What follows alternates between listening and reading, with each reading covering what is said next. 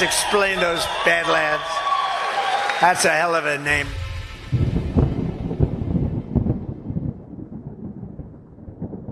Are you ready for the golden age? With recent headlines buzzing about Fort Knox, it's time to shine a light on gold. We've seen questions like, is there really gold in Fort Knox? And is the government secretly moving it? But the real question is, are we going back to the gold standard? In a world where economic stability is uncertain, gold remains a timeless asset. Fort Knox, the fortress of America's gold reserves, is under scrutiny, and this might be the moment gold proves its worth once again. Don't miss out on helping to secure our future. Gold isn't just an investment. It can help safeguard against inflation, currency devaluation, and economic turmoil. Whether it's for your retirement, a family heirloom, or just to have the peace of mind, this is the perfect time to buy gold. Visit badlandsgold.com to learn how you can add gold to your portfolio. That's badlandsgold.com.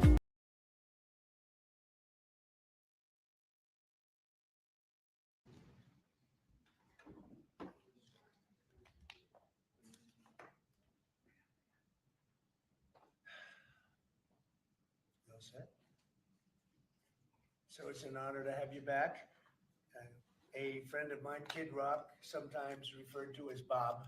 I know him as Bob, but he's been a good friend for a long time, many years. And he's been after something that is for the good of a lot of people, including in particular the public, and having to do with ticket sales and scalping and all of the gouging that you have been reading about. It's gotten worse and worse with time. And I didn't know too much about it, but I checked it out, and it is a big problem. And I think you've been trying to get this done for 20 years or something. He said Trump got it done in 2 weeks. But we came up with a very serious EO, and I'm going to sign it now. And maybe I'll ask you, Will, to explain a little bit about it, please. Of course, sir. So this is an executive order, as you said, that deals with the ticket reselling business. For fans of live entertainment and for entertainers as well, the ticket reselling industry has become a huge issue. These people use bots and computer algorithms to buy up huge blocks of tickets and then jack up the price so that fans of live entertainers like Mr. Ritchie, I almost called him Mr. Rock, don't have access to concerts the way that they should. And when they do, it's at exorbitantly high prices. So what this executive order does, it charges the FTC and the Department of Justice with rigorously enforcing laws on the books in collaboration with state attorneys general that have power over consumer protection and other people who have the power to really crack down on this issue so that entertainers and fans won't be subject to these abusive and oftentimes illegal practices. Good. Thank you very much. Bob, do you want to say something? Yeah, anybody it doesn't matter your politics. First of all, thank you, Mr. President, because this has happened at lightning speed. I know you I want to make sure Alina Habba gets her credit too, because I know she worked very hard on this, but thank you for making this happen so quick. Anyone who's bought a concert ticket in the last decade, maybe 20 years, no matter what your politics are, knows that it's a conundrum. You buy a ticket for $100, by the time you check out, it's $170. You don't know what you can charge for, but more importantly, these bots, they come in to get all the good tickets to your favorite shows you want to go to, and then they're relisted immediately for sometimes a 400% or 500% markup. And the artists don't see any of that money. And, ultimately, I think this is a great first step. I would love down the road if there would be some legislation that we could actually put a cap on the resale of tickets. And I'm a capitalist and a deregulation guy, but they've tried this in some places in Europe, and it seems to be the only thing that's us as artists be able to get the tickets into the hands of the fans at the prices we set. I'll be the first one to say, and I know the president doesn't like when I say this, but I'm a little overpaid right now. It's kind of ridiculous. I would rather be, a hero to working class people and have them be able to come attend my shows and give them a fair ticket price. I can't control that right now. So hopefully this is a step to really be able to make that happen. I know a lot of artists and a lot of fans who love concerts and music are going to be very appreciative. And I think Bob is more interested in the fans and the people that are having to pay crazy prices than he is the artist. Maybe the artist a little bit, but the fans a lot. I've spoken to him over the years about it, and it's been it bothers him. It bothers a lot of other artists too. To see the artists, and they go out with $100 ticket and it sells for $2,000 the following night, and they seem to be able to sweep up the best locations too, which is pretty amazing. So they've only enforced that Box Act one time, I believe. A couple of years ago, New York City, we got a $2 million fine. And that's the only time they've enforced that act. And who's the primary culprit? Who sells these tickets? It's the scalpers. It's these bots go in and they're automated. So you're. But is there a company involved? You might know. No. Well, there's reselling markets all. Yeah. I think I know, Peter. But that's all right. Don't get them involved. What company do you think? Maybe they're more innocent than we think. Well, if you think of it, like if Ticketmaster sells a ticket, if you buy a ticket and go to a show, you're in a lot of ways their worst customer. Because they make another 17, whatever percentage every time that ticket resells. So they don't want to enforce the Bots Act necessarily because they're making more money off it. The artists don't see any of that money, but that's not what I'm advocating for is for me to make more money. I want the fans to have fair ticket prices, be able to go and enjoy more shows. I know people that they decide on a family vacation or going to their favorite concert once a year rather than, my parents used to go see multiple shows when you could afford them back in their day. And I'd like to take my ticket prices lower, but if I set my ticket prices low, these bots immediately eat them up and they resell for hundreds of dollars more. And I'm just making these bad actors rich. Well, I think this is a big step to getting it stopped. Do you have something, Ryan? Yeah, I do actually. I actually feel that the consumer is going to take the money that they've saved and actually buy merch, which you guys have a big percentage of, or do concessions, which you guys split with the venue on that as well. So I think their money We don't goes share first. concessions a lot. No? No, we try to, but they don't want to share it in the beer prices and parking or any of that stuff. But the bottom line is there's money for everyone to be made. There's plenty of money to go around. No one's going to really lose here.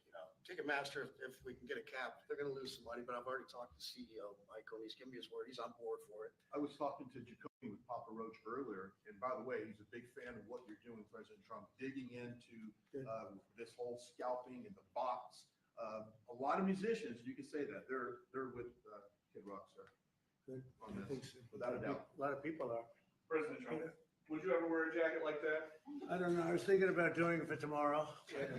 We have a big event coming up and I was thinking about doing it, but I'm not sure. So you recently bought a Tesla for White House staff I did. to use, but now there's all these domestic terrorists targeting Teslas. Are the staff scared to drive it? I don't think so. I haven't heard. They weren't complaining. I did buy one and I let the staff use it. We have it parked conveniently and one day we give it to Margot, one day we give it to Chamberlain, give it to Natalie, we give it to everybody around, give it to Dan Scavino, but he's got so much money it doesn't matter. But they love the car and it's a great car and it's made here. It's made in the country. He's got a tremendous plant now in Texas and he has one in California. Does a lot of his work here. And he's been really unfairly treated, in my opinion. I drive them. Okay. Yeah. There's this other story. I know it's hypothetical right now, but if you were allowed for some reason to run for a third term, is there a thought that the Democrats could try to run Barack Obama against you I'd love that. for his third term? Boy, I'd love that. That would be a good one. I'd like that. No, people are asking me to run and there's a whole story about running for a third term. I don't know. I never looked into it. They do say there's a way you can do it, but I don't know about that, but I have not looked into it. I want to do a fantastic job. We have 4 years, just about, almost close to 4 years. Time is flying, but it's still close to 4 years. And we're getting a lot of credit for having done a great job in the first almost 100 days.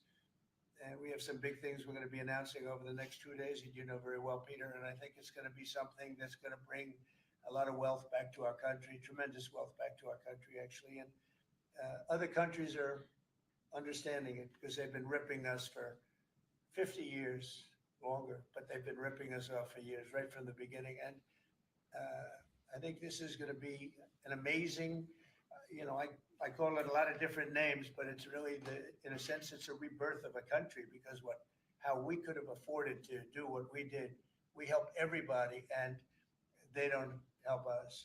I really, the term I like best probably is the liberation of America. It's the liberation of this country because it's incredible. Look, we have 36 trillion in debt for a reason, and that accumulates over a long period of time.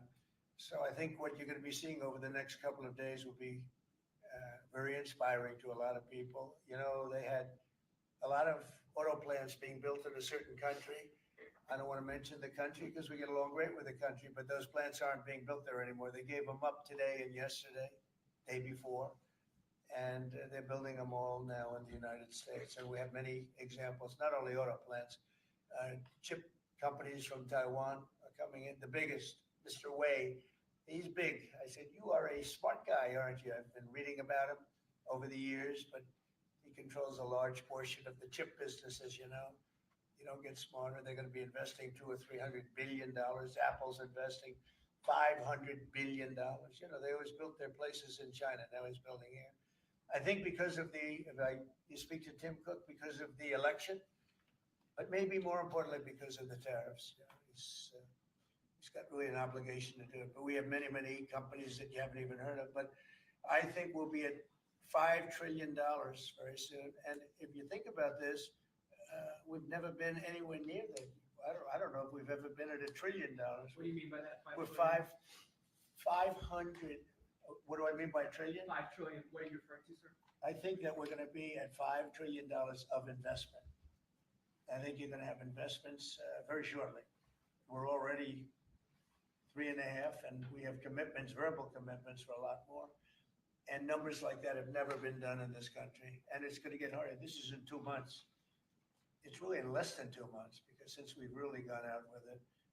And we have other interesting things happening. But to me, the whole tariff situation, and essentially they've done that to us for many years.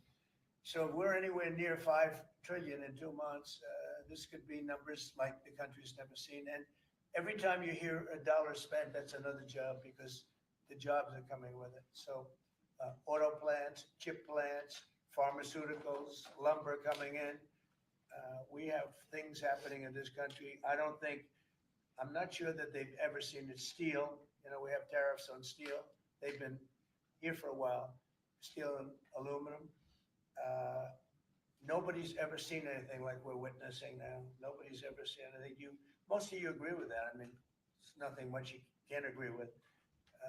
We have things happening in terms of jobs and investment, the likes of which I don't think we've ever seen. If you look at, let's say, $4 to $5 trillion in a period of a month and a half, that's even more than you do with your concerts, which are always sold out, right? Nobody's ever seen numbers. And think of it, where Apple's at 500 billion, as I said, but they always used to spend that money in China. Now they're spending it here. That means they're going to build, now they don't have any tariffs. Remember, there are no tariffs if you do your product here, if you build whatever it is in the USA. One of the things we're also trying to get is if you buy a car that was built in the USA, you get a deduction on interest. So if you go out and borrow money to buy a car, if it's built in the USA, never been done before. It's a big deduction for people that really aren't used to deductions, frankly, because people that buy cars like that are not big into the world of deductions. And now they're going to learn about deductions. So I think it's going to be great. Yeah. Mr. President, are you going to move ahead with a universal tariff or different individual tariff rates on a whole variety of different? Well, you're going to see in 2 days, which is maybe tomorrow night or probably Wednesday. You're going to see, and they're reciprocal. So whatever they charge us, we charge them, but we're being nicer than they were. We have a lot of countries, friend and foe. I always say friend and foe, but the friend in many cases is worse than the foe. They took advantage of us, and we are going to be very nice by comparison to what they were. The numbers will be lower than what they've been charging us, and in some cases maybe substantially lower, but we sort of have a world obligation perhaps. But we're going to be very nice. Relatively speaking, we're going to be very kind. Mr. President, you met with the chairman. Somebody said that about me the other day. He said, who doesn't know me very well, they said, you're such a kind person. And I said, say that again. They said, you're a kind person. I said, I've never heard that before. It was a weird statement. I was kind. Who said that? I've heard of words that, I don't know, I better not tell you. You know, I've been called a lot of things, but it's sort of a different kind of a word. It's like an old-fashioned word, isn't it? Mr. President, you met with the chairman of Stellantis today. Did Yes. he ask you for a pause on the auto tariffs? No. What was that meeting about? Just about some of the problems they have with the environmental, which we're going to clean up. Have any of the automakers? We're going to probably go back to 1920. If you look, we're going to go back probably to a 2020 standard. So we'll have 2020 standard, and that's, just a few years ago. Oh, they're making it so difficult. All over the world they're making it. It doesn't mean a damn bit of difference even for the environment. It doesn't matter.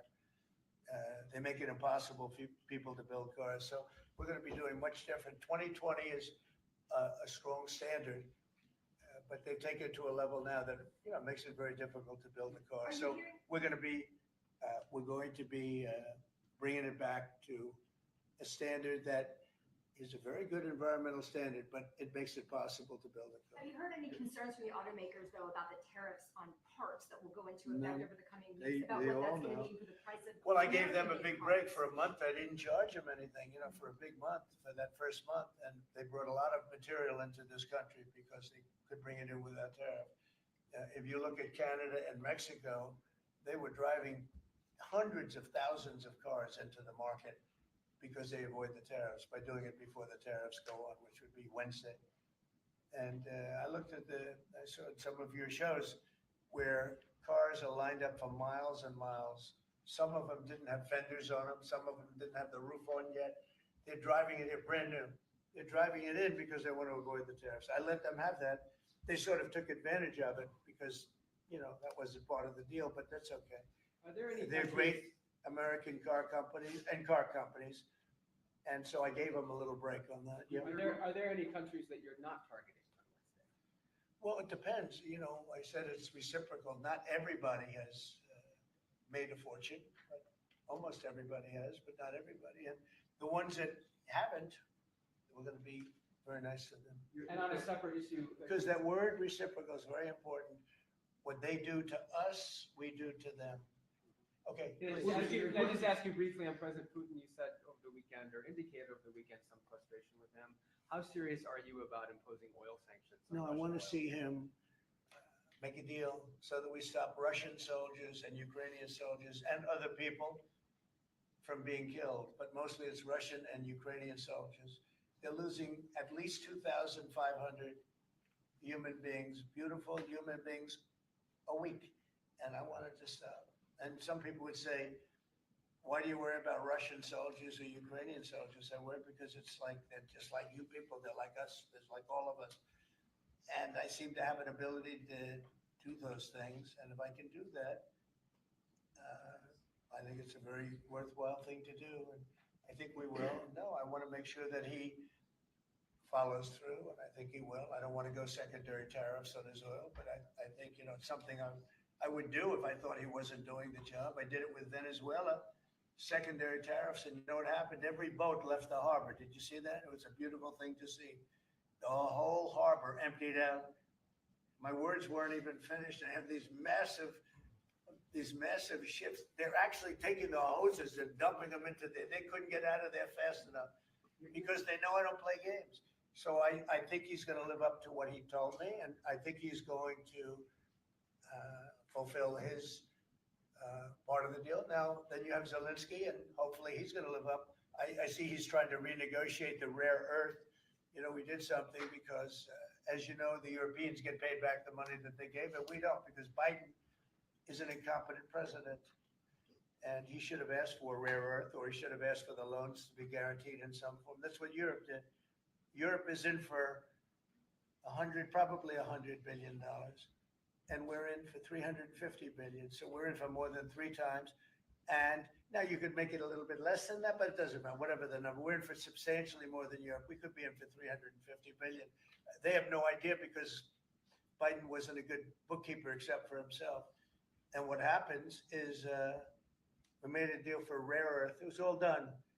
And I heard through you, I haven't spoken to them yet, but through you, I heard that they're now saying, well, I'll only do that deal if we get into NATO or something to that effect. Well, that was never, number one, discussed. Number two, I think it's going to be long before Putin, they said, you're not going into NATO. And it could be, that's probably the reason the war started, actually. Yeah, we're hours away from a very special election.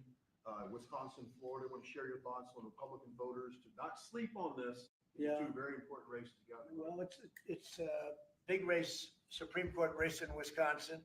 It's taking place essentially as it was early voting. So we'll see what happens. It's a big race. I love Wisconsin. We won Wisconsin. Republicans typically don't do very well in Wisconsin, but I did. I actually won it twice. I actually probably won it 3 times to be exact. We played their son. Not probably. I won it 3 times. We had a rigged election the second time, but that's, one of those things. We had to make this one too big to rig. Would you agree with that, Brian? Yes, Too big to sir. rig? Yes, sir. So anyway, but yeah, there's a big race, and I hope you get out and vote for the Republican. The woman is a radical left lunatic, and let's see who wins. But the woman will be very bad, and Wisconsin's a big state politically, and the Supreme Court has a lot to do with elections in Wisconsin. So if whoever it is that's running, including even Senate races, et cetera, but whoever it is in 4 years that runs. Having Wisconsin is a very big, we won it early and big, but winning Wisconsin's a big deal. So therefore, the Supreme Court choice is the one you're talking about right now. It's a big race. It's going to be announced fairly shortly. President Trump, on TikTok, big league deadlines, you got Liberation Day and the TikTok deadline. Yeah, this we week. do, which I can extend if I want, but we have a lot of enthusiasm for TikTok for buying it. I think TikTok is good. I used it I was a great TikTok guy, and we won by 36 points, the youth.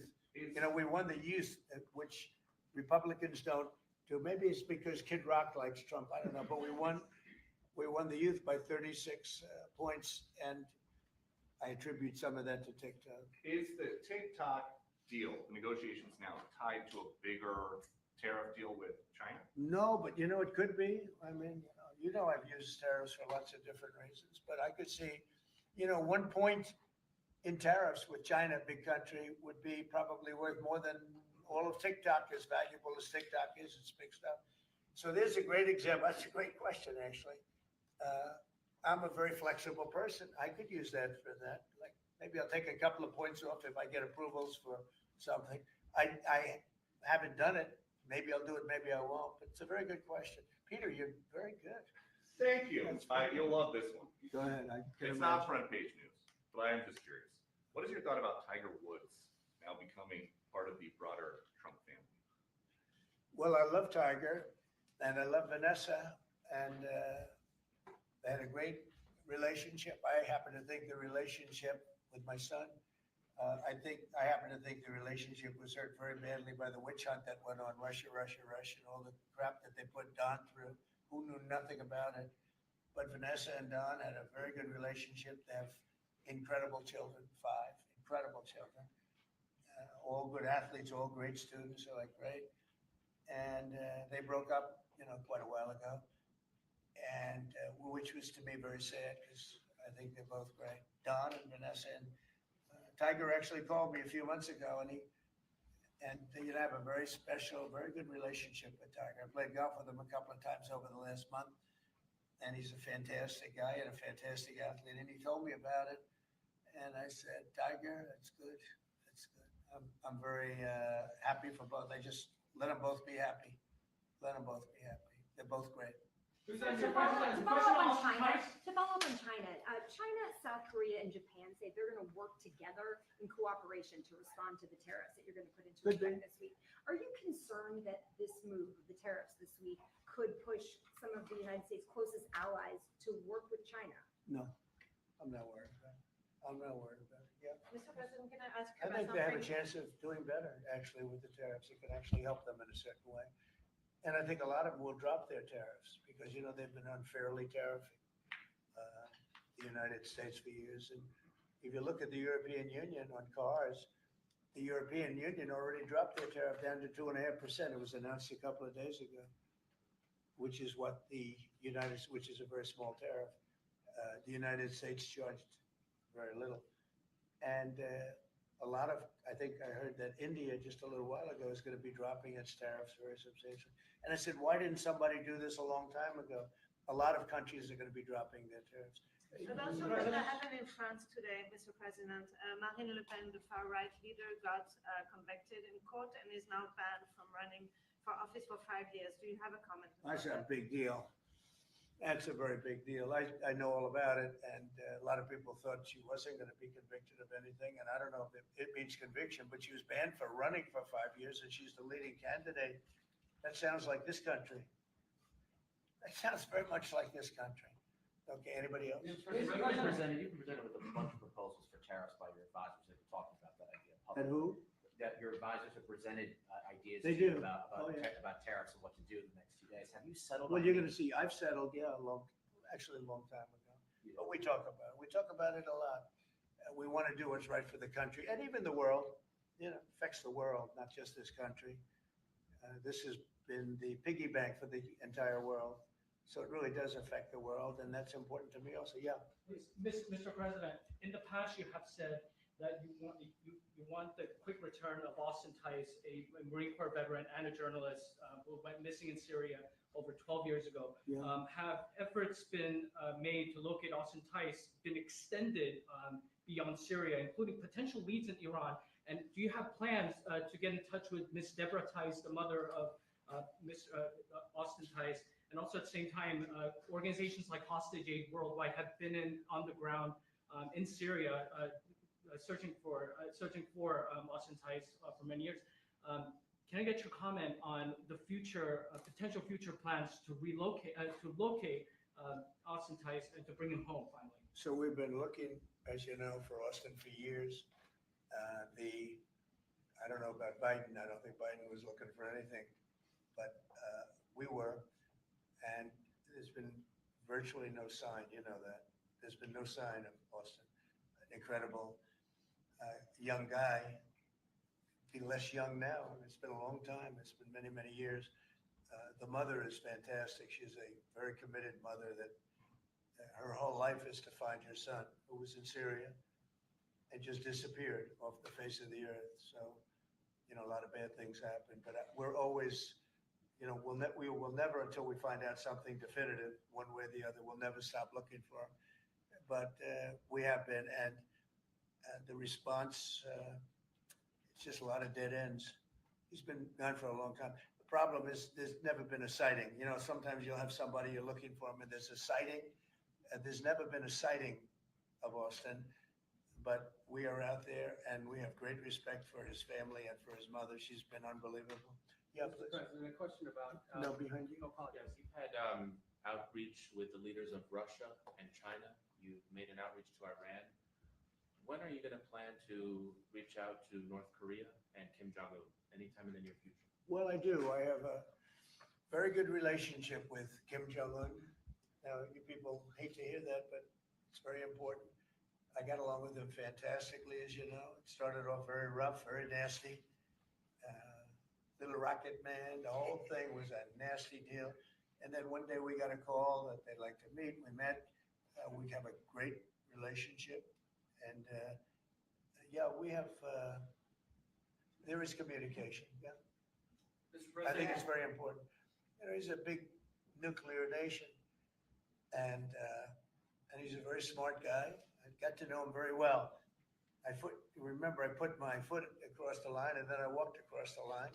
I don't know if Secret Service was thrilled with that. They actually wasn't. They were not too thrilled.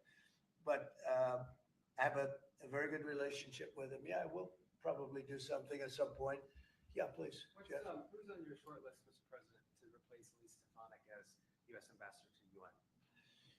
So we have a lot of good people that want it. First of all, Elise is fantastic, and I just don't want to take chances where you guys saying, how is the election going? We have a congressional election that's a little bit close. I guess the one is in good shape, but the other one's a little bit close. But Randy Fine is a great guy. They're both good candidates. They're very good. But it's, you know, a little bit, we want to be careful. And Elise is very popular in her district, and so am I. We won by a lot of points, and so did she. And there's a lot of people that wanted to run for it, but we have no idea, are they going to win? I think it's just security. And I said, Elise, what about going back? Because they love you there, and she's going to take a big leadership position with Mike Johnson and the group, the speaker.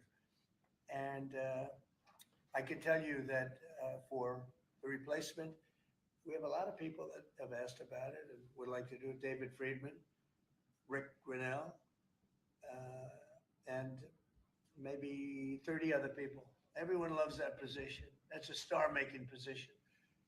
And so we'll see what happens. But we have a lot of people that are interested in going to the United Nations, as you can imagine. Yeah. So we get a quick music question. Favorite song to play live is what? And then my question to you, Mr. President, your favorite rally you did last year, 2024. What was your favorite one? Favorite song to play live? Yeah, favorite song to play live. Oh, that's a tough one. It'd have to be one of the hits, probably Cowboy or Ball at the Bar.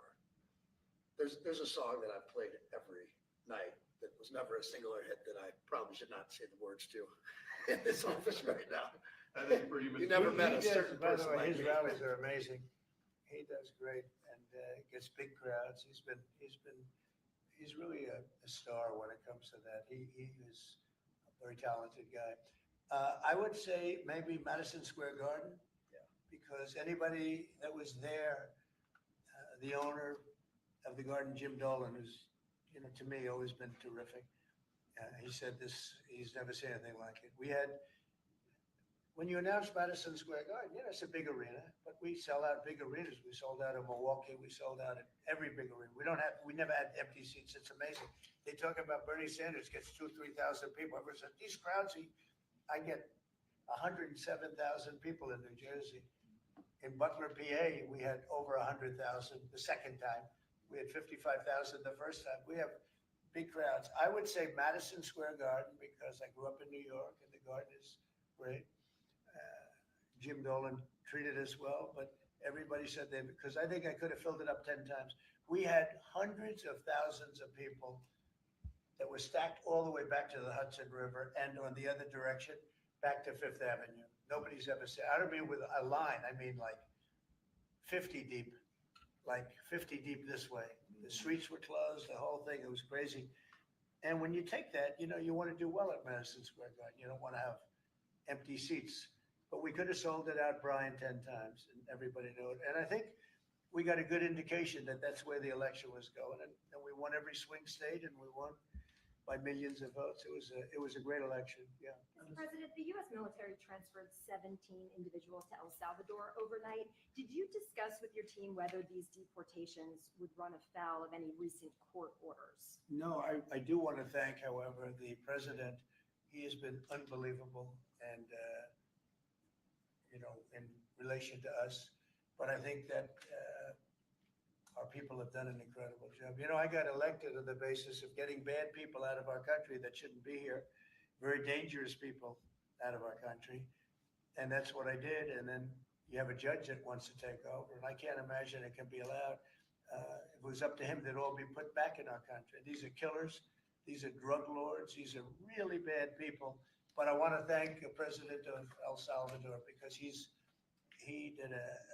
done an amazing job. You saw it. Yeah.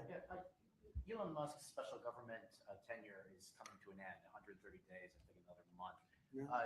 Do you want him to stay longer, or is it time for him to go back to running his companies in Europe? Well, I think he's amazing, but I also think he's got a big company to run. And so at some point he's going to be going back. He wants to. Do you want to keep him around? But I'd keep him as long as I could keep him. He's a very talented guy. I love very smart people. He's very smart, and he's done a good job. Doge has, we found numbers that nobody can even believe, like 400 billion, 500 billion. It could be close to $1 trillion by the time they end on different things. And he's led the charge, and you've seen a lot of his people. And these are people that joined up. I would say they're high IQ people. I like high IQ people.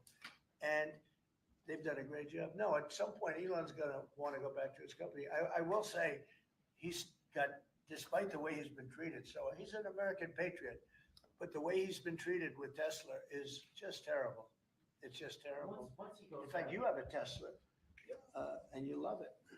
You love it. He was saying before he bought a Tesla, he loved it. A lot of people are buying Teslas, I think, and I hope they are. He should not be treated that way. He's done an incredible service to our country. Well, once he goes back, is Doge going to keep operating even without Elon here? Well, I can't tell you that. I can say this, that a lot of the people that are working with Doge are the secretaries, the heads of the various agencies.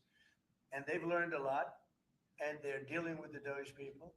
I think some of them may try and keep the Doge people with them, but, you know, at a certain point, I think it will end. But they have also gotten a big education, and they're doing a really good job. There'll be a point at which the secretaries will be able to do this work and do it very, you know, as we say, with the scalpel. And that's what we want. Yeah, Jeff? Mr. President, have you had any updates on the U.S. soldiers missing in Lithuania? I have. Can you give us an update?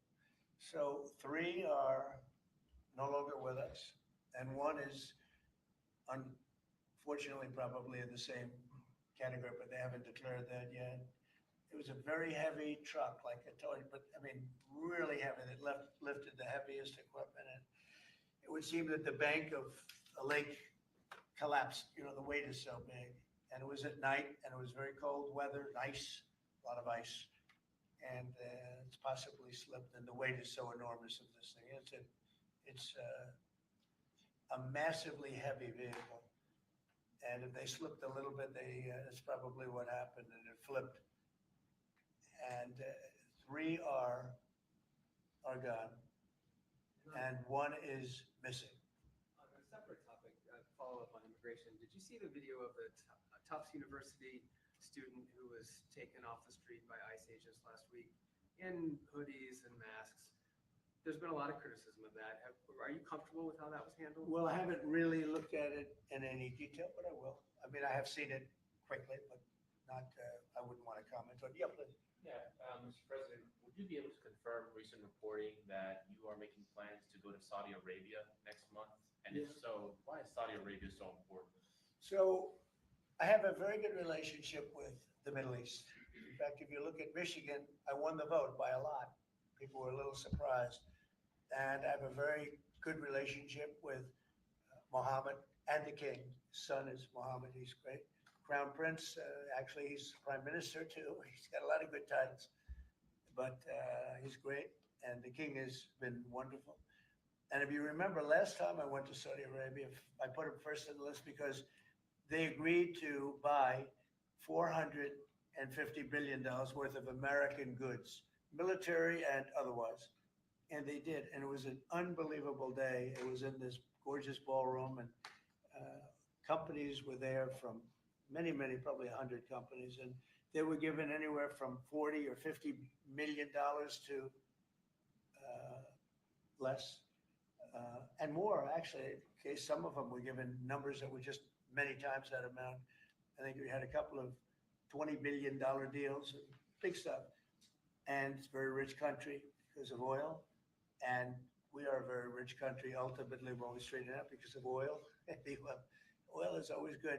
And I agreed to do it again, and they've agreed to spend close to $1 trillion of money in our American companies, which to me means jobs.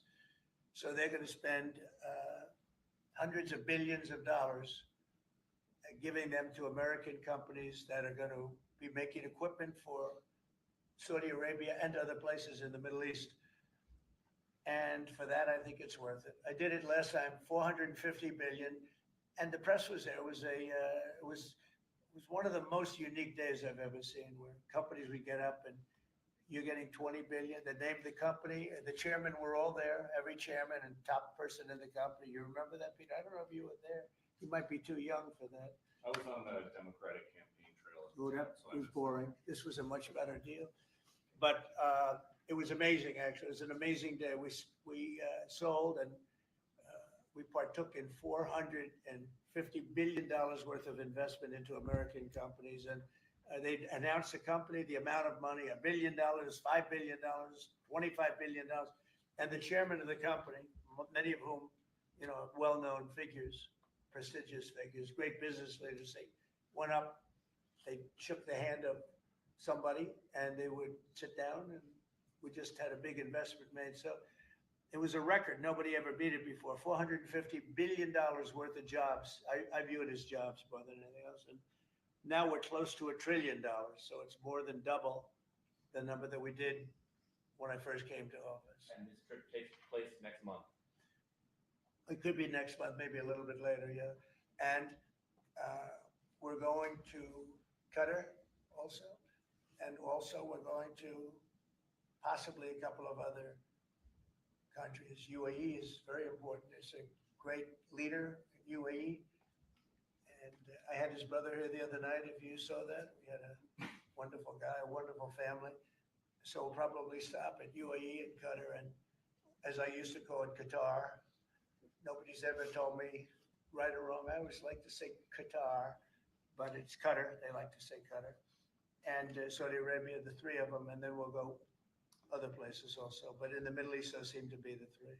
And again, tremendous amounts of jobs will be created that in those 2 or 3 days. Thank you very much, everybody. Thank you, press. Thank you, press. I'm headed out that door right there. Oh, Thanks, but guys. no, Thanks, you guys. get to sign Thanks, the guys. deal. You guys wrap it up. Wait. Well, that was good. Okay, ready, everybody? You better do well with this. He's gonna do it. Make sure everything is nice and clean, right, for your Make industry. America fun Because you're again. not in a clean industry. Hold that up. Okay? Thank you, everybody. Thank you, press. Thank you, Thank you, Jeff. press. Everyone. Thank you. This way. Thank you, guys. Thanks, everybody. Thank you. Thank you.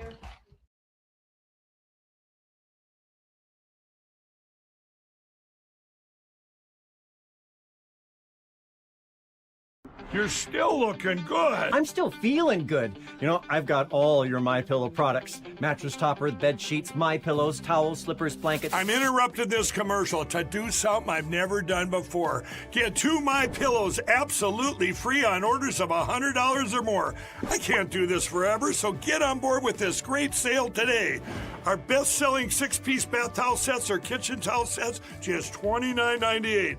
Our famous standard MyPillows only $14.98. Queens $18.98. King size only $1 more. Body pillows $29.98. Multi-use MyPillow 2.0s with pillowcase $9.98. Save $40 on our spring percale and Giza Dream bed sheet sets. Any size, any color. So go to MyPillow.com or call that number on your screen. Use your promo code to save up to 80% on all MyPillow products. And when you spend $100 or more, get 2 standard MyPillows absolutely free.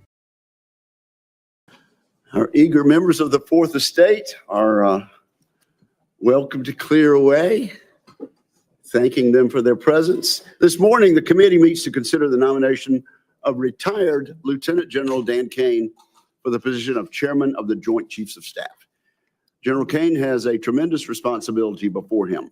I believe President Trump has made an excellent choice in selecting him to meet the challenges.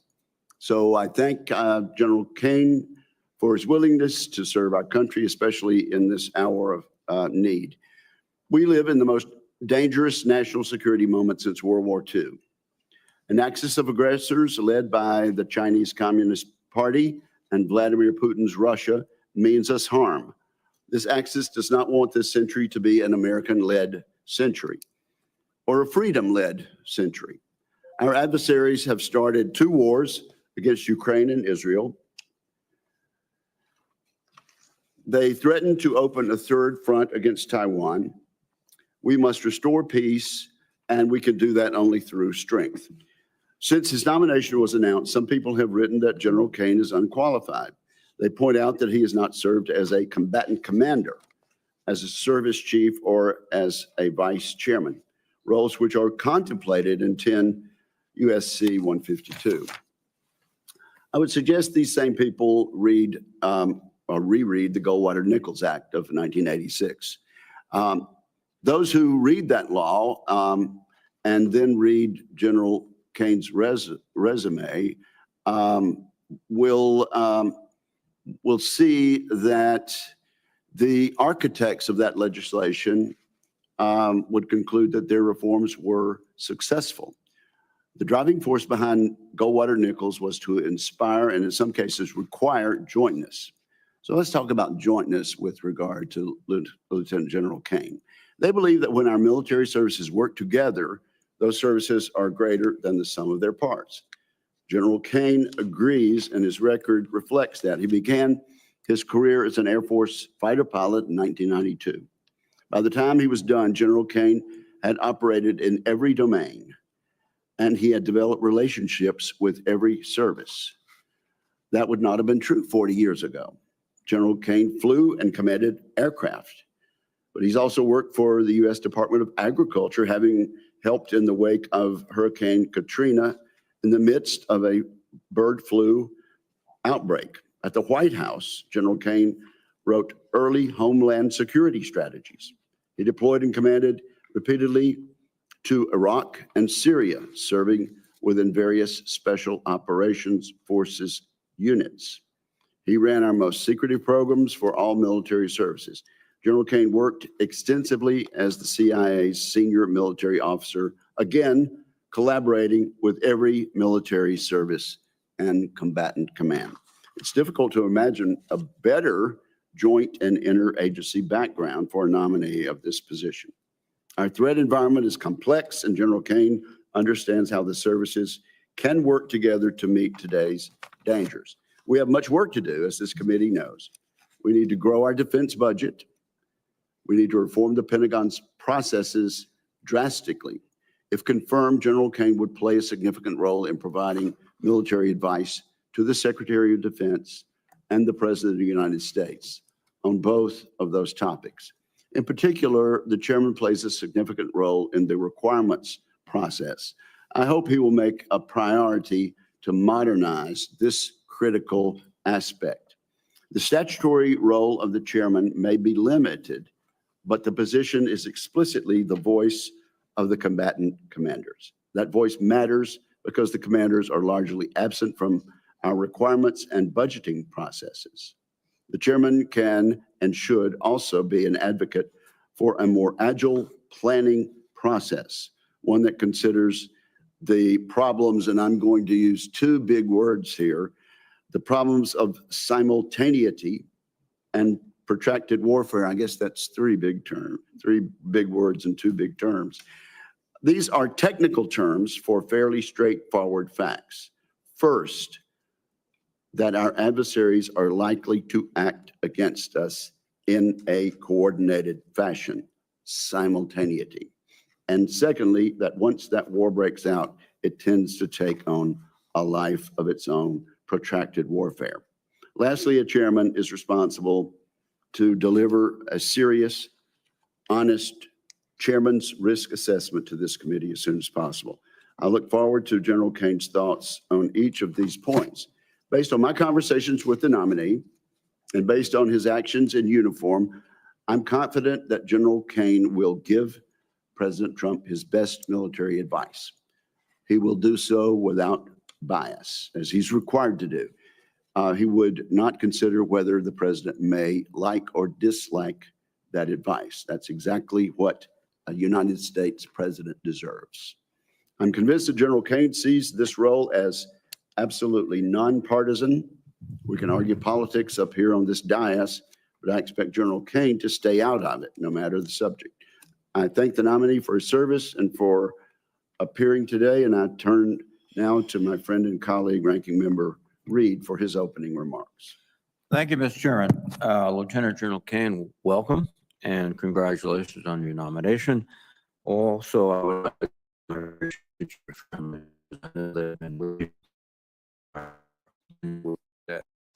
also want to offer my deepest condolences to the families of the U.S. Army soldiers who tragically lost their lives in Lithuania during a mission last week.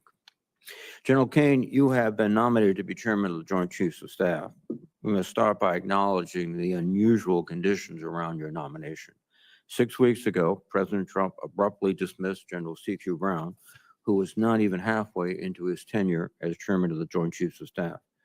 Secretary of Defense Hegseth also dismissed several other senior officers, including Admiral Lisa Franchetti, the Chief of Naval Operations, General James Blythe, the Air Force Vice Chief of Staff, and all three Judge Advocate Generals for the Army, Navy, and Air Force. To this day, no explanation has been given for the dismissal of these officers.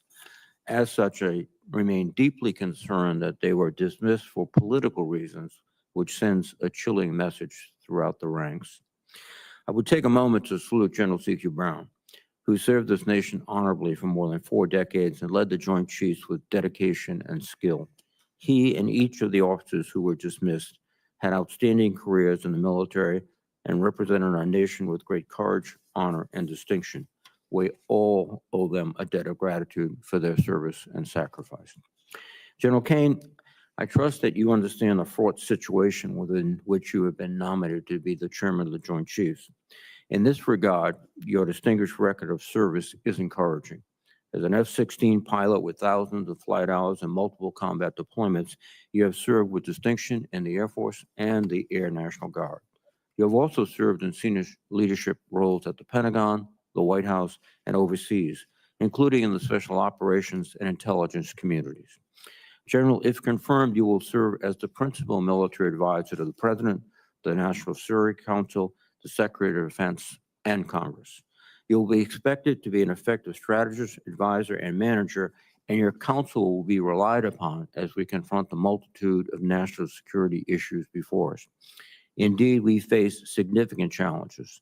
China clearly remains our primary competitor as the only nation with both the intent and capability to challenge the interests of the United States and our allies and partners.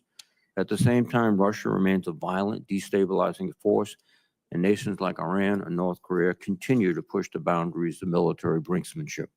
To succeed in this environment, the U.S. military must better develop its joint capabilities across all domains, including space, cyber, and information. Moreover, we must not lose the combined strength of our allies, nor can we abandon the soft power of our diplomatic and humanitarian efforts. To retreat to Fortress America will encourage our adversaries to exert their influence throughout the world. General Caine, I'm interested to know how you would ensure our military remains the world's premier fighting force. If confirmed, you will be responsible for identifying new joint capabilities and performing net assessments to ensure each of the services are procuring the right capabilities needed for the joint force. The chairman must review capabilities holistically across the total force, which can conflict with the priorities of individual services. The committee would be interested to learn how you plan to manage this dynamic.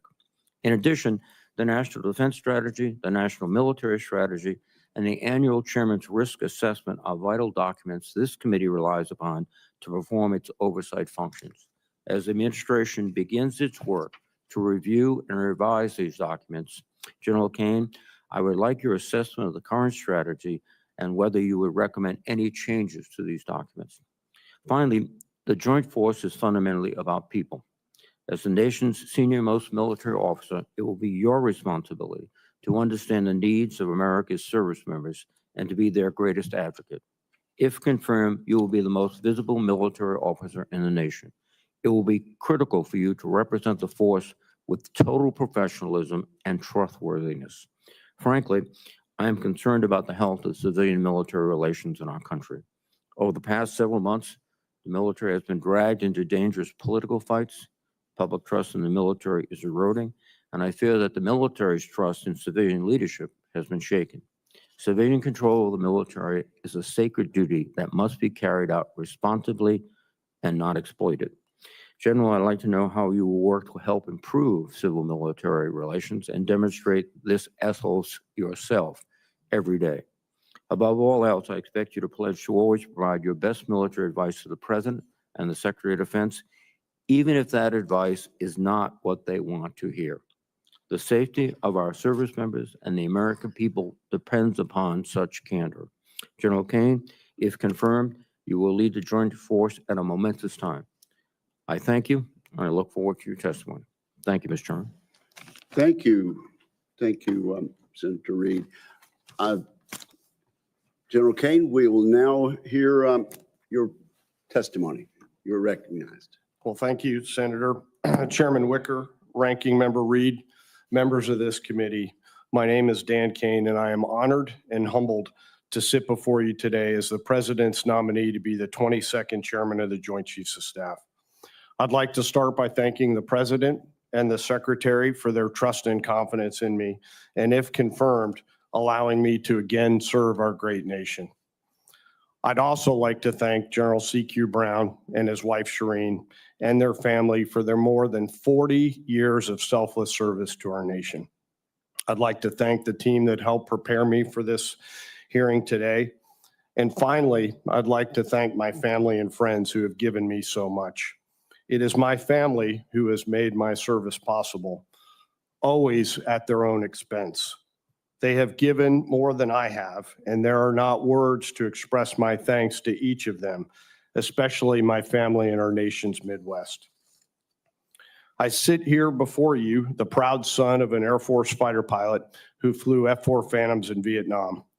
My mom was a pediatric critical care nurse who worked nights so she could be home when my sister and I got up in the morning and when we got home in the afternoon.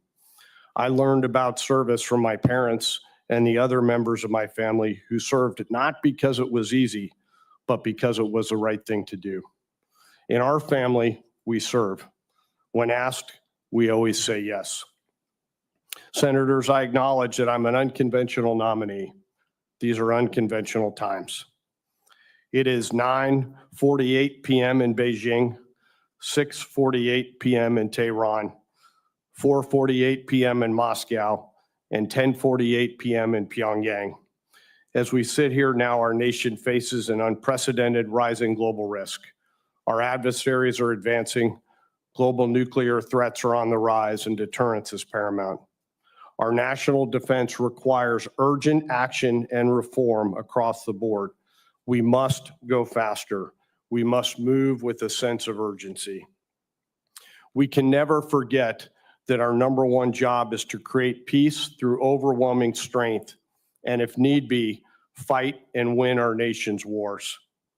I realize for many Americans, I'm an unknown leader, and it is with a heart full of gratitude that I've been given a truly unique set of experiences that I believe have prepared me to be the 22nd chairman.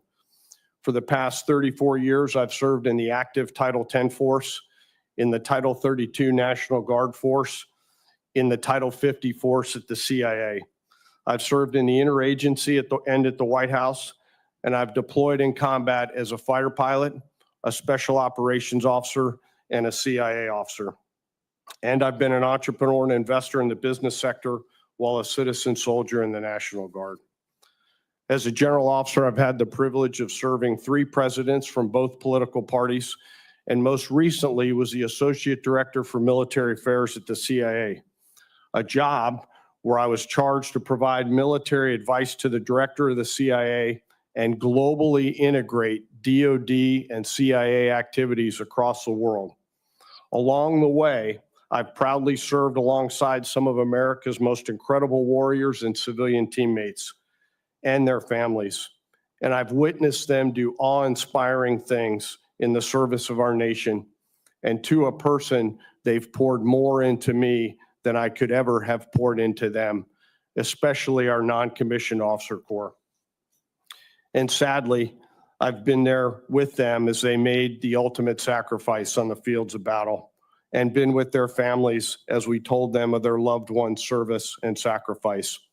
I think of our fallen every single day.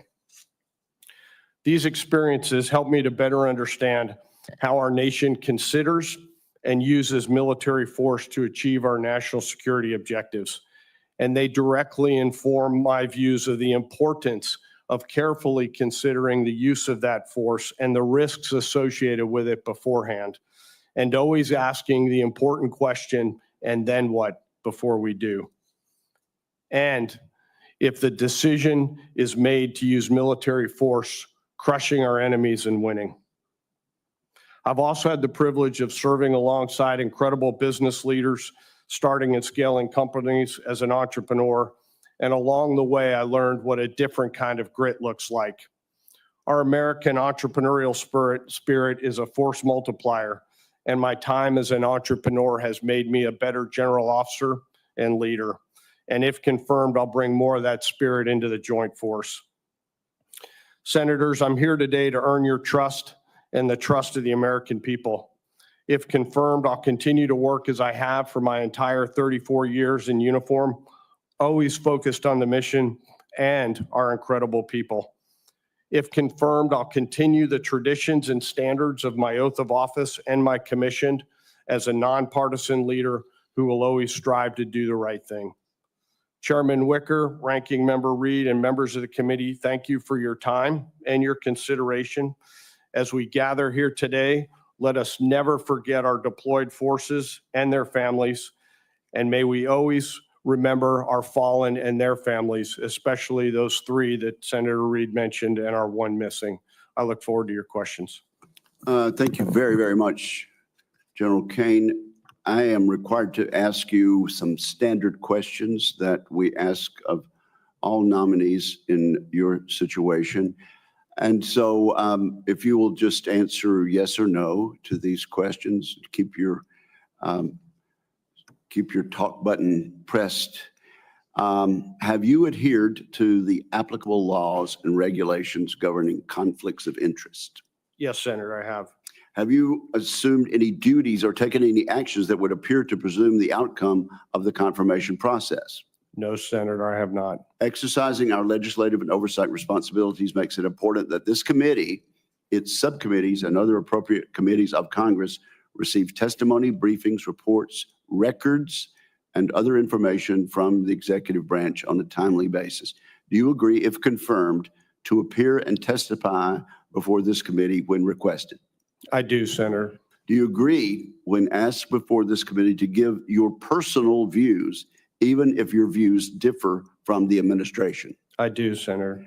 Do you agree to provide records, documents, and electronic communications in a timely manner when requested by this committee, its subcommittees, or other appropriate committees of Congress, and to consult with the requester regarding the basis for any good faith delay or denial in providing such records? I do, Senator. Will you ensure that your staff complies with deadlines established by this committee for the production of reports, records, and other information, including timely responding to hearing questions for the record?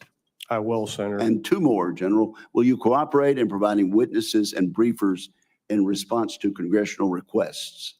Yes, Senator, I will. Will those witnesses and briefers be protected from reprisal for their testimony or briefings? They will, Senator. Thank you very, very much. Now, let me just start out by asking about some hyperbole that may have been out there in the press. General Caine, did you wear a MAGA hat in front of the president? No, sir. Did you wear a MAGA hat at any time? No, sir. Okay, would you like to elaborate on that answer?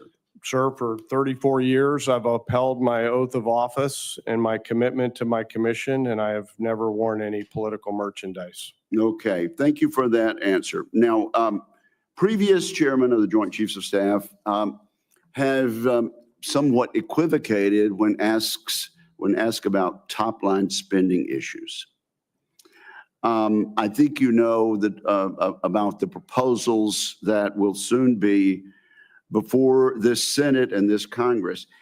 Is it, in your best military advice, based on your experience, is it your opinion that we need real growth in the defense budget to maintain deterrence against the very capital cities and interests that you mentioned in your testimony?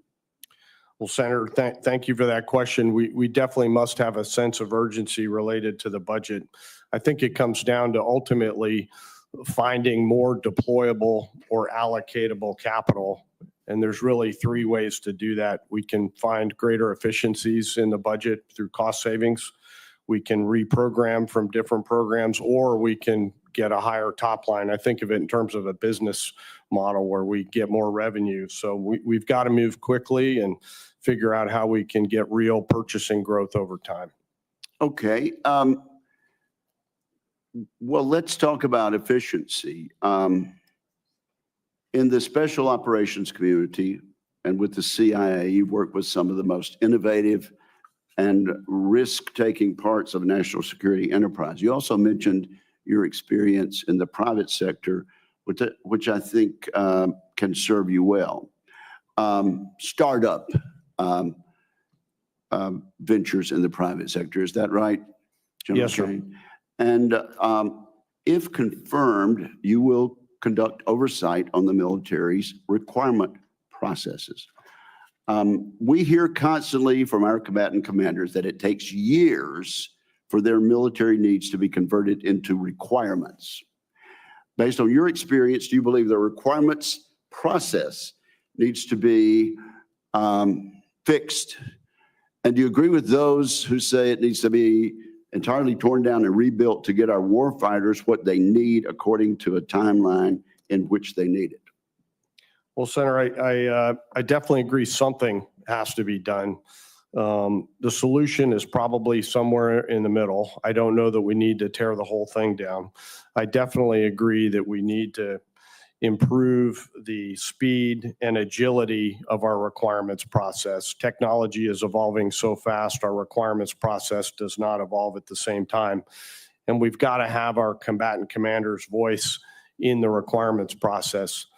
The one area that I think we also need to do is to keep a global picture on those requirement processes. No two combatant commands have the same requirements, and only the Joint Staff has the global view on those requirements along with OSD. So if confirmed, I'd like to continue to work with you and the rest of the Congress to sort through this. So I appreciate it. Well, have you had a chance to read my white paper on the Forged Act and that proposed legislation? Yes, sir. Don't you agree that it's a masterful piece of legislation? I do, sir. It was a beautiful read, sir. Yeah. Would you like to elaborate on that? Yeah. Well, sir, I mean, I think it certainly lays out a lot of good markers for improvement in the requirements process. Well, it seems to me you've worked in the private sector and you work with startups. The number of people in DOD who have to touch something, touch an idea, sign off on an idea to actually get something done is far different from those people who are actually making innovative changes in the private sector. Is that correct? Yes, sir. Okay.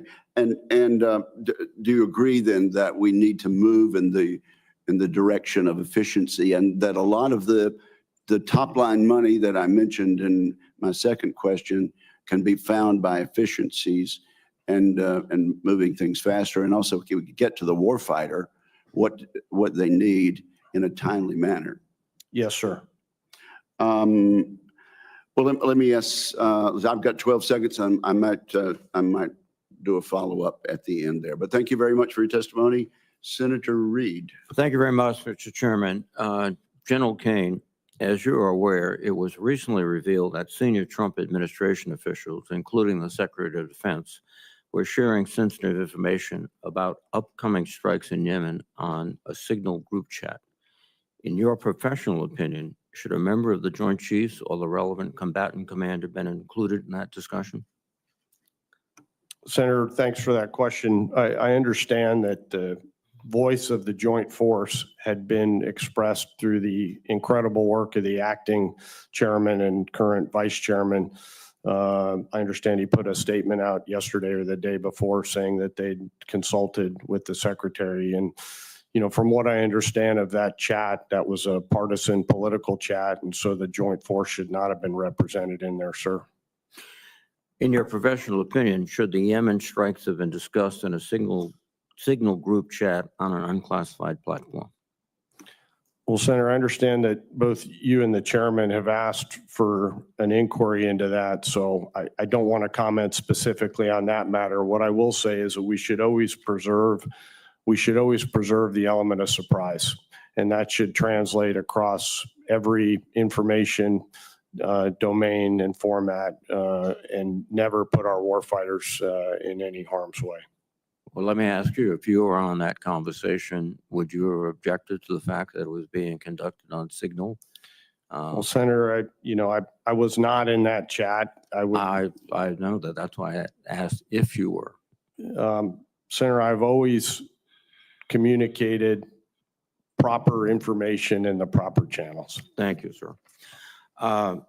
Immediately following the announcement, and this is a follow-up to Senator Chairman Wicker's first question. Immediately following the announcement of your nomination, press stories started to circulate about comments President Trump made about you and your past relationship. And according to the reports, the president tells a story where he spoke to you while you were serving in Iraq on active duty, and you said that you loved him, and "I'll kill for you, sir." The president then said that you followed up these comments by putting on a "Make America Great Again" hat. General Caine, is any of this story true? Senator, as I mentioned to the chairman, for 34 years, I've upheld my oath of office and the responsibilities of my commission. I think I went back and listened to those tapes, and I think the president was actually talking about somebody else, and I've never worn any political merchandise or said anything to that effect. Thank you. General Caine, during the consideration of your nomination, were you ever asked who you voted for in the last election or 2020 election? Senator, I was not. Are you aware of any presently serving service members or senior civilians in DOD being asked questions like this? I'm not, Senator. Do you agree that it's the utmost importance to keep the military apolitical and questions like this should not be asked? I agree with you. Yes, Senator. And what steps you'll take to guard against the potential politicization? Senator, I think the question was, what steps will I take to guard against politicalization? I think it starts with being a good example from the top and making sure that we are nonpartisan and apolitical and speaking the truth to power every day. General Caine, do you believe there's any situation where it would be appropriate for you not to be consulted prior to a military operation? Well, Senator, I'm not in the job yet, so I can't imagine any hypothetical situation where I would not be in the conversation, if that's what you're asking. I believe the joint force, if confirmed, and even if I'm not in a job, the joint force has a responsibility to provide best options to the Secretary, the NSC, and the President. So I can't imagine a case where the joint force would not be in the conversation. Final question. If confirmed, and this is you've got 40 seconds, and this is probably, will take longer than that, so just brief thoughts. How are you going to ensure that the parochialism, which is endemic in every organization, but certainly also in the Department of Defense, is curtailed or focused to a more joint effort? Well, Senator, I appreciate that, and I'll be quick and come back to you with more if need be. But, I'm encouraged by the 648 years of experience that currently exist in the Joint Chiefs of Staff and in the Joint Staff, and I think they're all absolute professionals. Thank you very much, sir. Thank you, Senator. Thank you, Senator Reed. Senator Fisher. Thank you, Mr. Chairman. Welcome, General. Thank you for putting yourself forward to continue to serve your country. As you are aware, there's ongoing efforts to force the Department of Defense to vacate portions of key bands of the electromagnetic spectrum, particularly the lower 3 gigahertz and the 7 to 8 gigahertz bands. General Caine, do you agree that the Department of Defense should have a meaningful co-leadership in any interagency determinations about the future use of federal spectrum? Senator, thanks for that question. There are certain elements of the spectrum that have unique physics associated with them that can impact our combat capabilities. So we certainly want to have a voice in the conversation. Do you believe that it should be a co-leadership, though? Not just a seat at the table, but because of the exquisite assets that the department has and your knowledge of what those are, that you would need to have that co-leadership position? Senator, you asked what the views of the department was, mindful that I'm not in the job yet, and if confirmed, I'd have that conversation with the secretary about co-leadership related to that. What are the risks to national security if the department is forced to vacate those spectrum bands? Well, Senator, some of that may be reserved for a conversation in closed session at some point in the future, but certainly if we lose portions of that spectrum, we'll lose some exclusivity related to our combat capability, and certainly, one, don't want to tip that off to our adversaries who might be listening, but two, would rather talk about that in closed session. I look forward to having those discussions with you if you are confirmed, sir. General Caine, for the first time in history, the United States faces two nuclear peer adversaries in China and in Russia. And yet our planned nuclear force was decided back in 2010 when the threat environment looked very, very different, and it hasn't been reconsidered since then. For example, just over the past few years, China surpassed the US in the number of ICBM launchers it possesses. Russia has suspended the New START treaty, and nuclear saber rattling has been a defining feature of its invasion to Ukraine. North Korea has claimed to test the first solid fuel ICBM. I'm concerned that our current programs or record may not be sufficient to address these future threats or these current threats, let alone future threats. So if confirmed, how would you work with the Secretary, the services, STRATCOM to identify and address any insufficiencies so that our nuclear deterrent would remain credible?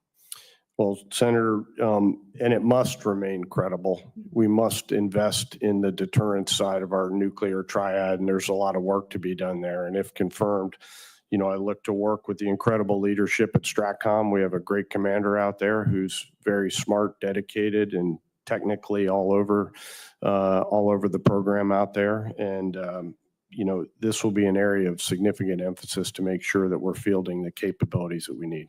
Have you had an opportunity to review the Strategic Posture Commission's 2023 report? Senator, I've not.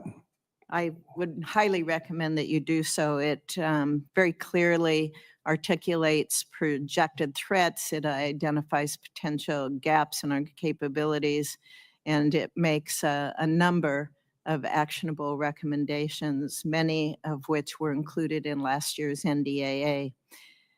Finally, General Caine, the Nuclear Armed Sea Launch Cruise Missile, or SLCM, is a Navy program of record that has been supported by this committee on a strong bipartisan basis. I was pleased to see you affirm the importance of SLCM in your advanced policy questions. Can you explain to this committee the importance of providing the president with additional theater nuclear options such as SLCM-N? Well, Senator, when we look at the global laydown of nuclear weapons that you alluded to, the United States having an additional option is a key and essential component to our overall deterrence, and that's where SLCM-N fits into the equation.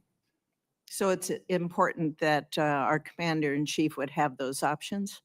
Well, I won't get out in front of the president. It may be a decision that he has a different view on, but certainly the joint force should offer him that option for his consideration based on the needs of the deterrent capabilities. And it is a program of record. Yes, ma'am. Thank you, sir. Thank you, Mr. Chairman. Thank you, Senator Fisher. Senator Shaheen. General Caine, congratulations on your nomination, and thank you for your willingness to continue to serve the country.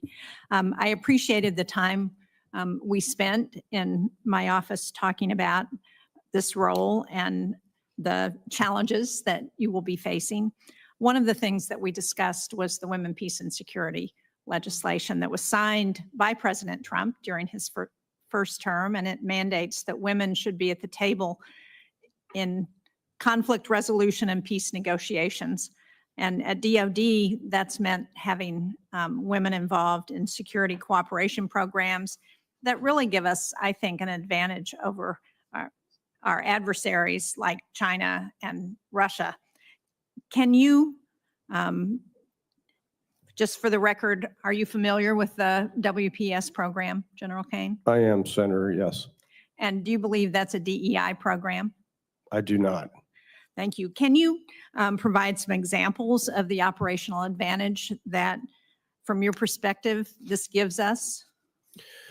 Well, Senator, I can just give you my own personal recollections from being deployed before. This was precursors of the program, but when we would go out into the field and after concluding an assault, we would have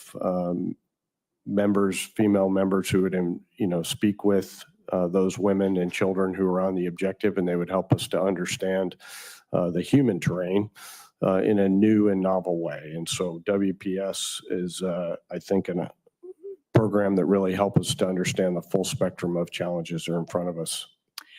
Thank you for that.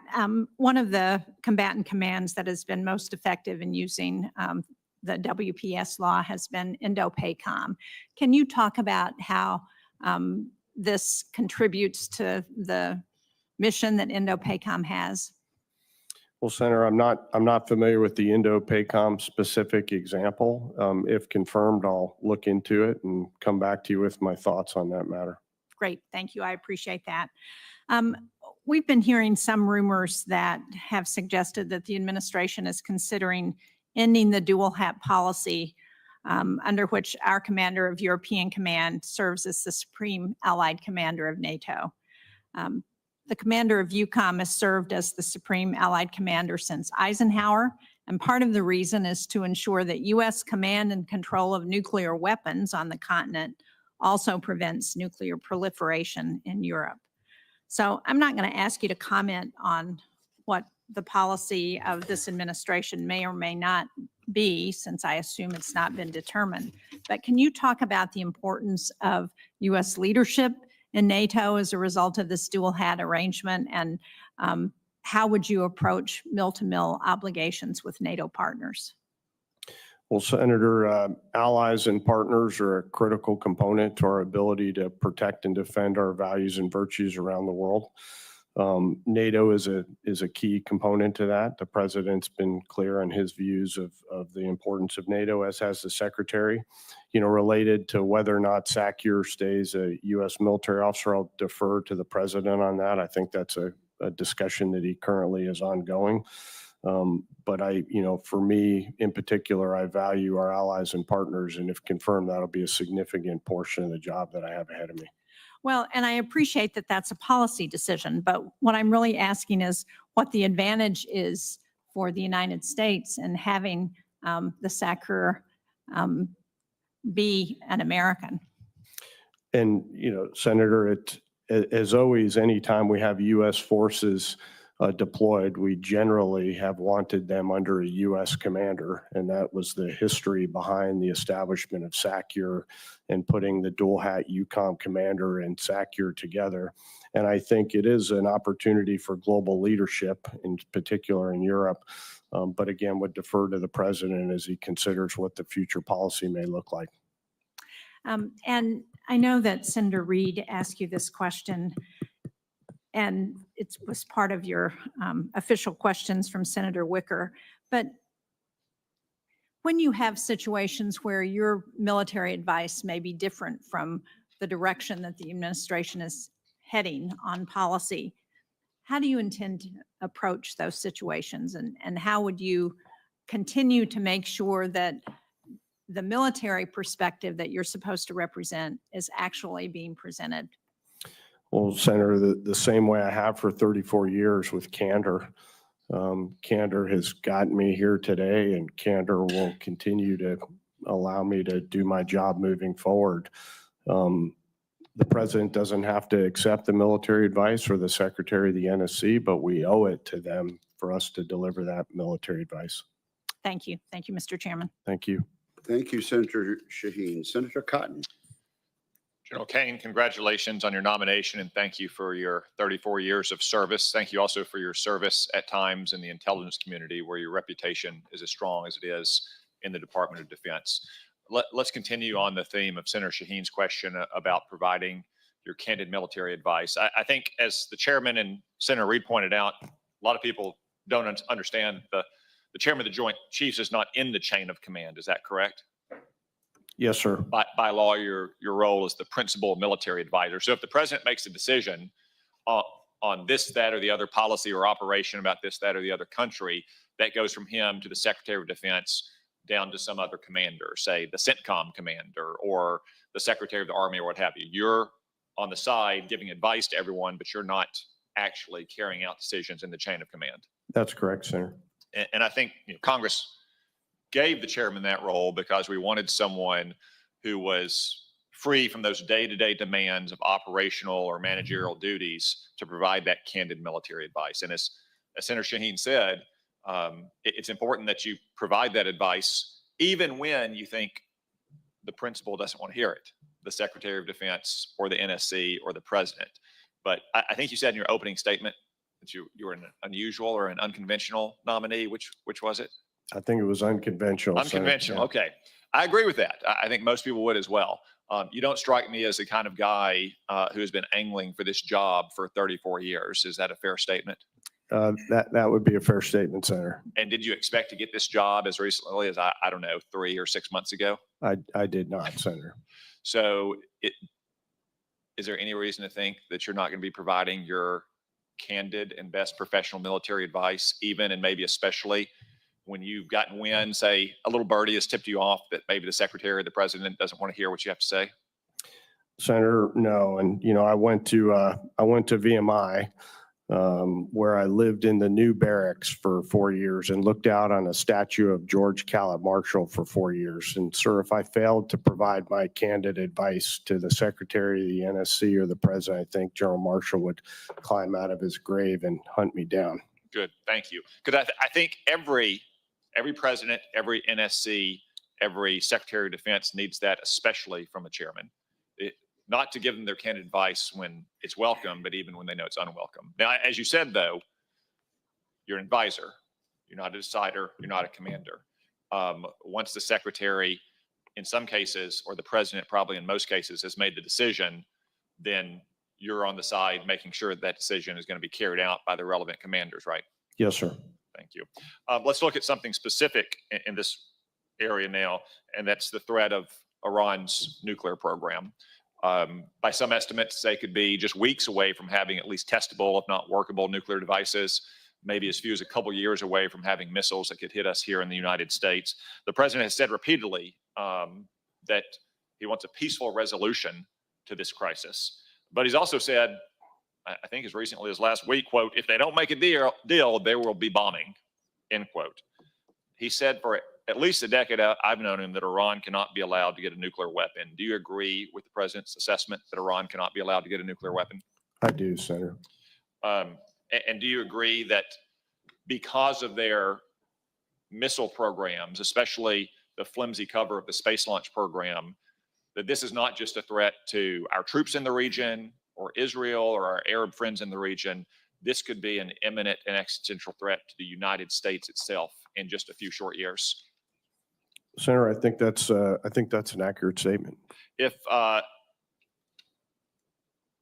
president asks for military options to support what he has said publicly, that if Iran is not willing to make a deal, that there will be bombing, do you commit to provide him the best and candid advice you can about viable military options and the likely consequences of each?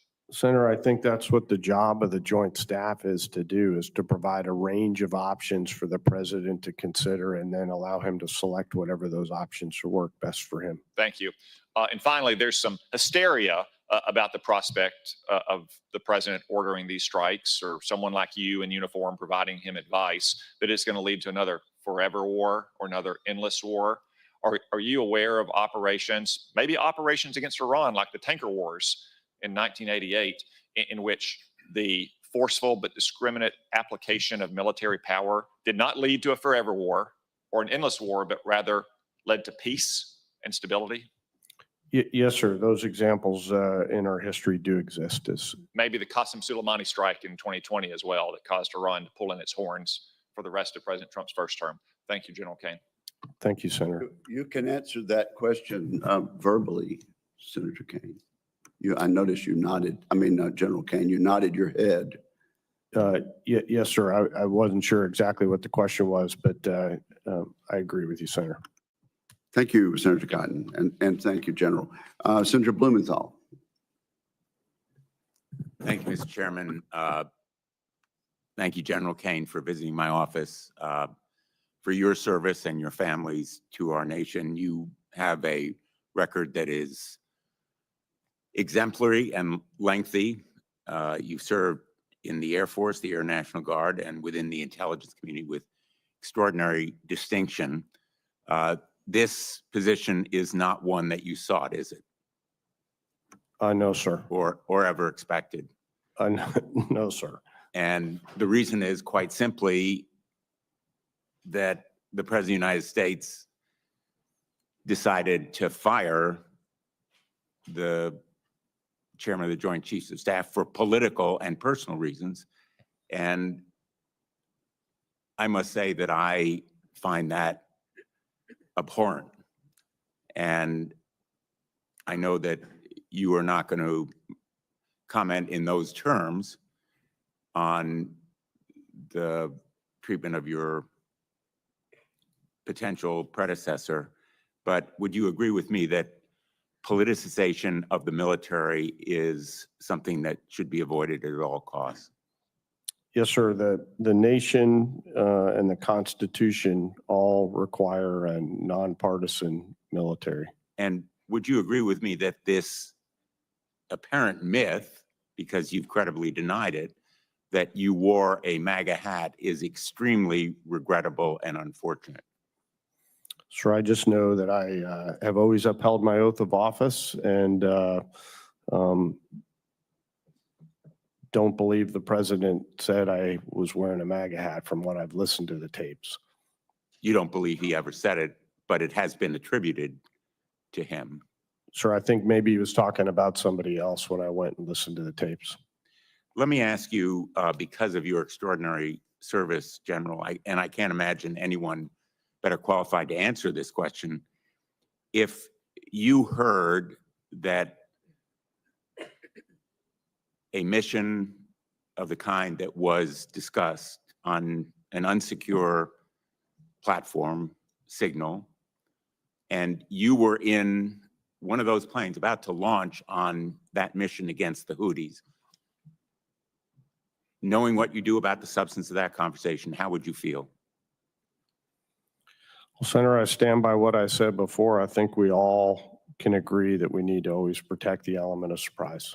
And that element of surprise was very likely lost if there had been any intercept by one of our enemies or adversaries that could be conveyed to the Houthis, correct? I mean, Senator, that's a little bit of a hypothetical question, but I am thankful, as always, that we protect our servicemen and women who are going into combat operations. But there are a lot of pilots and other military men and women who are understandably angry about that call, correct? Sure, I've not had anybody come to me and tell me that they're angry about it, so I can't comment on that. Have you read reports about that reaction to the call? I have not, Senator, no. Would you agree that that kind of reliance on Signal for that kind of conversation should be avoided in the future? Senator, I just know that I have always used the right system for the right kinds of communications. I don't know in particular, what information was classified in what way on that Signal chat. I know that we must preserve the element of surprise. That platform is not a hardened and secure platform. That platform is encrypted, but not secure, I believe, in the definition of the term secure. Let me ask you quickly on another topic. Would you agree that the Columbia class program is the Navy's, should continue to be an acquisition priority along with the Virginia class? Sir, I do think Columbia needs to continue forward at a pace and tempo equal to the threat.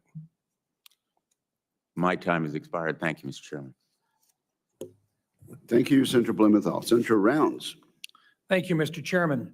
General Caine, once again, thank you for taking the time in my office to visit with me about a number of the items that you're hearing about today.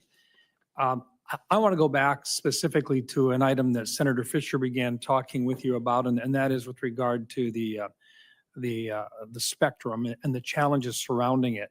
And the reason why I want to use that as an example is because I know that General Milley and General C.Q. Brown, both in their role as the Chief of Staff and providing their best military opinion and advice, were put in a position literally of saying to other people within other administrations that this particular part of the electromagnetic spectrum, which is currently controlled by the Department of Defense, is critical to our national defense. And in fact, over the last several years, I have asked in front of this particular committee well over 24 uniformed officers to specifically discuss the need to maintain control of specific portions of the electronic spectrum. In particular, I've asked whether or not the 3.1 to 3.45 gigahertz band, if we were to lose that from DoD's specific use, if that would negatively have or would have negative consequences for our warfighting capabilities. And I have had 100% agreement that if we lost that, it would have negative consequences. Would you agree with that assessment? I would, Senator. Thank you. You will be asked at some point because this is a valuable commodity. There's a limited amount of electromagnetic spectrum available, but there are interests within the United States that would love to have access to this without regard to what it would do or not understanding what the impact would be on our national defense.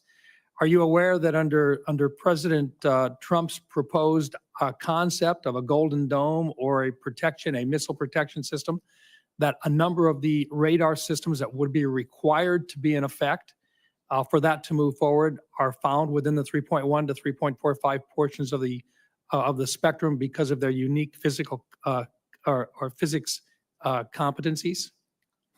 Senator, I'm familiar with the basics of that frequency spectrum. I don't know what particular radars Golden Dome has brought into their mix of equipment, but that would not surprise me. Thank you. I just think this is part of the discussion that's been here today has been a concern by the committee that any person that has the role of the chairman of the Joint Chiefs recognize just how serious their role is with regard to providing to a very, very group of powerful individuals the best professional military advice that they can provide, and recognizing that while you don't control the policy that is set, your role, as this committee sees it, is in many cases the last resort to providing the right types of advice that elected leaders have to hear, regardless of whether or not they want to hear it. My understanding, and once again, I'll ask you to just confirm it, you recognize that that is your primary responsibility. Senator, I think that's the most important part of this job and the essential part of this job. And if confirmed, you have my commitment that I'll always speak truth to power. Well, I think you'll find that this committee will be very supportive of you in that role. General, the B-21 Raider is one of the most capable military platforms the world has ever seen. It will play a crucial role in any conflict the U.S. faces against a near-peer adversary because of its ability to operate in a highly contested environment. The Air Force has committed to at least 100 B-21s, but given its dual missions of conventional long-range strike and nuclear deterrence, many of us believe that we will need a number closer to 200 bombers.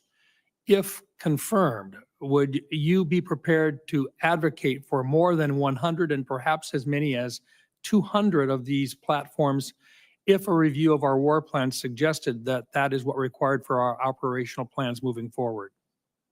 Senator, the last part of your question, I think, is the key part for me after the analysis portion. And, you know, mindful that I've not been confirmed for this job yet, I'd like to speak to the other Joint Chiefs and the combatant commanders whose requirements Raider will fulfill before I commit to supporting any particular number of B-21s. It's an essential part of our nuclear and conventional program, and certainly a key component of it. But before I commit to any number, I'd like to study the matter and come back to you. But if that appears to be the case, you would not hesitate to recommend more if those studies warranted it? I would not hesitate. Thank you. Thank you, Mr. Chairman. Thank you, Senator Rounds. Senator Hirono. Thank you, Mr. Chairman. General Caine, with all due respect to you, we should not be here today. This hearing is happening only because of the unprecedented dismissal without cause of General Brown as chairman. As a highly respected military leader, General Brown faithfully served our country for decades. He provided exactly what the Constitution asks of him, the best nonpartisan military advice to civilian leadership.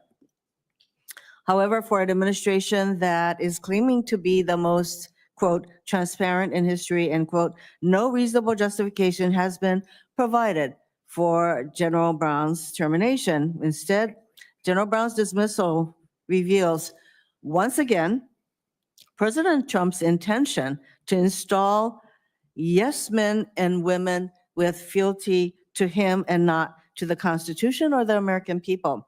Now, General Caine, you said you will always speak truth to power in your responses to advanced questions. And you indicated that you would provide independent advice. But let me just mention what happens to people who stand up to President Trump.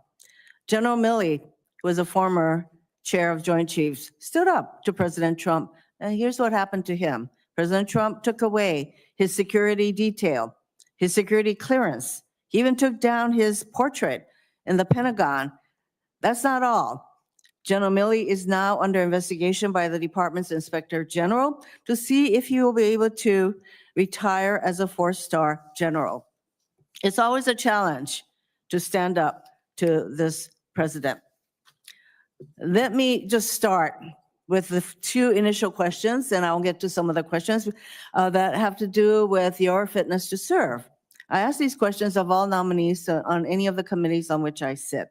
Since you became a legal adult, have you ever made unwanted requests for sexual favors or committed any verbal or physical harassment or assault of a sexual nature?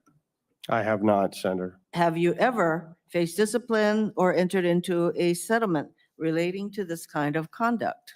I have not, Senator. General, you've been asked a number of questions regarding what the president attributed to you. That is how it's been reported, that you wore a MAGA hat. You testified you did not. If you did wear a MAGA hat, would that constitute partisan political activity by a uniform officer? Senator, I did not wear any political merchandise. If you wore such a hat, would that constitute partisan political activity by a uniform officer, yes or no? I think it probably would, yes, Senator. Thank you. General Caine, you've been asked also a number of questions about what's being referred to as Signal Gate. And I commend the chair of this committee and the ranking member for asking for an IJ inquiry. You were the director for special access programs at the Pentagon, an office that manages our nation's most classified programs. Have you ever discussed classified information on an unclassified medium such as Signal? No, Senator, I've not. What would be the consequences for discussing a special access program on Signal?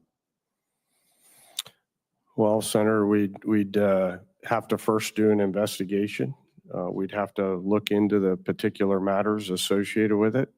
We'd have to consult with counsel to determine what the way forward was, and then ultimately turn it over to the leadership in the department.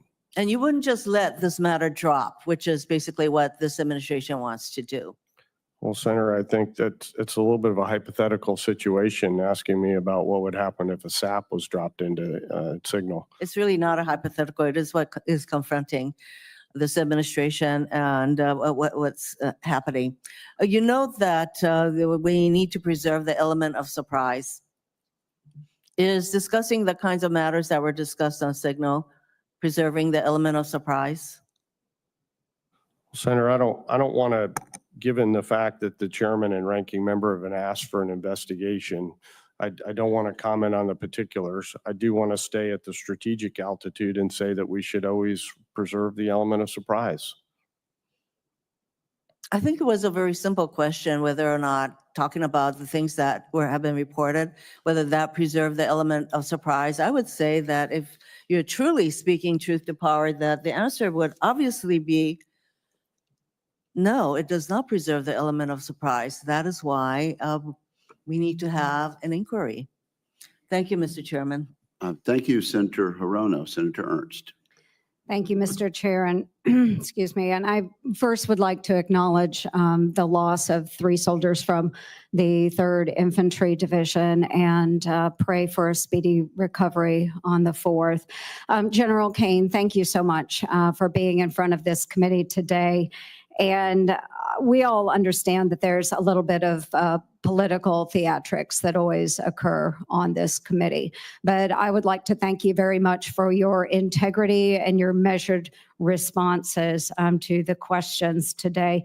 You are carrying yourself with dignity and respect, and that's what we would anticipate and expect of anyone that will be serving as our joint the chairman of our Joint Chiefs of Staff. So thank you very much for that. You stated that you are an unconventional leader moving forward. And I in particular am very excited about that because you have served on active duty in active duty Air Force, but also in regards to my own service, you are a National Guardsman. And thank you. It gives you a very well-rounded perspective when it comes to the men and women that serve in various capacities for our great armed services. But also very important to me is the fact that you have served as an entrepreneur. And this brings a different level into the position that you are hoping to attain. And that leads me into my question. I've been very focused on our defense budget efficiency and auditability. And we spoke about this in my office. Because you have the eye of a businessman, you know that your investment dollars are very important going into a business. So you will understand that every dollar going into our Department of Defense is also going to be very important for our war fighters and those that support them.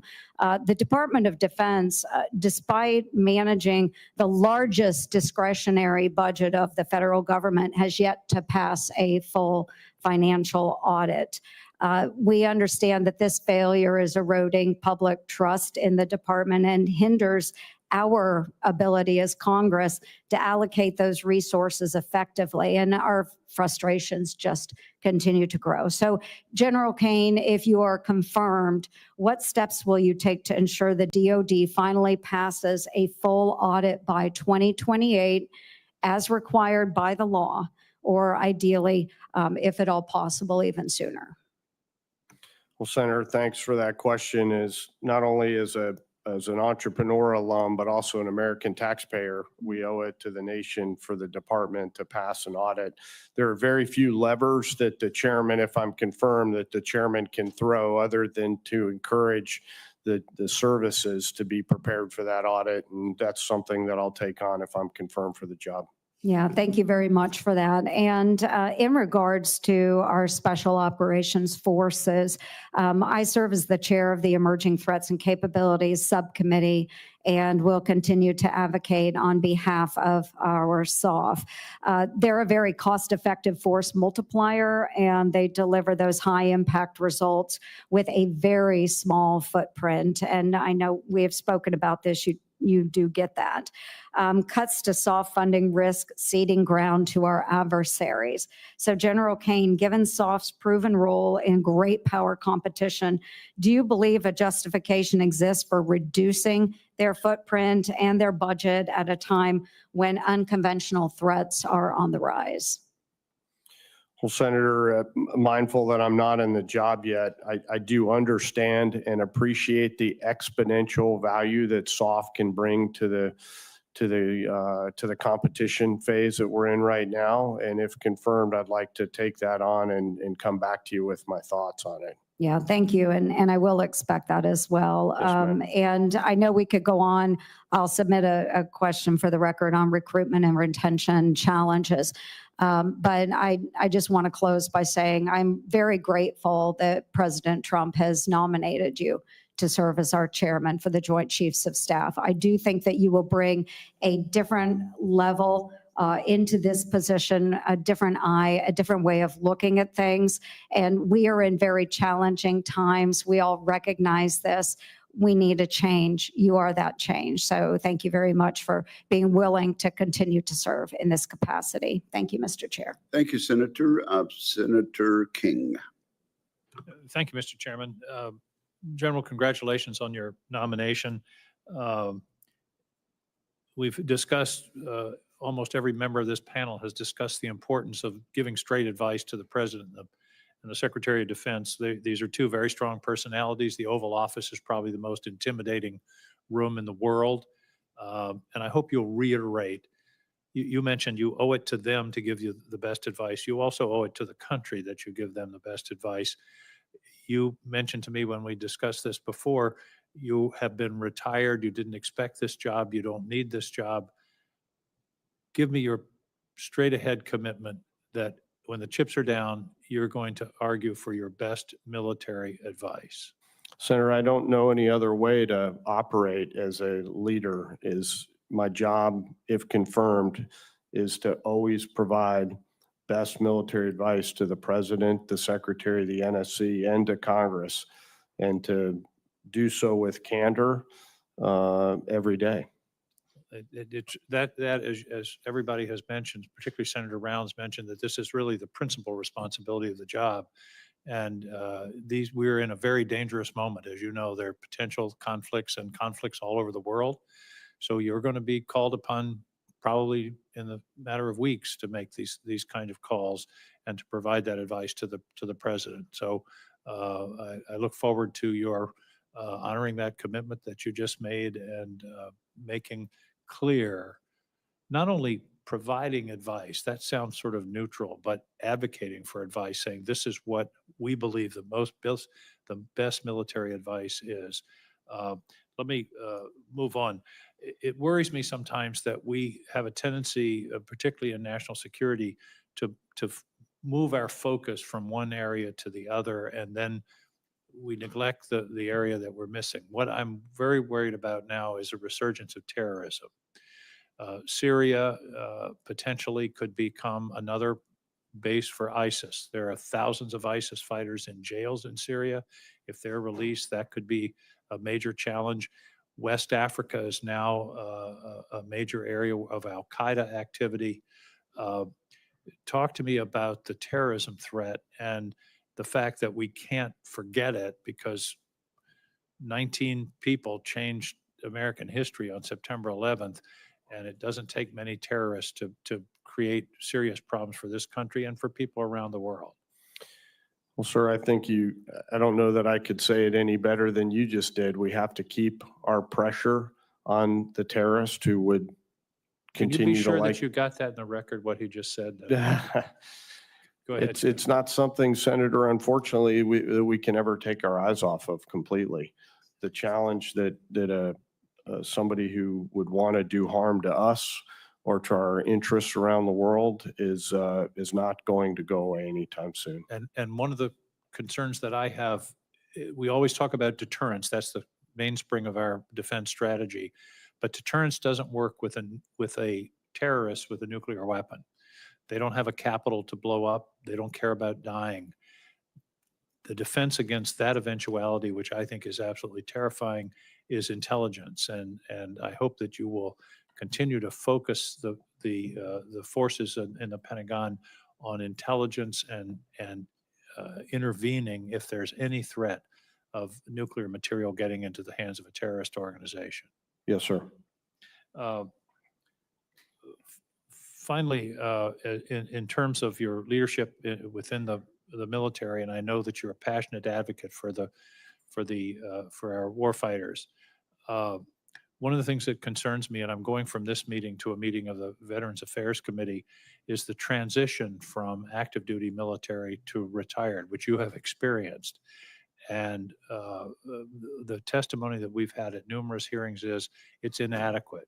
It's improved in recent years, but there's still gaps that it's very complex, and military active duty people going into veteran status.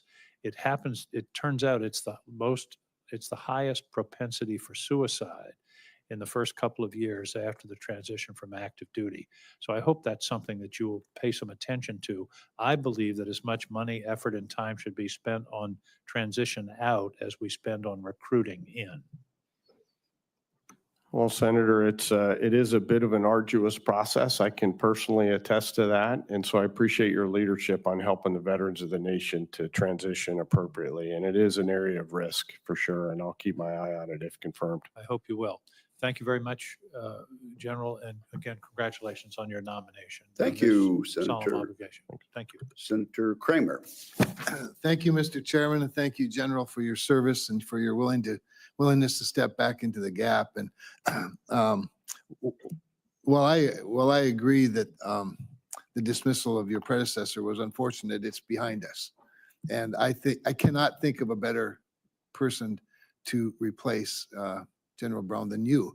And frankly, the unconventionalness of you as the president's pick is in and of itself brilliant in my view. But when you look at your actual history and your actual service and the diversity of it, I just can't imagine a better choice. So congratulations on that, and I look forward to supporting you strongly. In your opening statement, you said some things that we hear a lot from people that come before the committee. In your response to Chairman Wicker's legislation dealing with the acquisition reform stuff, very welcoming. But everyone says that. Everyone says that. And yet I find it, and this is why, frankly, you being unconventional is encouraging to me, because they all mean it, by the way, when they say it. I believe that at the moment they mean it. They mean it until the particular service that they served in or the particular agency within the service they served in it was disrupted by the very thing they say they support. And we're dealing with the situation right now, perhaps the most disruptive innovator taking over, becoming the first director of the most disruptive, innovative agency, the Space Development Agency.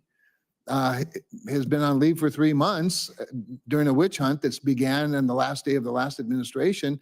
And everybody that says they're an innovator is an innovator, except in this case, maybe we should, check further into it. All the while, satellites don't go up. All the while, China goes at the speed of China. So I believe there's a cultural problem as well as we have some work to do as Congress.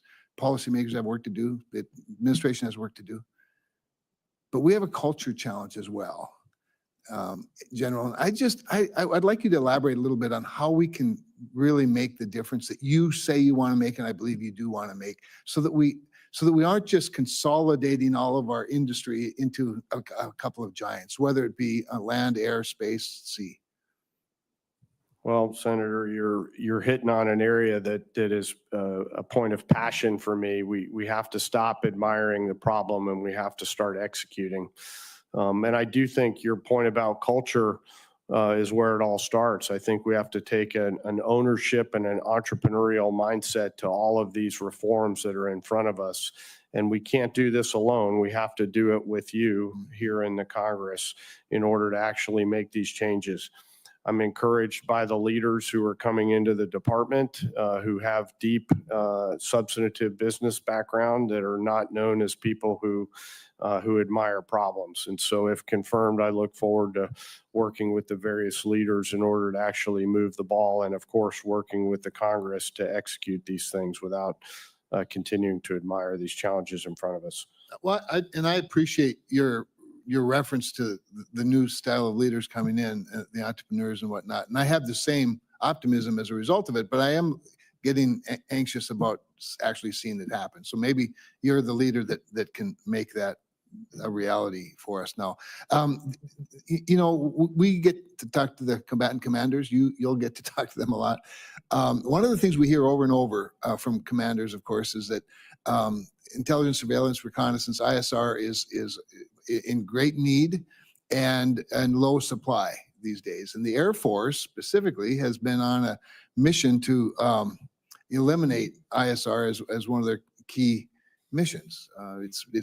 disappeared even as a term in several of their documents in recent years.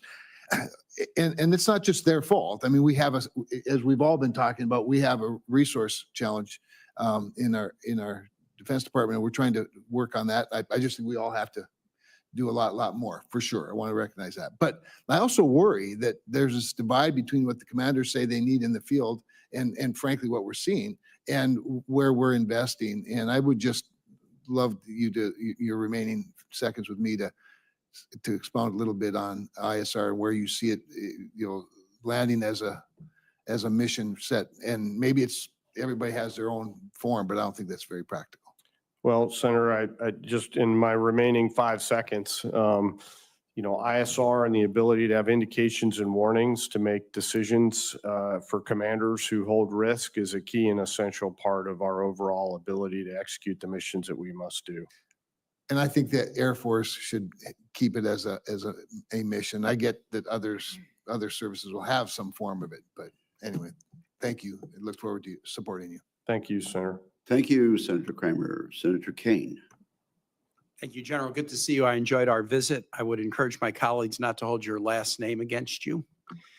I share comments that some of my colleagues have made about the unfortunate circumstance with General Brown, but you didn't have anything to do with that. And I know from our conversations and my own due diligence, VMI is very proud of you. And folks who've worked with you in the past, who I hold in high regard, are very proud of you.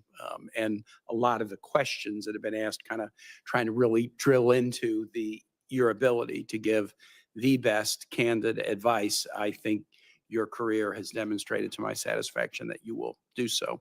One of the things that I really like about your background, and I think Senator Ernst and others have commented on it, is, active and guard, DOD and private sector, at the Pentagon, at the White House, at the CIA. You've seen pretty deep interaction with allies. You've really seen the breadth of our military mission in a way that I think is the kind of experience that would inform that judgment that you need to provide.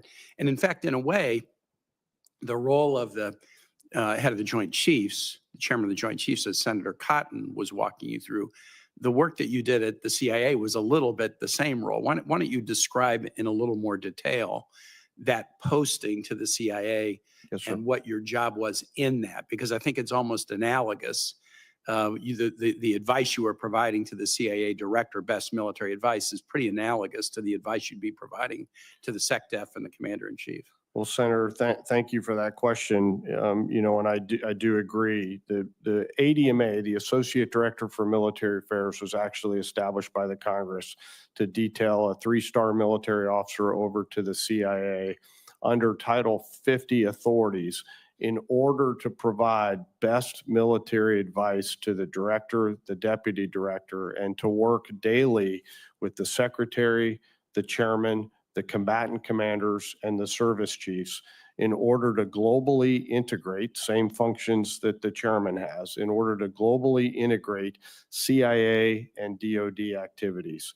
And if confirmed, I'll continue to do that, working with the best of the Title 10 forces, the best of Title 50, what the State Department can bring to the table, what the rest of the interagency can bring to the table, along with our allies and partners. And so while I'm mindful that I've not led at the 4-star level, this is not a command job that I'm being considered for. It's an advisory job.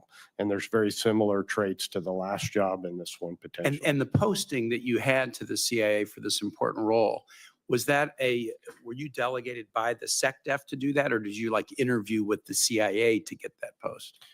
Sir, I was nominated by the department and interviewed by the CIA, and as far as I understand it, the CIA made the selection. But you were the nominee of the department. So I do think that the role is an important one. The one thing I don't see in your resume, but I suspect it's probably there, and your resume is too long, is interaction that you had with the State Department over the course of your career. Could you talk about that a little bit? Yes, sir. My first real substantive interaction with the State Department was actually when I was a White House fellow at USDA. And we were charged with working on the global pandemic plan surrounding avian influenza, H5N1. During the Bush administration. Yes, sir, during the Bush administration. And, that really began my substantive appreciation for what the diplomatic element of power can do. And that continued through my time in the military overseas, and have deep regard and appreciation for what the State Department can do for us. I think all of us at times have been frustrated with silos. That the states in their silo, Int'l in theirs, DOD, Pentagon in their own silo. And sometimes having the different perspectives is great. If everybody's just singing, the exact same note, you sometimes wonder whether it's groupthink. So getting some different perspectives can be helpful. The fact that you've been in all parts of the kind of broad national security family gives me some real confidence in your judgment coming into this position. Last thing I'll just ask is, what would you say has been your signature or experience over the course of your career in terms of interacting with our allies?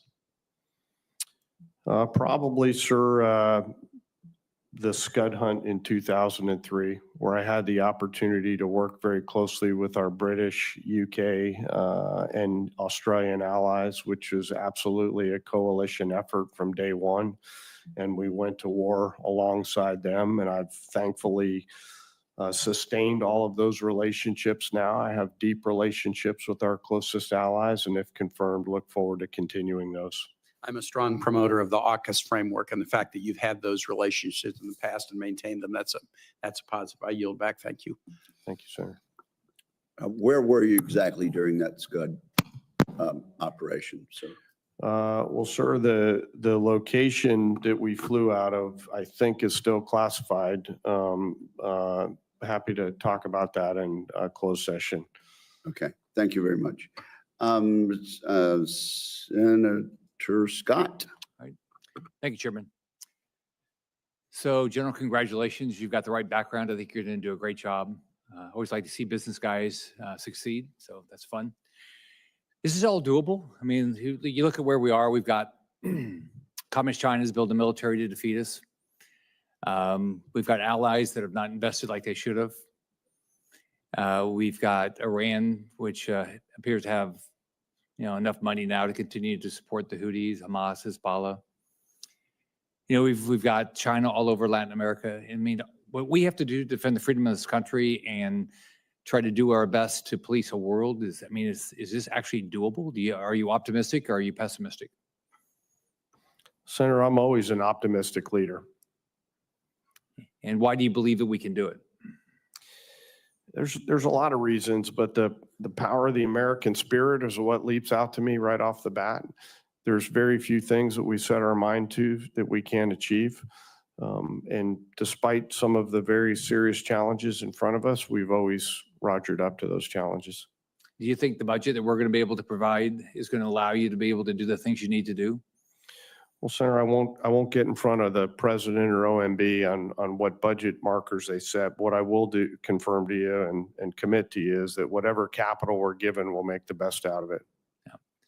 So in Florida, we have 20 military bases and 3 unified commands. One is Homestead. We talked about this a little bit. We're it's not that far from Cuba. It's just Homestead is a little bit north of Key West, and it hasn't had a dedicated flying mission in a while. It seems like it would be an important base. Do you see a future for Homestead? And do you think it ought to have a flying mission?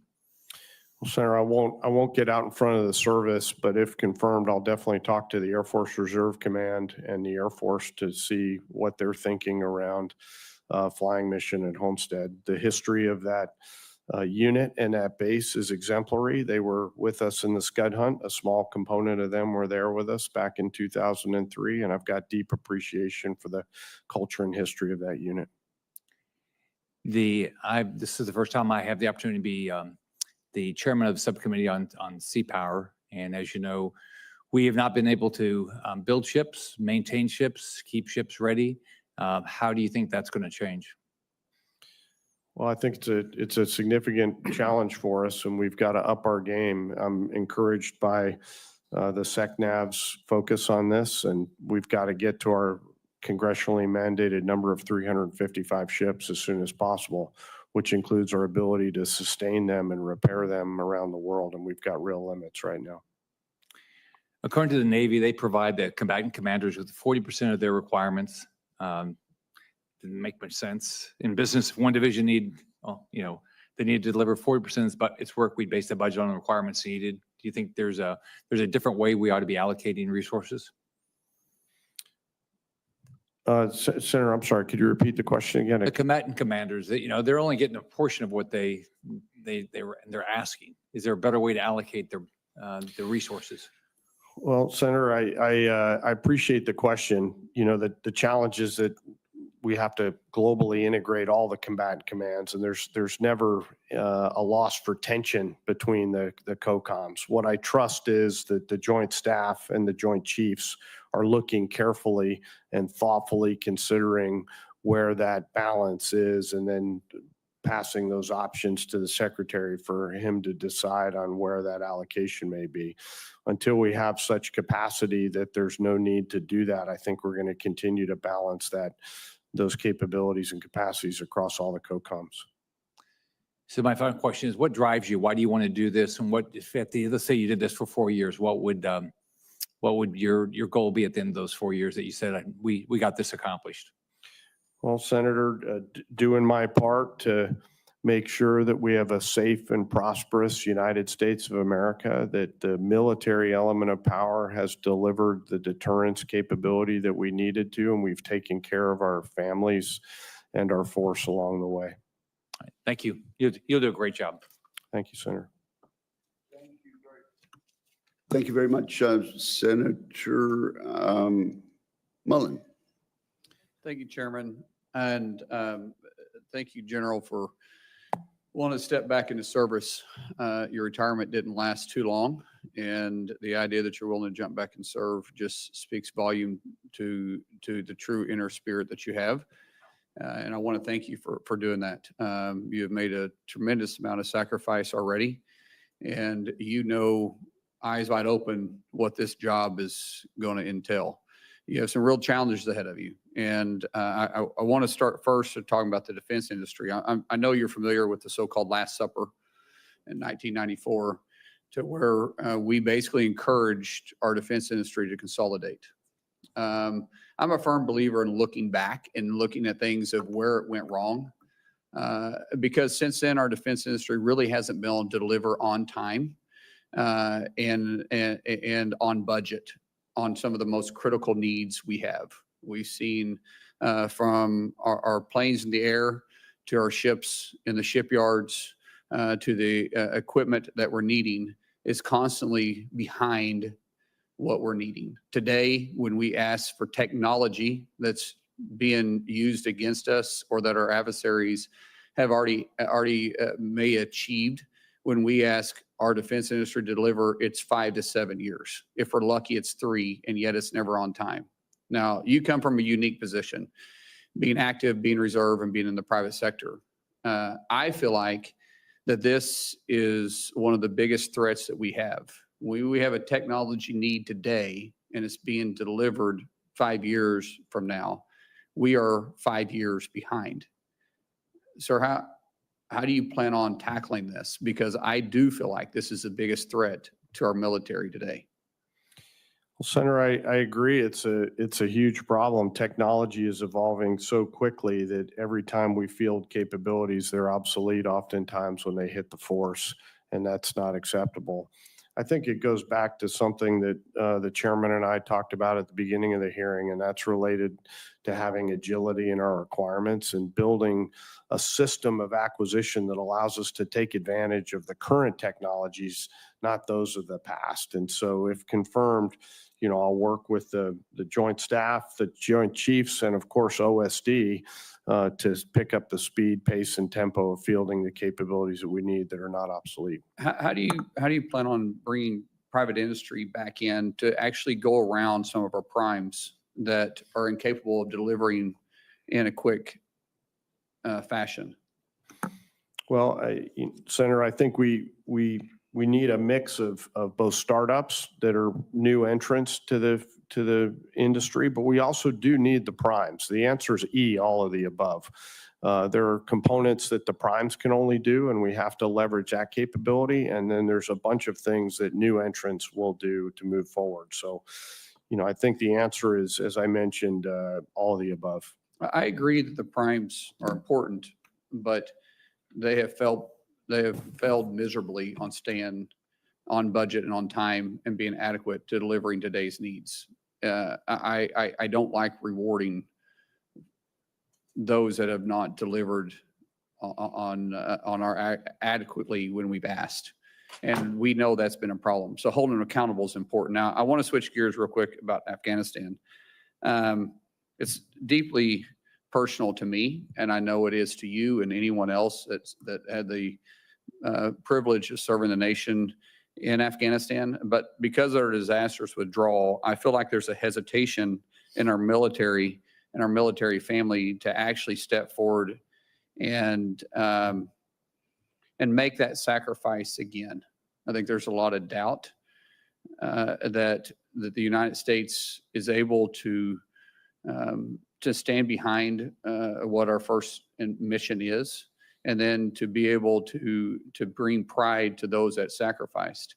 With that brings a morale issue to those that are still serving, those with sometimes with the most experience in there. And I feel like we may be having a drain and knowledge of those that have sacrificed so much. How do you plan on retaining those and restoring that trust back in the military that says, hey, we got you. We're not going to leave you on the battlefield. We're not going to let your sacrifice die, but we're going to let you walk away with a tremendous amount of pride, knowing that your sacrifice meant something to this country. Well, Senator, I appreciate the question. I think that's one of our most important jobs as leaders, whether it be at the chairman level or all the way down to the platoon leader level, is inspiring those who serve, taking care of them always, but also making sure they know how much we appreciate them and their families and their service. But that doesn't address what happened. Well, Senator, you mean in Afghanistan? Yes. That withdrawal was not what anyone would have wanted. Very difficult circumstances. I think the officers on the ground did the best that they could with the policy decisions that were made. We mourn the loss of the 13 at Abbey Gate, and we have to hold those accountable if there was something for them to be held accountable for. And I know the department is looking into that. But again, most of those professional military officers were executing the direction and orders of policymakers above them. Thank you. General, is it accurate to say that Afghanistan was a forever war? I'm not sure what the doctrinal definition of a forever war is, but it certainly it was a long, long time. What was the engagement of NATO and American troops at the time of our disastrous withdrawal? Well, sir, I think there were still U.S. forces on the ground and still NATO forces on the ground. I'm not exactly sure what your question is. Were there casualties? At the very end, there were, yes, sir. Oh, no, in the last year before the disastrous withdrawal. There were no American casualties. Not that I'm aware of, sir. Yeah. Yes, sir. Thank you. Senator Gillibrand. Thank you, Mr. Chairman. Thank you, General Caine, for being here. Thank you for your family for their support of this appointment. Based on your understanding of relevant classification and authorities, do you believe that any of the information that was shared on the Signal chat was classified at the time it was sent, particularly the details about timing of the target and for the manned U.S. aircraft and other details related to the exact plan? Senator, I didn't see the original CONOP, as I mentioned earlier in my testimony. I think we should always preserve the element of surprise. And that's a key and essential thing that we owe our warfighters. What would you have done if you were on that text chain? Well, I wasn't. And I think that was a political partisan text chain with policymakers at the political level only. So I can't hypothetically guess what I would do, but I would not have, we would not have, I wouldn't call that a political or partisan text chain. It had the head of intelligence, it had the head of the CIA, it had our Secretary of Defense, it had the national security top advisors for the president. And to share that type of information from a military perspective, I can't imagine if a subordinate of yours shared that type of military information in an unclassified setting, such as a signal text chain, they would be fired, would they not? well, Senator, as I mentioned earlier, I think, the chairman and ranking member have called for an investigation. And so I feel like it's appropriate for me to withhold comment until such time that it's either determined that there will be an investigation or not. Well, what would you do in a different scenario if you see classified information or war plans information or tactical information on an unclassified chain? What would you do to stop the conversation? Well, I think I would weigh in and stop it if I was a part of it, but in this case, I wasn't. Thank you. The worldwide proliferation of unmanned aerial systems is an undeniable national security threat, creating challenges in both funding and capability. How do you believe the department and joint force should approach these two challenges of funding and capability? Well, Senator, it's definitely a big challenge in front of us. The mass and simultaneity of especially small UASs is one that is concerning to me, both from a technical standpoint, but also from a policy standpoint. As I'm sure you're aware, we have somewhat limited capabilities in some cases inside the domestic U.S. to stop some of these UASs. I think we have to continue to fund the research and development to counter them. Well, let's make it more direct to you.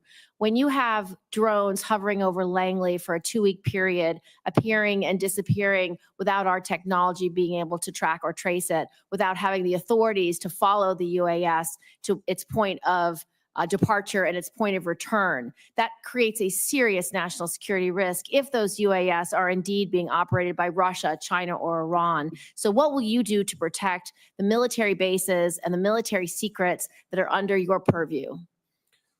Senator, if confirmed, I'll continue to put the appropriate amount of pressure and interest on that to work in conjunction with the commander of NORAD Northcom, General Guillot, who's doing a fantastic job on this issue and others, to continue to work with the private sector to find the capabilities that we must have that we currently don't have to prevent this from happening again. Which capabilities don't you have? Do you lack the authorities or do you lack the technological capability?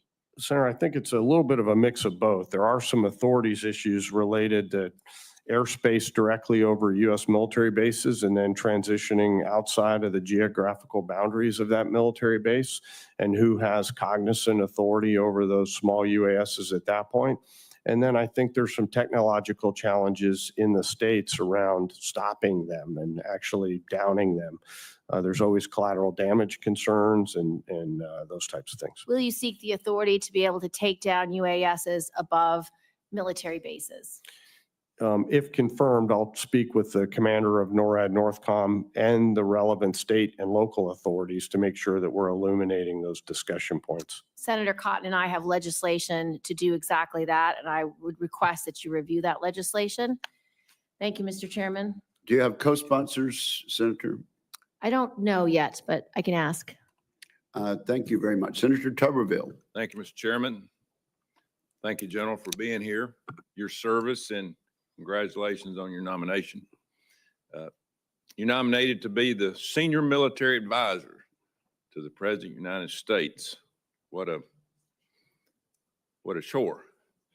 I remember a time when generals and retired senior officers would avoid political discussions. It was extremely uncommon for a former senior officer to even endorse a candidate for political office. Lately, that approach seems to be an exception, not the rule. some of your predecessors even appeared to support political positions while in uniform. Your predecessor was deeply involved in politics, which should not be part of this approach. General Caine, in your own words, how would you describe to this committee the importance of your responsibility and commitment to provide the best military advice, even when that advice might differ from what the President of the United States believes?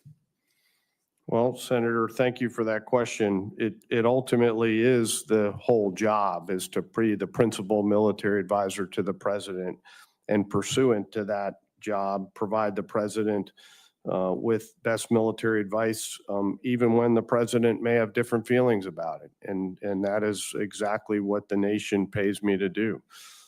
So if confirmed, that is exactly what I'll do. General, when you take this job, what's your number one concern?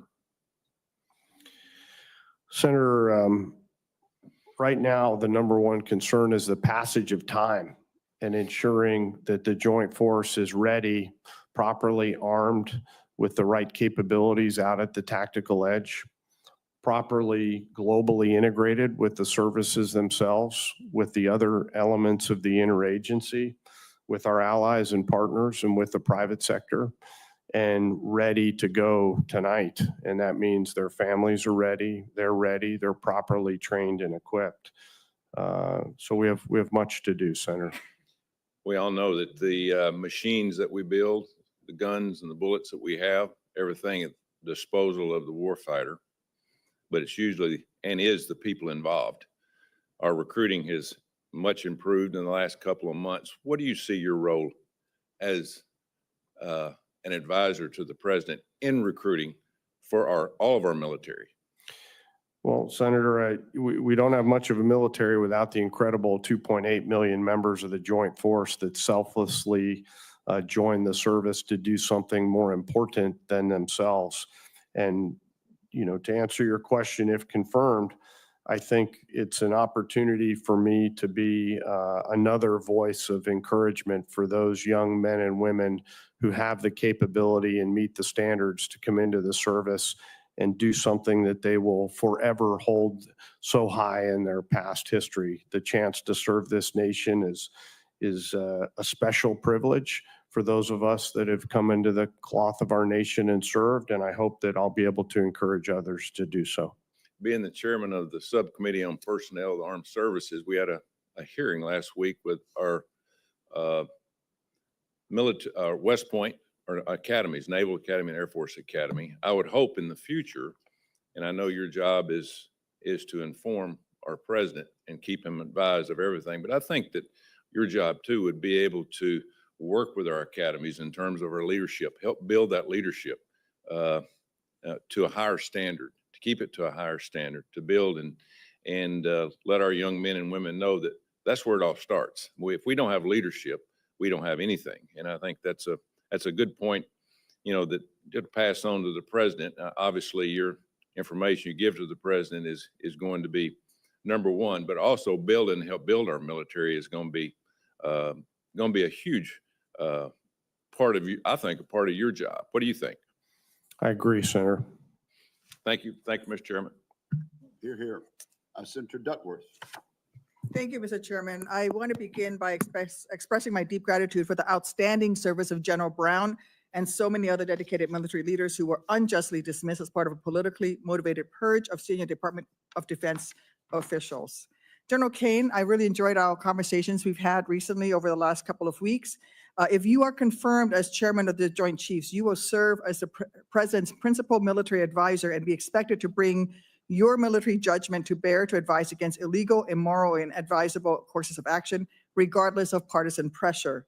However, we are in a moment where that very principle is under strain, such as with the dismissal of Judge Advocates General responsible for providing critical legal expertise because their counsel did not align with the political preferences of Secretary Hegseth. This pattern has had a chilling effect on the open, honest discourse essential to national security decision-making at the highest level. Now, the lives of our service members and future of our national security depend on expert, qualified leaders who understand that their decisions have real life or death consequences. How will you insulate and empower general officers across the force to remain professional and importantly, nonpartisan, and provide unbiased advice to civilian policymakers without fear of coercion, undue partisanship, or retaliation? Well, Senator, I thank you. I also enjoyed our time together. This is the whole job. This is why you and I both took our oath of office. It's what is contained in our commission and aligned with the Constitution. And so that is what the nation expects out of our professional officer corps, and I'm sure what we'll continue to do moving forward in history. And will you do your best to ensure that the general officer corps, those who give that advice, remain unbiased and nonpartisan? Always. Well, maybe bias on the side of the service members and national Well, security. yes, ma'am. But yes. Thank you. And it's great to see a guard guy at that table being going through the confirmation hearing. So thank you, ma'am. You will also be the senior most uniform officer entrusted with being a model and a leader for the joint force. Recently, we've witnessed troubling signs of blurred lines between private power and public trust, a striking lack of regard for protecting vital national security secrets, and the absence of accountability for top leadership. From Elon Musk receiving invitations for briefings on China, to a pattern of mishandling classified information, to Secretary Hegseth bringing family members into sensitive meetings with allies and partners. Very concerningly, we have also seen a concerted effort to skirt transparency to the American people on the use of force, with decision-making being done over disappearing signal chat. It seems like this administration is more interested in keeping secrets from the American people than protecting national security secrets for the American people. You have experience running some of our most sensitive operations, so you know that even the need for secrecy to enable mission success does not mean skirting accountability to the American people. Do you commit to providing the legally required transparency to Congress and the American people over decisions related to the use of force, even in the face of pressure from civilian leadership? I do, Senator. Thank you. Another concerning focus of this administration has been to distract the military from its core mission of protecting the American people from external threats by redirecting military personnel, assets, and platforms to domestic law enforcement missions. President Trump may have learned from his first term that asking one of your predecessors to deploy the military to fire on civilian protesters was a no-go. So instead, he has turned to form insidious tactics, linking criminal activities or undesired political speech to hostile governments like Venezuela or terrorist groups like Hamas in order to legitimize military involvement. In fact, this kind of threat inflation is exactly what dictators do. The separation between military missions and civilian law enforcement is a core tenet of our democracy and exists not only to protect the rights of American citizens, but also to preserve the integrity of our armed forces. When military personnel are thrust into law enforcement missions, it places them at risk of moral injury, of being asked to enforce partisan concerns rather than to defend the nation. It compromises not just their mission, but their conscience.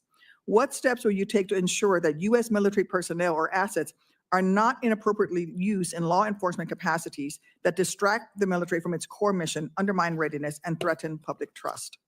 Well, Senator, thank you for that question. I think there's, strong systems in place, legal systems in place that prevent any missteps there.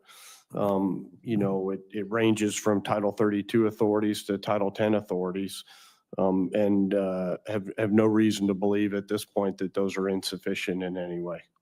Thank you. I enjoy working with you, General. Thank you, Senator. Mr. Chairman.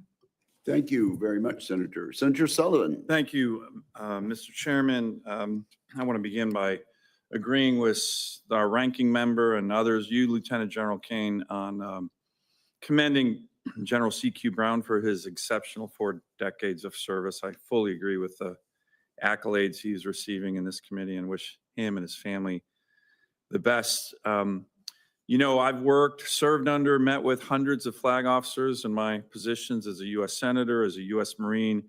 And I will say, General, I think you are one of the most impressive flag officers I've met with. And I don't say that lightly. Like I said, I've met with hundreds. I think it's the combination of all the experiences, to Senator Duckworth's point, Guard, Reserve, private sector. I mean, you're bringing a lot in here, and I think that's going to be very, very important. I do want to touch on this topic that we're playing up a lot here on keeping politics out of our military. I couldn't agree more with that. I think it's really important. big part of my career here. I've tried to make sure that happens. But I will say, we're not talking about what just happened the last 4 years. I think the military was politicized in a huge way, particularly from the civilian leaders who were pushing left-wing theories on the military, pushing climate change over shipbuilding. The Undersecretary for Policy came before this committee and told us that our military is, quote, systemically racist. It's ridiculous, right? Do you believe our military is systemically racist? Is that what you saw in your 30-plus years of service? No, Senator. So do you agree, just to make 100% sure, with the Secretary of Defense's testimony when he came here, that our military professionals, uniformed professionals, need to remain apolitical and committed to our Constitution, identified not as Republicans or Democrats, but warriors and leaders? Is that your commitment? It is. And will you commit to this committee to doing that? I will, Senator. Thank you. I'm not going to let this hearing go by without a famous quote from the father of the U.S. Air Force, Billy Mitchell, who was talking about a certain place in the world. He said, whoever controls this place controls the world. It is the most strategic place in the world. What place was Billy Mitchell talking about, General? Alaska. And sir. do you agree with Billy Mitchell's incredibly insightful analysis? Mitchell was a brilliant air power. That's a theorist. yes, So yes, I sir. assume you're Yes, sir. saying? Yes, sir. Okay, well, look, our adversaries agree. You and I talked about this in my office. Again, I appreciate the hearing. We've had huge incursions, huge number of incursions in the last 2 years.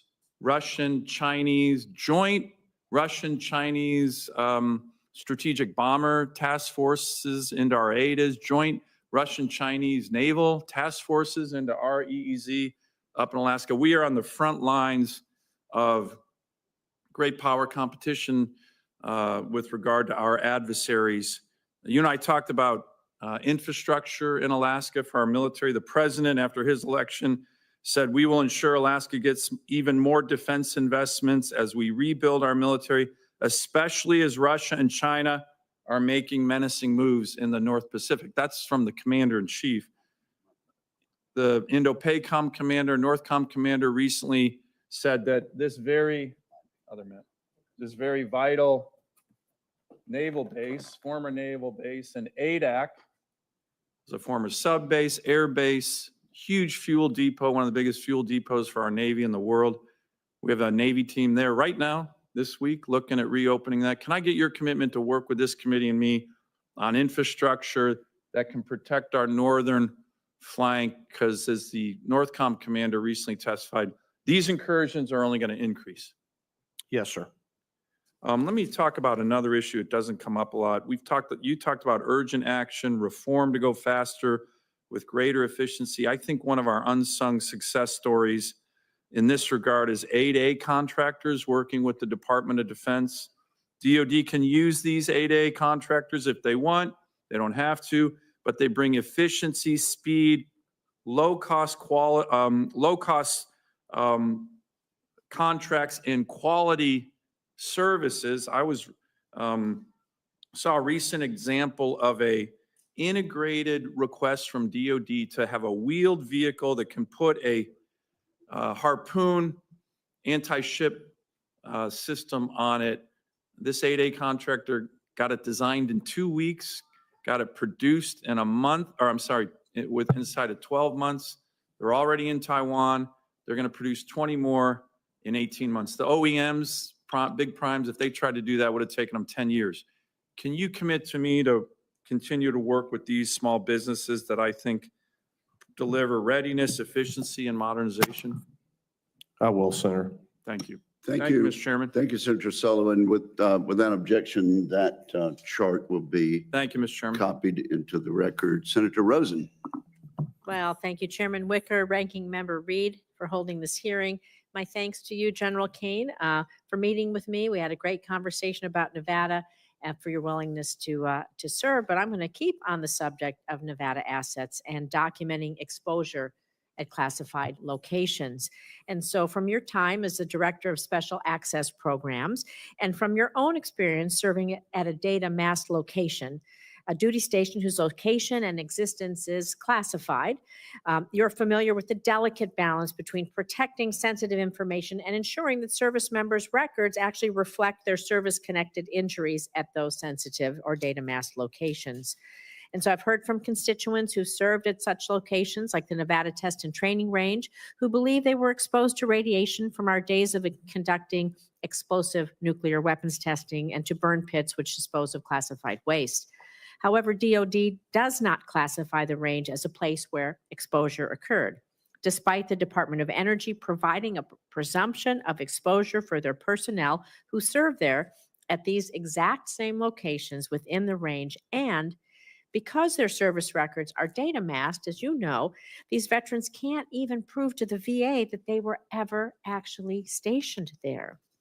And so, in fact, Nevada, there are 6 DOE-covered facilities, most of which are within the Nevada Test and Training Range, where DOE employees presumed to have been exposed to radiation. But our service members, for our service members, the VA only recognizes one, the Nevada test site, as a presumed exposure location. So one such facility that is covered for DOE but not for DOD is the Tonopah Test Range, which is both a DOE and Air Force installation. Portions of the range are still fenced off and contaminated. A 1975 environmental assessment acknowledged the contamination and the harm it would cause. But the airmen, they were never told. They do not have a presumption of exposure. As their DOE counterparts, they served alongside with due, and further adding insult to this, they can't even show that they were there. All of this have prevented them from being able to receive their well-deserved veterans benefits. And I know we talked about this. We need to make this right. And I'm committed to fixing this problem in this year's NDAA. I hope that I can count on your support to making it happen. So will you commit to working with me, of course, and the committee to find a solution that provides DOD the presumption of exposure at such data mass locations and provides those who served and are serving at these locations a way to sufficient documentation so they can submit their health-related issues without ever compromising the security of their service details. Senator, thank you for raising this in our office call, and thank you for your leadership on this matter. I do think we owe our service members a way forward through these important jobs that they have that they can never talk about. Yeah. And so I do commit to staying close with you on this matter and trying to sort out a way that we can help them transition, take the credit and the risk that they've bought in the service of their nation with them into the next chapter of their lives. Thank you. I appreciate it. And I know the men and women who serve there will be very pleased if we're able to do this. It really means a lot to them.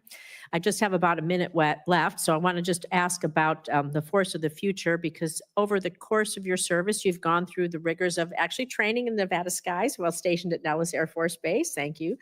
You know personally our military readiness depends on meeting immediate warfighting needs while preparing for potential conflict our country might face. Requires evolving and changing how we train to fight, which is one of the reasons I fought so hard to make sure Nevada's military training ranges are modernized, keeping pace with emerging threats.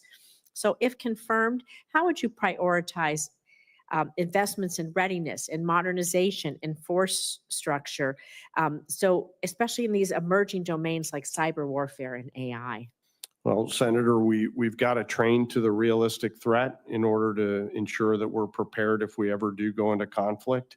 Part of that is making sure that our training ranges, either live, virtual, or constructive, accurately replicate the threat so that our warfighters can train to the realistic threat. And I think we still have some work to do, both in our physical ranges and in our virtual ranges. And if confirmed, that'll be an area along the readiness line of effort that I spend some time on.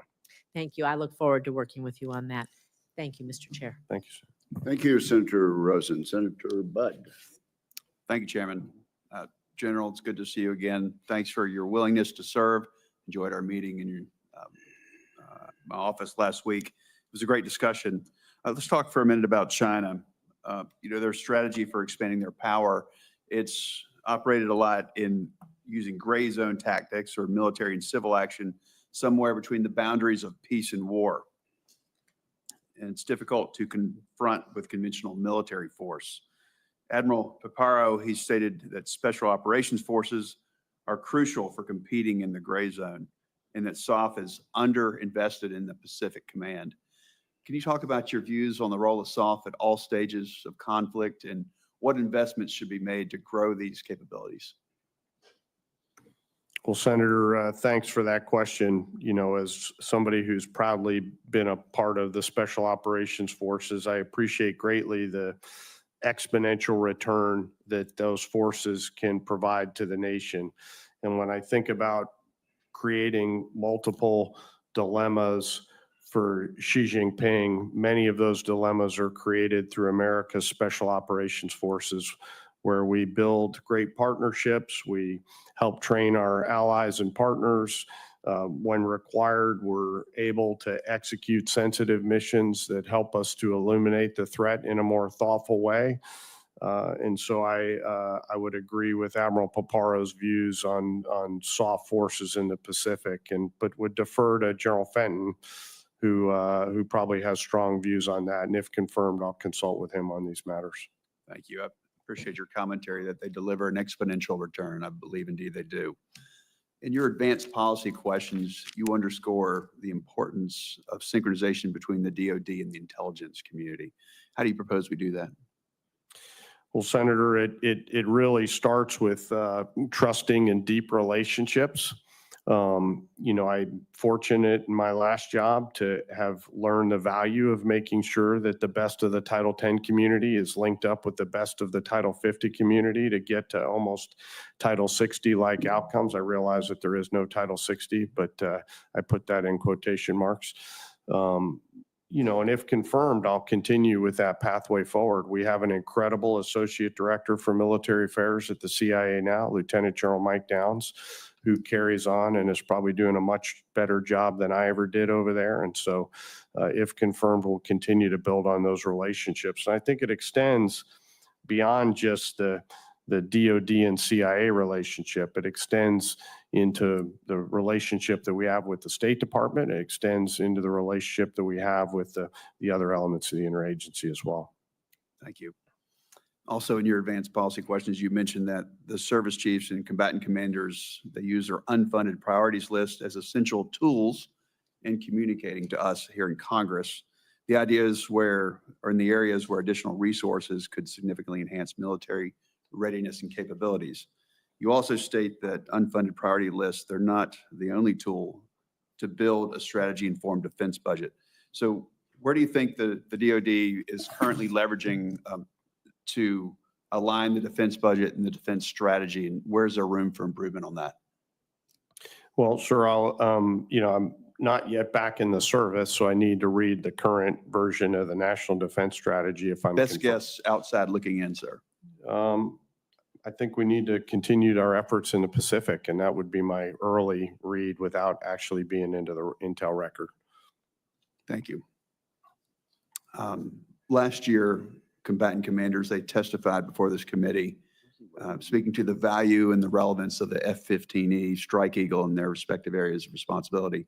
So as a fighter pilot with extensive experience in combat and homeland defense missions, can you speak to the value and utility of the fourth generation fleet, specifically the F-15E and the 16, which you flew, and whether you find it wise to reduce these inventories prior to taking delivery of the potential replacements? I guess it's the divest to invest strategy. If you'd comment on that, please. Yes, sir. Thanks for that question. You know, what we can't do is leave something uncovered in the interim. And when I think about at least the F-16, for example, they're predominantly tasked with homeland defense at this point in time. And you know, we can't ever let another 9/11 happen. So we have to make sure that we do not divest so much that we lose coverage in places that we must have to sustain that combat capability. We obviously need a probably fourth and fifth gen and sixth gen mix for a while until we get to the point where we're all where we need to be on sixth gen. Thank you. Thank you, sir. Yes, thank you very much, Senator Warren. Thank you, Mr. Chairman, and congratulations. So if confirmed, you would serve as the principal military advisor to the president and swear an oath to defend the Constitution of the United States. President Trump once described your predecessor, General C.Q. Brown, as, quote, an outstanding leader. And it's true. C.Q. Brown served for 40 years in 7 assignments across 4 combatant commands. The president's removal of the only Black officer and removal of the only female officer from the Joint Chiefs of Staff has sent a chilling message about who is and who is not welcome in our military. This worries me deeply about the future of our military and the defense of our nation. I am also concerned that President Trump wants to turn the chairman of the Joint Chiefs into just another political position. Last year, President Trump claimed that you once said you would kill for him, and then you slapped a MAGA hat on. I know that others have disputed that story, but it raises questions about whether you were selected because Donald Trump thinks that you would be loyal to him rather than to the Constitution of the United States. Secretary Hegseth has now removed the top legal advisors for military services and recommended replacements at a lower rank. So, Lieutenant General Caine, if confirmed, your job will be to present your best military advice. Do you agree that in order to be able to comply with the law and make sure that your advice complies with the law, that military commanders need legal advisors with both enough expertise and a high enough rank that they will be listened to during this process? I do, Senator. I know I've always had great legal advice regardless of what rank they were, but I do agree. So you think that you need people who have good advice, but do you think it helps in making sure that others, I'm glad that you listen to good advice no matter where it comes from, but that others are more willing to listen if the people offering legal advice have high enough rank to carry some weight in the room when those decisions are taking place? I do, Senator, although as I mentioned, I've sincerely had great legal advice from 05s to 07s. And I think it's the human, the officer, and their professionalism and intellect versus what rank they have. I do appreciate the efforts to ask the question about what rank they should be, but would defer to the secretary on what rank he would want them to be. I have to say that gives me some real concern, because the whole point of elevating the rank was the concern that not enough people were listening to good legal advice. And while I appreciate that you say you listen, we need people to listen who are making decisions up and down the line. I understand, Lieutenant General Caine, that the circumstances of your nomination are beyond your control, but they also place a significant burden on you to show leadership, to restore public confidence in the military, and to show that you work for the American people. I've long been concerned by senior Pentagon leaders who trade on their time in public service to cash out afterwards to work for defense contractors. And that is why during his confirmation hearing, General Brown agreed that he would not become a lobbyist or join the board of a defense contractor after he resigned. Lieutenant General Caine, are you willing to demonstrate that you're taking this job to serve the American people and commit that after you leave this job, you will not work for any major defense contractors or companies that are affected by your official actions? Senator, for myself, I've got no intent to do so. Okay, so you can commit to that. Yes, sir. It's not my intent. President Trump's removal of highly qualified and talented military leaders is a permanent stain on this nation's history, as well as a blow to our ability to recruit the force that we need to compete with China. If confirmed, you will have an important responsibility to show the American people that you will defend our nation with integrity, that you will follow the law, and that you will lead our men and women in uniform with integrity. Thank you. Thank you, Mr. Chairman. Thank you. Thank you very much, Senator. We'll now move to Senator Schmidt. Thank you, Mr. Chairman. It's good to see you again, General. Congratulations. I think you've, well, let me first start by saying, I think the people who talk the most about making sure you give advice to President Trump have no experience with President Trump. And interpersonally, I should say. And he does seek out advice among a lot of people. And I think that your background and your experience will be invaluable to him as he asks tough questions and you give honest advice as you've committed here today. Anyway, I think the dynamic's going to be great. I think your background and experience really prepare you very well for this important role. So I wanted to ask you about a couple of things where I think that your experience will play an important role in specific decisions. So this great powers competition that we are, with China, I was really happy to see President Trump and Secretary Hegseth move quickly on NGAD and not just deciding that we were going to move forward with next generation air dominance, but actually selecting the F-47 so we can move forward on this. I think that was a bold stroke of leadership and decisiveness that we need right now. That aircraft will see further, go faster, carry bigger payloads, which matter a lot in the Indo-Pacific. And with your experience, I know that you can appreciate that. But one of the big challenges we have has been mentioned by a few already, is just the inability for us to go from point A to point B. When we recognize a problem, how do we solve the problem? Everyone recognizes that it's an issue. And I guess, but we haven't made a whole lot of progress up until this point. I believe there is a commitment to do something about it. You and I talked about this at our office. In your view, what would we do differently if we were at war right now? Like if we actually, live rounds, right? We're at war. What would we do differently than we're doing right now on the procurement side and the execution side? Well, Senator, thanks for the question.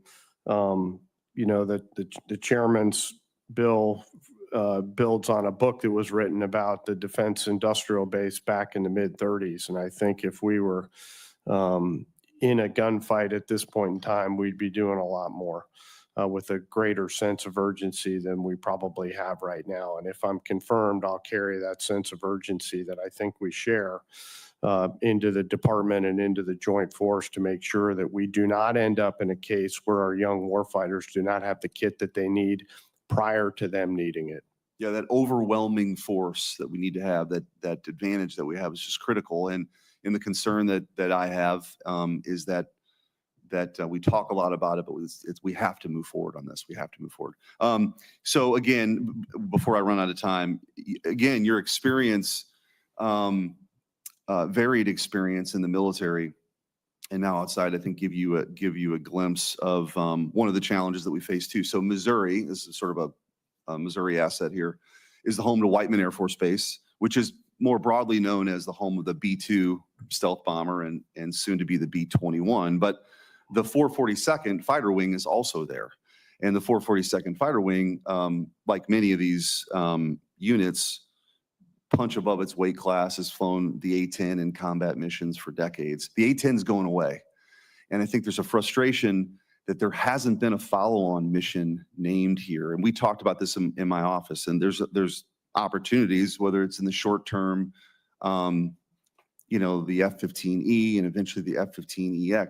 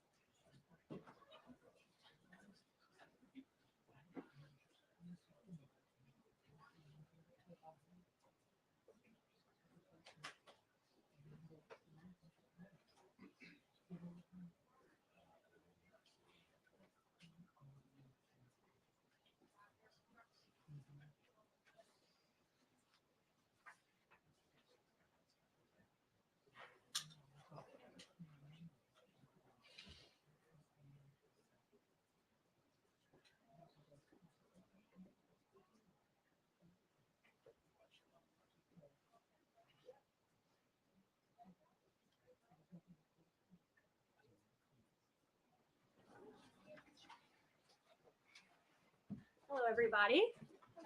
Good afternoon. How are we? Good. Good to see you all. I want to start today by addressing the U.S. Army soldiers who went missing while conducting a mission to repair and tow an immobilized tactical vehicle in Lithuania in the early hours of March 25th. Tragically, 3 soldiers were found deceased in Lithuania yesterday, and it pains me to confirm that today, the 4th soldier was also found deceased. The President, the Secretary of Defense, and the entire White House are praying for the victims' friends and family during this unimaginable time. This is another stark reminder of the selfless sacrifice of our brave military men and women who risk their lives around the world every day to keep us safe. God bless them. On another note, at our southern border, there is more massive news. Southwest border crossings in March fell to the lowest level in American history, down 94% from March of last year under President Biden, when 137,000 illegal aliens poured across our wide open southern border. Thanks to President Trump's leadership, Border Patrol agents are now back to doing the jobs they signed up for, securing the border, rather than serving as travel agents for illegal aliens. The Los Angeles Times captured the Trump effect on the border with a recent article. Their headline read, "California-Mexico border, once overwhelmed, is now nearly empty." With so few migrants coming into the U.S., they wrote, "Shelters that once served migrants have completely closed." Deportations of illegal aliens who threaten the safety of the American people are also continuing at a rapid pace.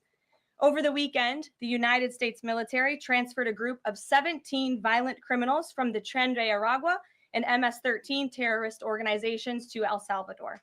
And an illegal alien who was released by the Biden administration into our country was just arrested in Georgia and charged with the horrific killing of Camelia Williams, a mother of 5 and grandmother.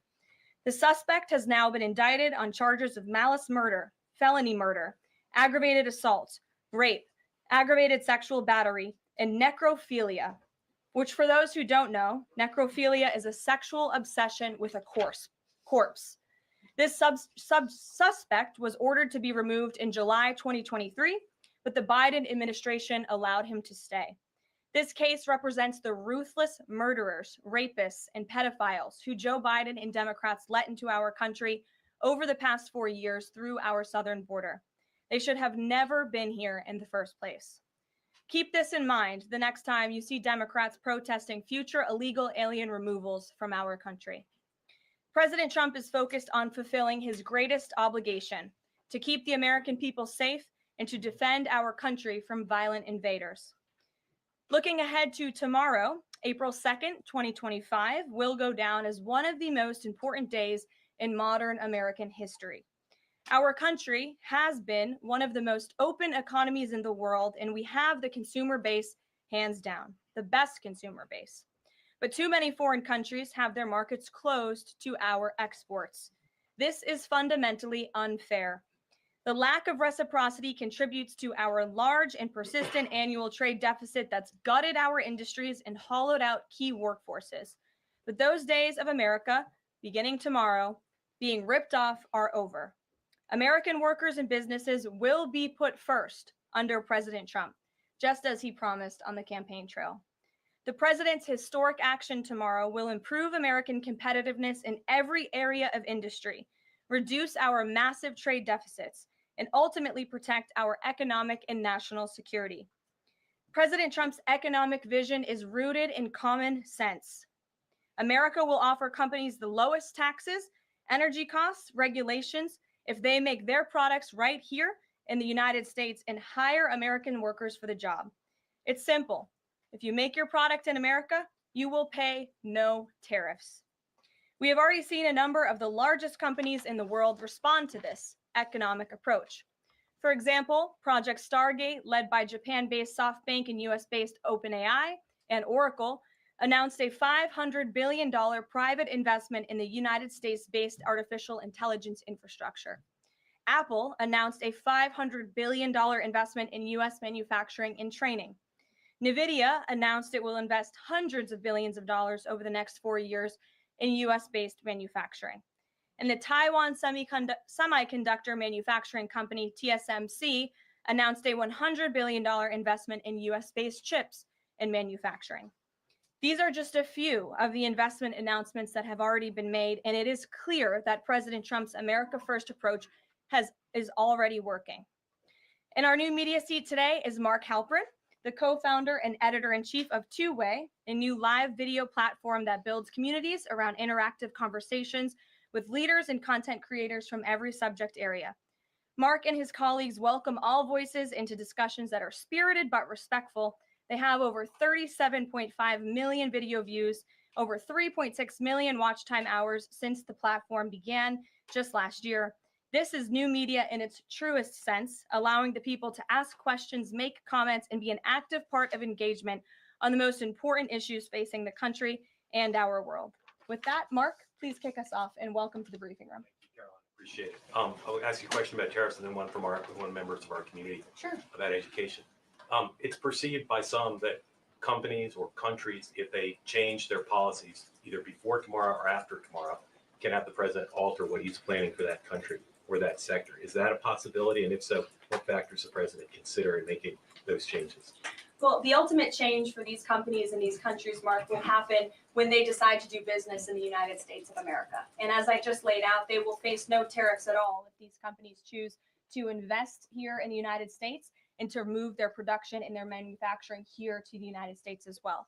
As for tomorrow, the president will be addressing the decades of unfair trade practices that have ripped our country off and American workers off. It has hollowed out our middle class. It has destroyed our heartland, and the president is focused on reshifting our global economy to ensure that America is once again the manufacturing superpower of the world. So if they do something today or later in the week that's a pledge for future activity, would that be good enough potentially to alter the policy? Again, the president has been looking at the very unfair trade practices of the past. Certainly, the president is always up to take a phone call, always up for a good negotiation, but he is very much focused on fixing the wrongs of the past and ensuring that American workers have a fair shake. So if someone calls after tomorrow and says, hey, I'm ready to make a change, he'd be open to that. The president is always open to taking calls.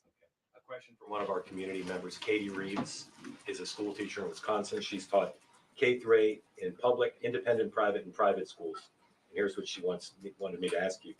She says, I see the elimination of the Department of Education as an excellent first step in the improvement of our school system. Do you see any further role the federal government can take beyond this, possibly in promoting the expansion of voucher programs or reducing the influence the teachers' unions hold over our schools? Well, first of all, I want to thank Katie for her service to our country and our nation's children. Being a teacher is the most noble profession that we believe one can have. And the president said in his remarks when he signed the executive order to dismantle the Department of Education that he loves our teachers. And in part, this order is to empower our teachers to have greater decision making in the classroom. Nobody knows our nation's children and our students better than our teachers who are with them every single day. As for the federal government's role, to get to the heart of Katie's question, the president has made it clear to Linda McMahon that we need to find other places within our federal government for critical programs regarding education. Pell Grants, Title IX, lawsuits, etc., civil rights lawsuits, all of that are critical functions, special needs programs, nutrition programs, but there are other places throughout the federal bureaucracy where those things can happen and work. The Department of Education has been a very bloated bureaucracy. We spent trillions of dollars on this department, and for what? Our children are worse off as far as education goes today than they were when this department originated, and that's very concerning to the president. So the two issues she cited are those priorities for the president: school education choice, vouchers, and diminishing the role of teachers unions. The president is very supportive of both of those things, particularly when it comes to school choice. He has said that school choice is the civil rights issue of our time, and he wants every child, regardless of zip code, socioeconomic status, how much money their parents have, to be able to go to the school of their choosing that best suits their educational needs. And he is going to empower state and local leaders to make those decisions on behalf of our nation's children. Thanks for being here, Mark. Jeff. Just changing subjects for 1 second. The administration has expressed a complete confidence in how all the deportation flights to El Salvador were conducted. But now that the administration has conceded that there was an error of one Salvadoran national, will there be any reviews conducted? And does the president express any thoughts on the one error that was disclosed in court last night? Well, first of all, the error that you are referring to was a clerical error. It was an administrative error. The administration maintains the position that this individual who was deported to El Salvador and will not be returning to our country was a member of the brutal and vicious MS-13 gang. That is fact number one. Fact number two, we also have credible intelligence proving that this individual was involved in human trafficking. And fact number three, this individual was a member, actually a leader of the brutal MS-13 gang, which this president has designated as a foreign terrorist organization. Fact number four is that foreign terrorists do not have legal protections in the United States of America anymore. And it is within the president's executive authority and power to deport these heinous individuals from American communities. It is a promise he campaigned on. It is a promise he is keeping. And every single person in this room should be grateful for that, considering especially MS-13 is very prevalent and prominent here in the District of Columbia, in Maryland, and in Virginia. And the president, the attorney general, everyone who has been involved in these operations is focused on eradicating these criminals and terrorists from our communities. The vice president said he was a convicted member of MS-13. What evidence is there to back that up? There's a lot of evidence, and the Department of Homeland Security and ICE have that evidence, and I saw it this morning.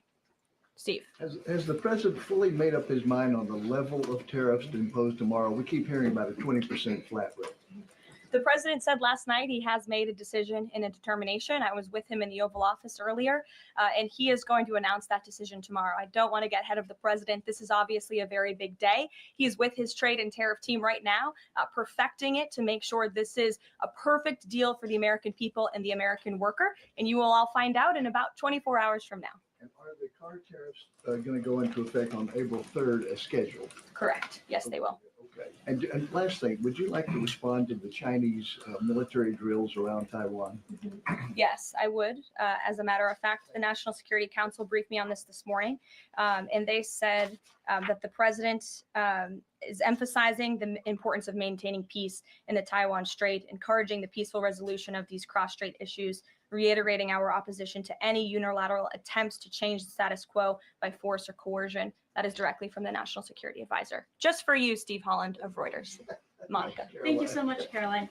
Elon Musk this week revealed that Doge found that the Biden administration issued over 2 million social security numbers to illegal aliens, found 20 million dead people marked as alive in the social security system.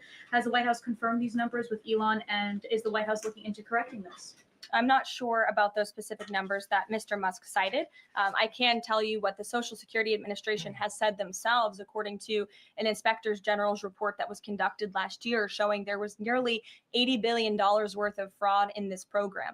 We know for a fact there are individuals who should not be receiving benefits on the Social Security rolls, and this administration is focused on cleaning out the waste, fraud, and abuse in every agency, but particularly in Social Security, to make it stronger for our tax-paying, law-abiding citizens who deserve these entitlements and programs. Because you did bring up Doge, I do want to tout the incredible efforts that have been made at the Environmental Protection Agency, and Administrator Lee Zeldin is just doing a tremendous job.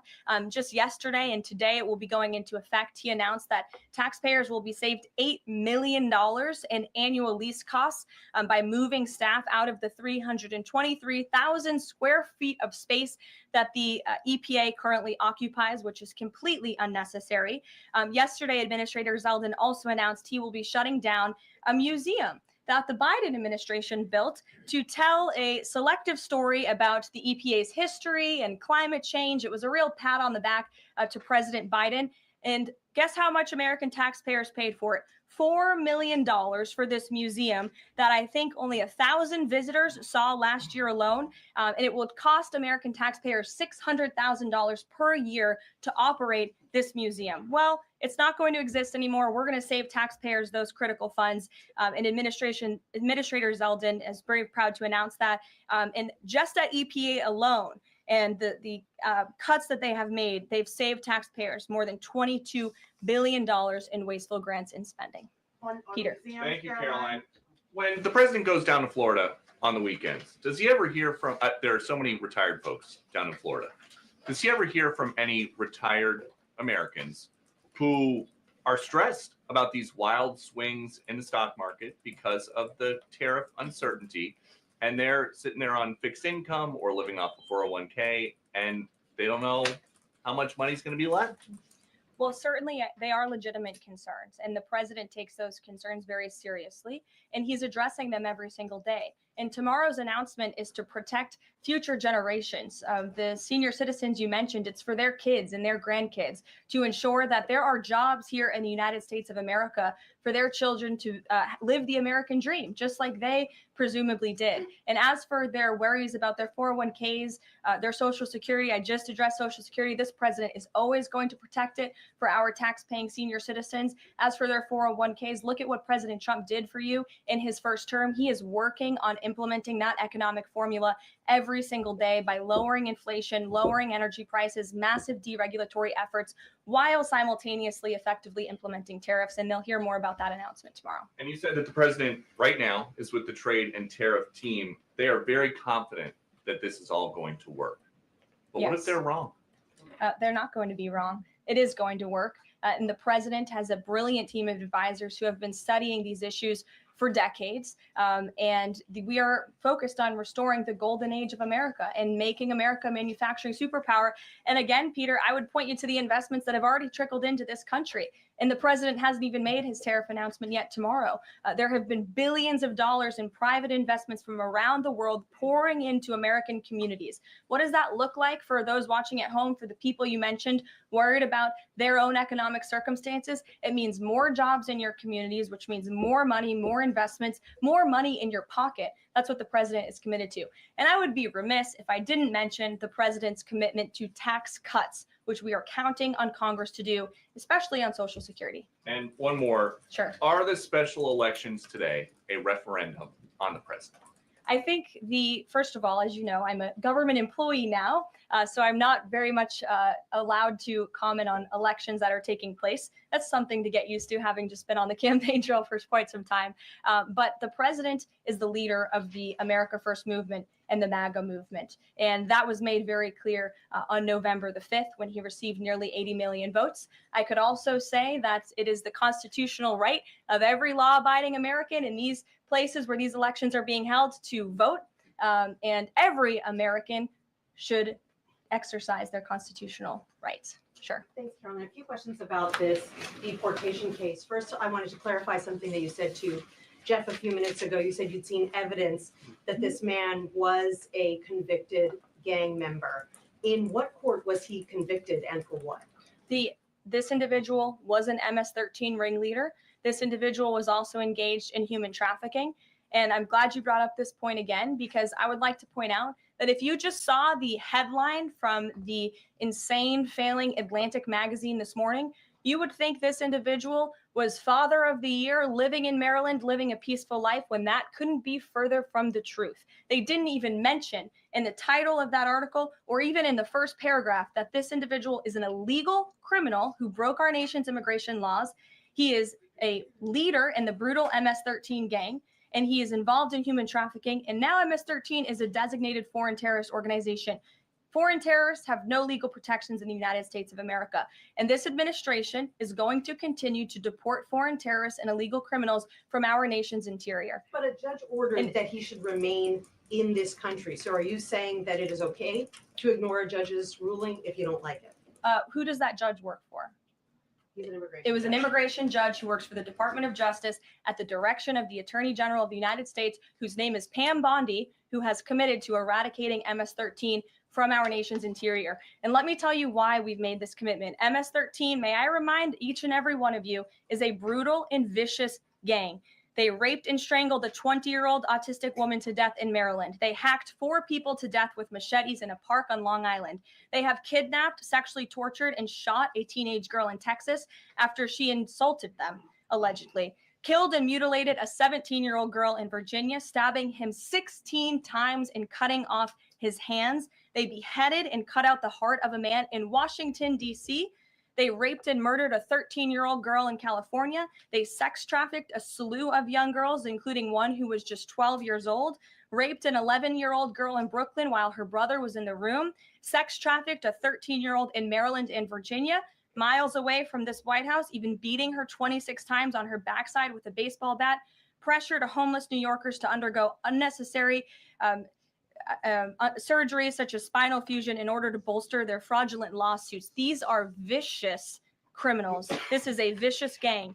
And I wish that the media would spend just a second of the same time you have spent trying to litigate each and every individual of this gang who has been deported from our country as the innocent Americans whose lives have been lost at the hands of these brutal criminals. We maintain our position, and very strongly so. Jennifer.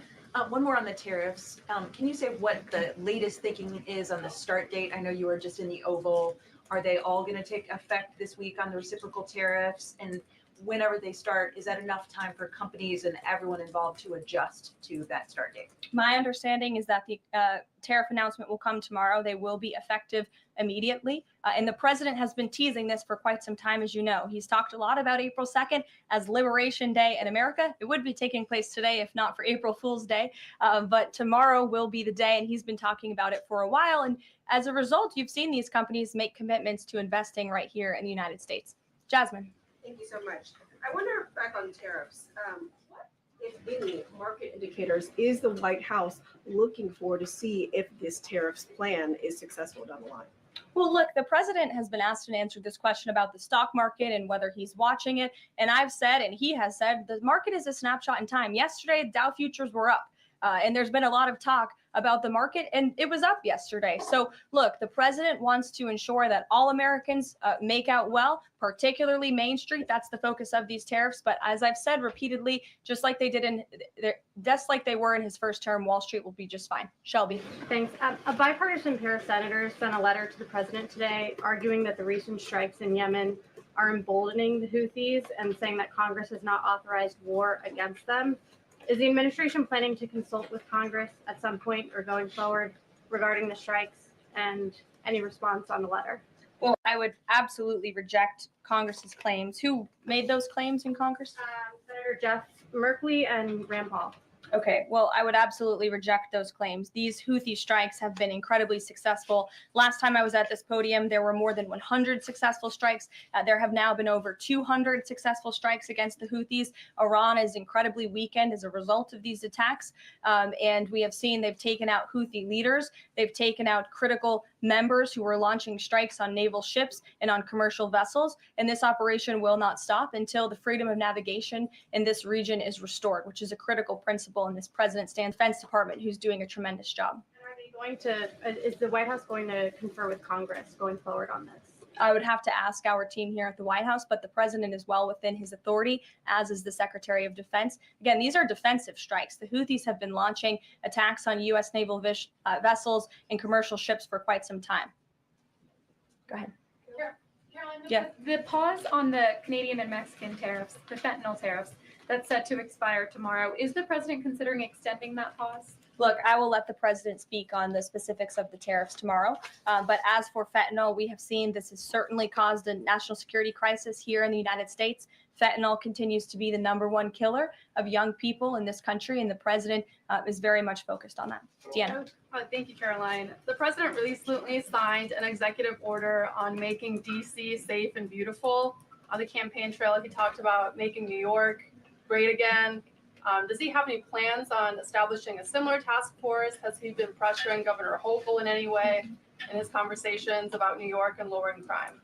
Well, he has been in correspondence with Governor Hochul quite a bit on the issue of crime, also on the issue of congestion pricing, and so many other issues that are facing New Yorkers. And he wants New York to clean up their streets just as he does here in Washington, D.C. He also speaks to Mayor Adams as well. So he's engaged with state and local leaders across the entire country to ensure they're doing their part to help American citizens in each and every state, regardless of if it's a red state or a blue state. A question on Russia. Yesterday, the Russian government said that their new goal is 160,000 conscripts for the war. Has the president seen that number? And does he have any response given his recent conversations on peace talks? Well, I can tell you what the president said last night, and that is he is frustrated with leaders on both sides of this war. He wants this war to end. There are men that are dying on both sides, and it's been going on for far too long. Our team continues to be engaged with the Russians as we are with the Ukrainians, and the president continues to be very, very much engaged on this topic every single day. Caroline? Sure. Caroline, Sure. the president said over the weekend that he couldn't care less if prices went up on foreign cars because people buy more American cars. There's been consensus from a lot of economists that these tariffs could raise prices on other goods as well. Is the president comfortable with Americans on Main Street paying more because of these tariffs? The president is doing everything he can, and this entire administration is doing everything we can to bring down the cost of living in this country. An inflation mess that was fueled by the previous administration's reckless spending, overburdensome regulations that this administration is focused on slashing every single day. I just read you a statistic just from the Environmental Protective Agency alone. We're saving taxpayers money that's ultimately going to drive down inflation. And we're unleashing the might of our energy industry, which will bring down prices as well. To the heart of your question, because this is very important to the American people, you should trust what this president did for you in his first term. He effectively utilized tariffs while driving down inflation. It was a record low 1.4% when he left office, and he's focused on getting back to that. It's unfortunate the previous administration left us in this mess. Sure. Representative Anna Paulina Luna left the Freedom Caucus over their lack of support for a bill that would allow new parents to proxy vote around 12 weeks around the birth of their baby. Does the president support that bill? I'm not sure. I haven't actually talked to the president about that bill, but I certainly can and can get a take on if he supports it or not. Thank you. And one more. The DC Circuit ruled last week that the president can fire holdover Biden appointees of independent agencies. Will this ruling empower President Trump to dismiss more federal employees? Well, the president has given the responsibility to his cabinet secretaries to hire and fire at their respective agencies, and they reserve that right. You saw the Secretary of Health and Human Services announced more layoffs today. This is all part of the administration's effort for a mass reduction in force in the federal bureaucracy here in Washington, D.C. to save American taxpayers money. As for agencies within the president's executive authority, the president retains that right. And we've seen there have been bureaucrats at some of these agencies that have been trying to act independent. They need to remember who they work for. It's the executive of the executive branch. You look at the United States Institute of Peace, for example. There was a little bit of a standoff with bureaucrats over there who didn't want to realize who they work for, and that is Donald Trump. And President Trump is focused on streamlining these agencies to save American taxpayers money, and he has every right to do that. Caroline. Sure. Go ahead. Thanks, Caroline. Yeah. In Gaza, the bodies of 15 rescuers have been found in their sort of ambulances where they were apparently killed by Israeli forces. Just wondering if the White House is going to be calling on Israel to investigate that and to try and avoid similar casualties involving rescue workers in the future. Well, as for the specific situation you just mentioned, I'll talk to the president about it and our national security team. What I can tell you is what I've spoken with the president on. He very much remains committed to backing Israel. And it was only because of this president and his team's leadership that we had a temporary ceasefire in Gaza, that we were able to bring many hostages home. And the president made it very clear to Hamas, you get the hostages out, all of them, or there will be hell to pay. And Hamas is certainly witnessing what it feels like for all hell to be paid, and the president supports Israel's right to defend itself. Any progress at all on a ceasefire at the moment, as far as the president's concerned? The president and his team continue to be engaged on this every single day. Sure. Go ahead. So I'm just wondering, related to that, if you have an approximate date for the president's first foreign trip. I think there was a little confusion yesterday about what month he was talking about. And then will he need a ceasefire to be in place or closer, either in Gaza or in Ukraine, before that takes place? The president will be heading to Saudi Arabia in May. As for specific dates and details, we will be reading those out to you as soon as we possibly can. I know our teams are working on the details of that trip. And then again, as for a ceasefire, the president's made it clear that's what he wants to see in Russia and Ukraine, and his team continues to be engaged on it every day. Kelly. Signal, you said case closed yesterday. As that case was closed, do you have anything that you can share about what was learned, how this can be avoided in the future, any sort of findings from that investigation? The case is closed, and the president continues to have confidence in his national security advisor. Yes, Kelly. Kelly. Thanks, Caroline. So Sorry, the president has said, Ed, I'll come to you after. The president I'm said, glad you're so eager to ask a question. It's Liberation Day. Yes, it is. Caroline, the president has said foreign Tomorrow. countries and companies will eat the cost of tariffs. In his speech on Inauguration Day, he said, quote, instead of taxing our citizens to enrich other countries, we will tariff and tax foreign countries to enrich our citizens. Right. So then why did he have to tell the domestic automakers not to raise prices? Well, that was a private conversation that was had. I'm not sure if that comment was made or was not made. But as for what the president said in his inauguration day speech, he's absolutely correct. A tariff will be a tax on these foreign nations, these foreign companies. And if they want to be absolved of that tariff, then they can come here to the United States of America to do business, bring their jobs here. Edward, go ahead. Thank you. So Canadians have been negotiating with the Commerce Secretary over the trade, the tariffs. How many companies are mutually talking with the U.S. or countries are mutually talking with the U.S. to lower tariffs? I don't have a specific number, but I can tell you there have been quite a few countries that have called the president and have called his team in discussion about these tariffs. But again, there's one country the president cares most about, and it's the United States of America, and doing what's best for the people who elected him to this office to restore their jobs, their wealth, and their prosperity. I'm looking at the clock. I have a hard out today. I have a hard out today because I'm actually heading over to the State Department with the First Lady of the United States.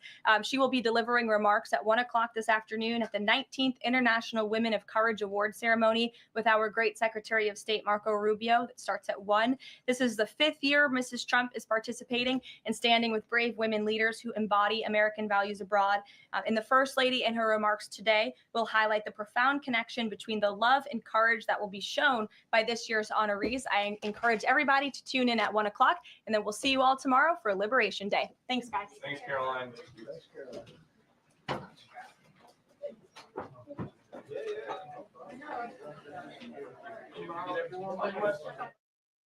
By now, you've probably seen the new collab between Rise and Badlands Media, but I'll tell you what you haven't seen yet. The end of Clown World as we know it. But have no fear. Introducing the latest addition to the Badlands Int'l lineup, the sequel to the best-selling War series. We've been conditioned by these clowns to accept their circus. But it's time to unwind that and strike them out the history books. The future belongs to the real, and we've got it in droves. Go to badlandsmedia.tv/rise for the full line of premium and direct-to-garment streetwear. Made to order right here in the good old US of A, the heart of the resistance. The fall of Clown World is upon us, patriots. Let's make it official.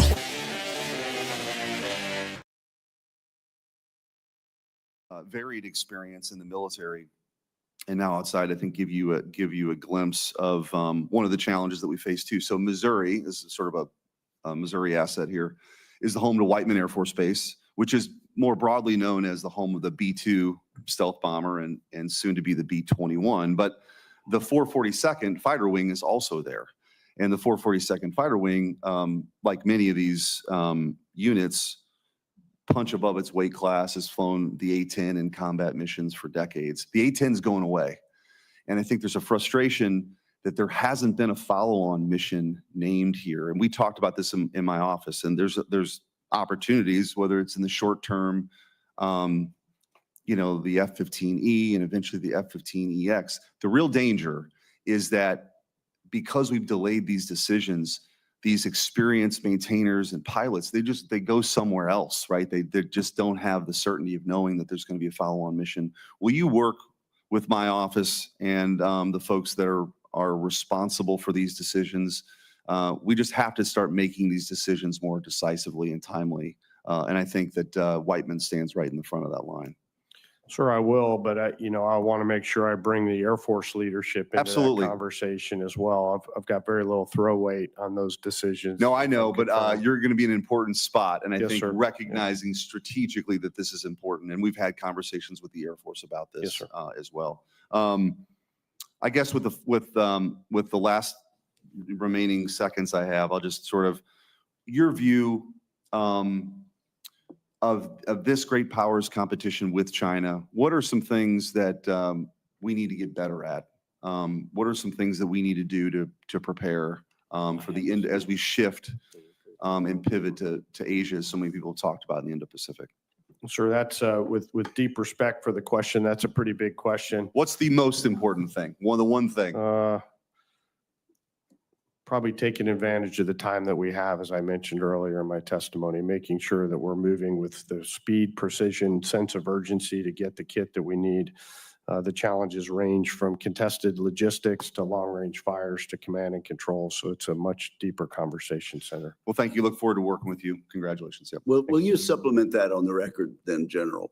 Because it was very intricate question that was sprung on you with 10 seconds to go. Yes, sir. And you want me to do that now, I assume? No, Chairman? just take it for Okay, the yes, sir. record. Got it. Thank you very Getting much. some signals from behind you. So. Right. And Senator Kelly. Thank you, Mr. Chairman. And I'm going to follow up on Senator Schmidt's question in my second part, if I have time, because I think that is the big question of the day is how do we handle the challenges we'll face in the Western Pacific. General Caine, first of all, congratulations on your nomination. It's a very important role. First, I want to talk a little bit about General Milley.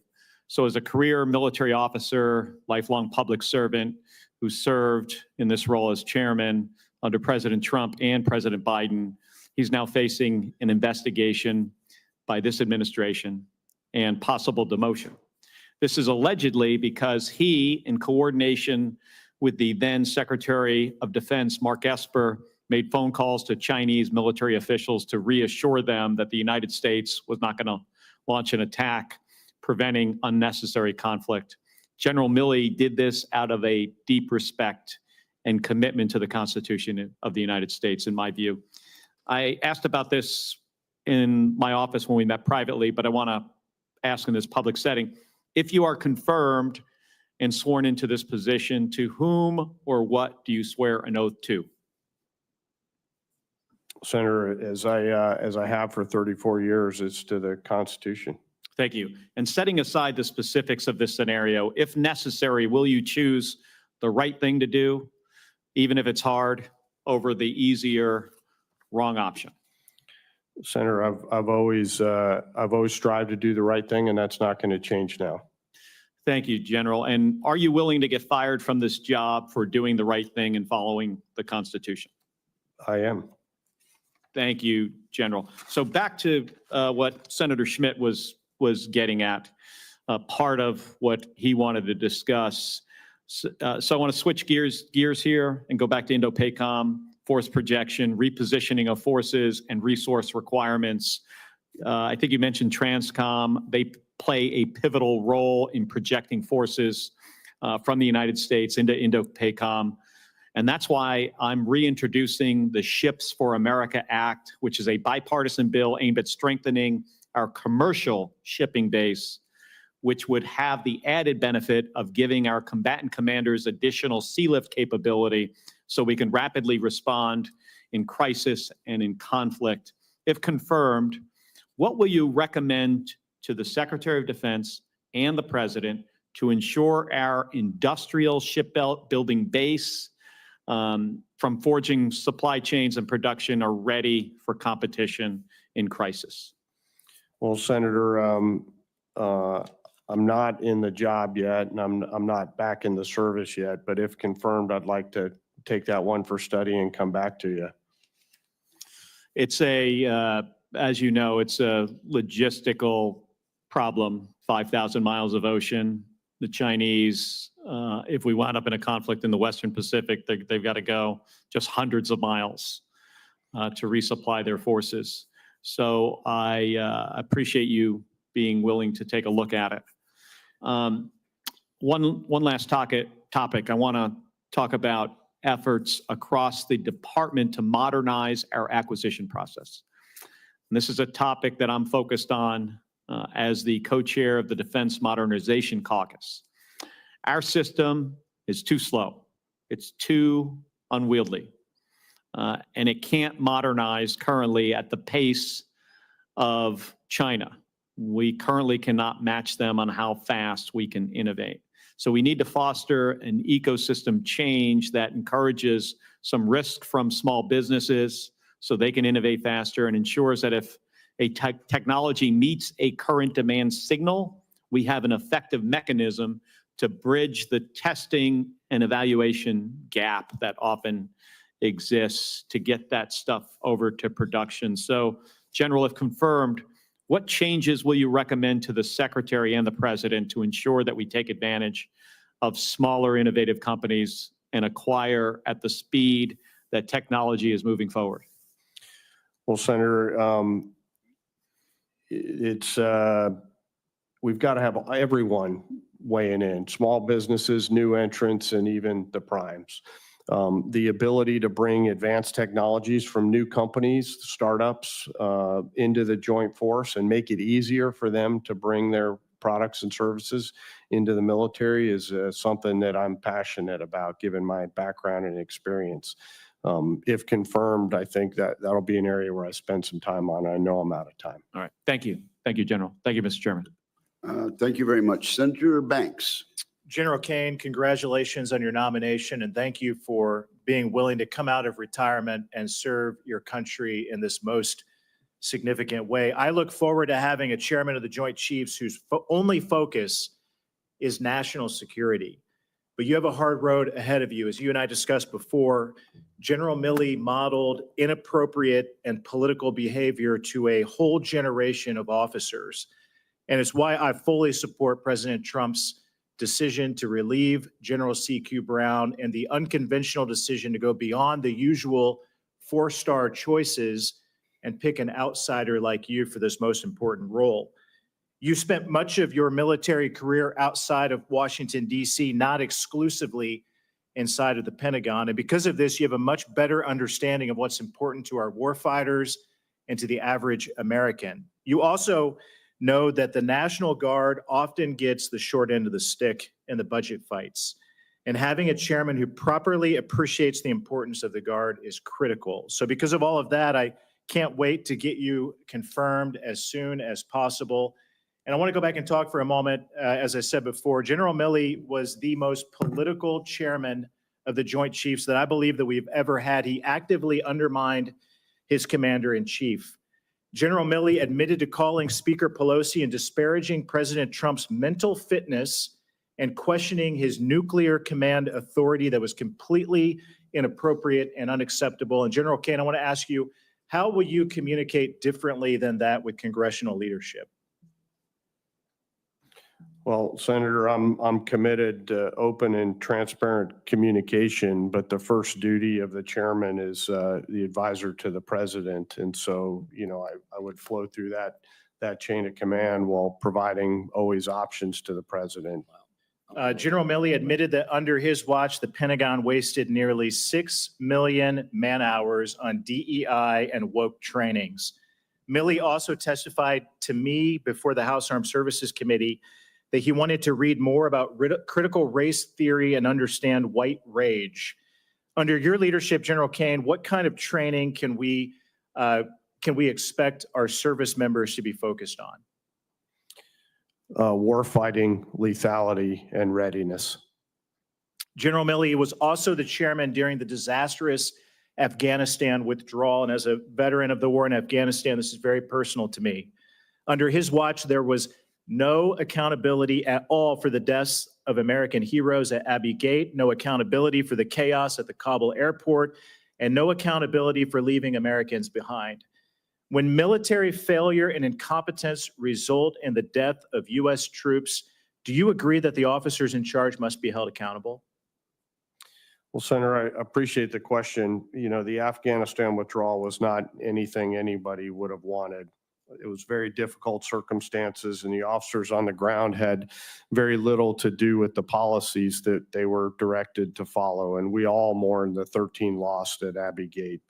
Those officers, I'm sure, did the best in a situation that was not of their making. Certainly, accountability is an important tenet in the United States, but I hope that we consider the fact that those officers were just doing the duties that they were assigned to do. You do agree, though, accountability matters. We should always learn from our mistakes and hold those accountable who made those mistakes. General Milley told his aides that President Trump was preaching, quote, the gospel of the Fuhrer. I asked General C.Q. Brown last year before the House Armed Services Committee if that was inappropriate, and even General C.Q. Brown agreed publicly under oath before that committee that that was a very inappropriate statement by General Milley.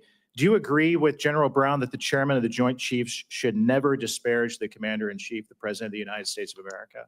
I do, Senator. When he was chairman, General Milley testified that he, quote, does interviews regularly with print media, books, documentaries, video on TV, end quote, because, quote, it is a part of a senior official's job. Milley also said he talked to the media 2, 3, 4 times a week. Do you think that's an appropriate use of the chairman's job?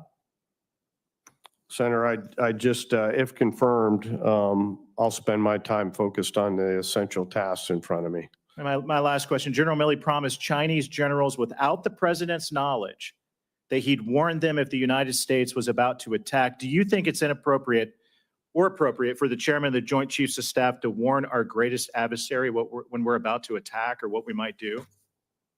No, sir. Thank you. I yield back. Thank you. I guess that does it. No, Senator Slotkin. You're recognized. Thank you, Chairman. I apologize for being late. I just got off a plane. We've had some weather issues and some follow-up weather issues. I apologize. Congratulations. Happy to see you here. You're almost done. I'm between you and being done. So I'm aware of that. I just wanted to make sure we all are on the same page. The Goldwater-Nichols Act of 1986 is what established in law that the chairman is the principal military advisor to the president, also to the Secretary of Defense, the National Security Council. It mandates that you provide strategic direction to the armed forces, oversee strategic planning, program recommendations, budget proposals. It gives you a very big purview. I think the President Trump even issued a memorandum on Inauguration Day that the chairman be a part of the National Security Council meetings at the highest level in the White House. So that's an extremely important role, especially now. I've heard that other members talked about the fact that there was no Joint Chief representative in this signal chain about military operations, imminent military operations. And I want you in those rooms giving your best military advice to anyone. I was keenly aware that all the decision makers on that chain were all political appointees. There was not a single person there that was there just as a representative, as a military officer. There was no COCOM commander. There was nothing, and that I don't think missed anybody's notice. Will you, if confirmed, make a point to get into the rooms where military operations are being discussed, planned at the strategic level, and when advice to the president is being given about the confidence in those military plans, will you push to be in that room? Yes, ma'am. Good. We want you there. I've asked a number of folks who have come up here very similar questions, and former people who have sat in that chair about the importance that I put in swearing an oath to the Constitution of the United States, not to any one president, not to any political leader. You will swear an oath. You've done it many times before. This is not uncommon for you and your extensive experience. And I have asked all of these appointees or these nominees to say, if the president asked you to do something that was unconstitutional, to use the military in a way that was unconstitutional, to put military into the streets of our cities or policing and performing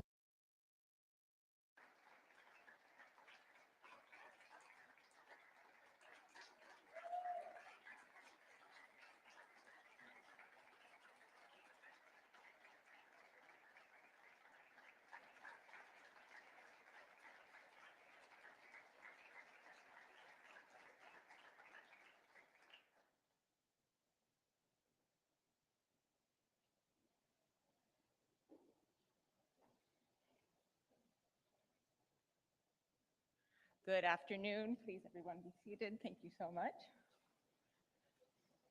So good afternoon, everyone. I have to say I'm so excited. Thank you all for being here in this historic setting of the Benjamin Franklin Room here at the Department of State. I'm Kat Fotovat, the Senior Bureau Official for the Secretary's Office of Global Women's Issues, or SGWE as we call it here.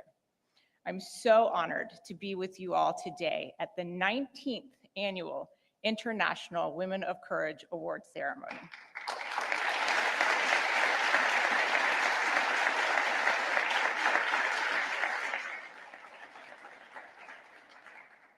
We are so excited to have so many distinguished guests and our courageous awardees. I'm so glad the weather in DC greeted you all with our beautiful cherry blossoms and a million blooms, just like the courage blooming all over the world, inspired by the incredible women we honor here today. Established by former Secretary of State Condoleezza Rice, this annual award celebrates women leaders from around the world who have demonstrated exceptional courage, strength, and leadership, often at great personal risk or sacrifice. 19 years, same age as my son, is a testament to the importance of this award and the work it represents, a clear and powerful statement that the United States strongly supports the participation and protection of women and girls, the defense of their human rights, and their empowerment.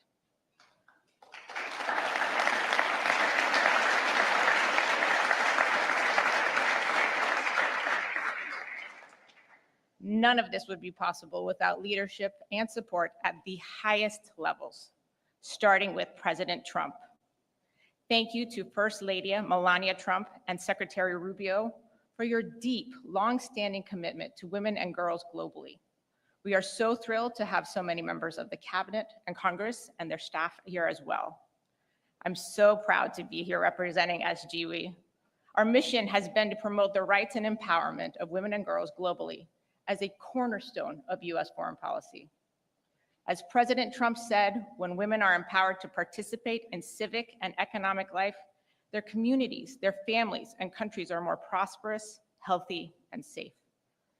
My office works across three main areas that, as the Secretary outlined, advances the President's America First vision.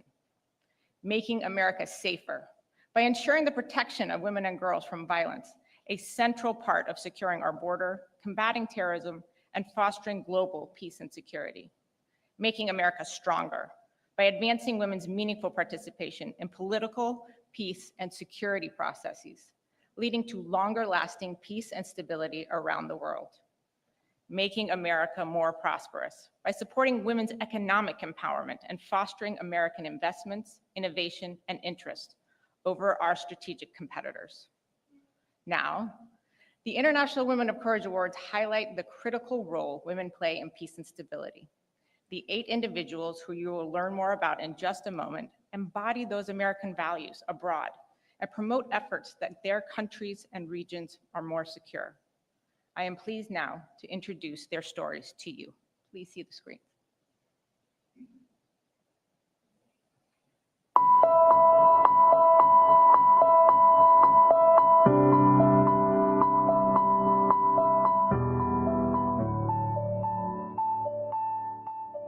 At the House of Hope, I lead efforts to support survivors of gender-based violence, social reaccusation-related violence, and trafficking in persons.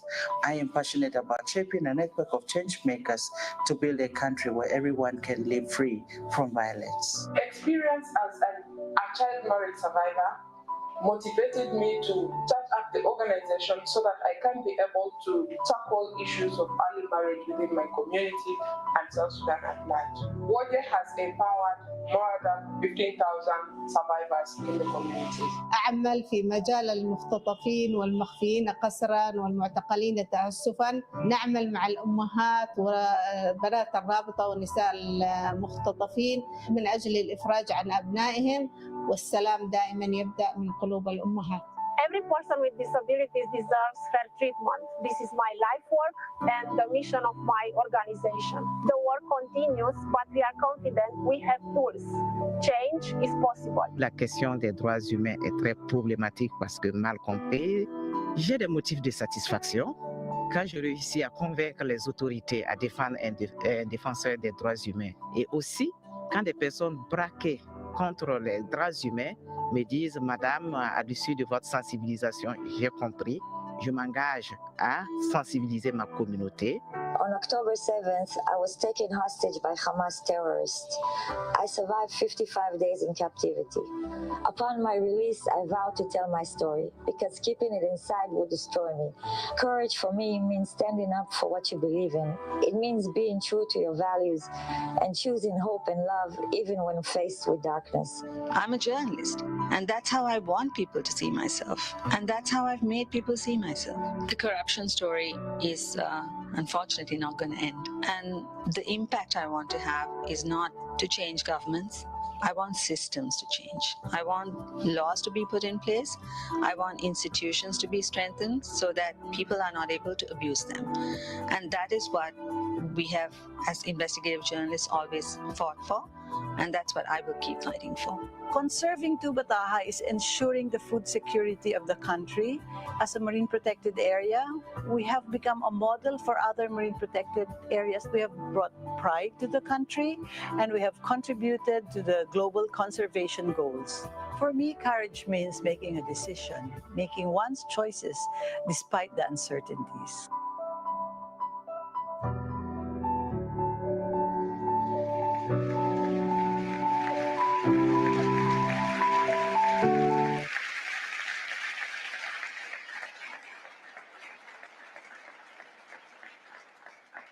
I think you can see the clear courage amongst all these incredible women. Now, it is my distinct honor to introduce, from the great state of Florida, like myself, our Secretary of State, Marco Rubio. Go Gators!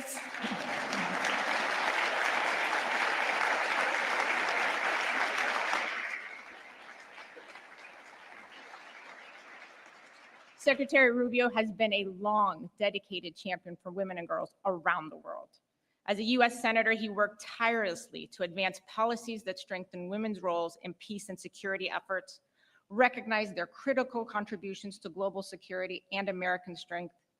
He also worked to ensure that girls, particularly in conflict zones, have access to education. He played pivotal roles in making sure their efforts to end violence and human trafficking, striving to create safer environments for women and girls around the world. As a father of daughters, I know his passion for these issues is also deeply personal, driving his commitment to a future where all women and girls have the opportunity to lead, succeed, and thrive. Mr. Secretary, over to you. Thank you. Thank you. Thank you very much for all of you for being here. Madam First Lady, thank you for joining us. We're so honored you would be here today with us at the State Department. All of our award recipients, you'll hear about them more in a moment. You saw that video, very moving, very touching. We'll learn more about them. All of my colleagues and distinguished guests. A special recognition for the members of our cabinet who are here today. Why don't you guys stand up so we can recognize you, our Attorney General, the Secretary of Small Business, of Education, and of Labor.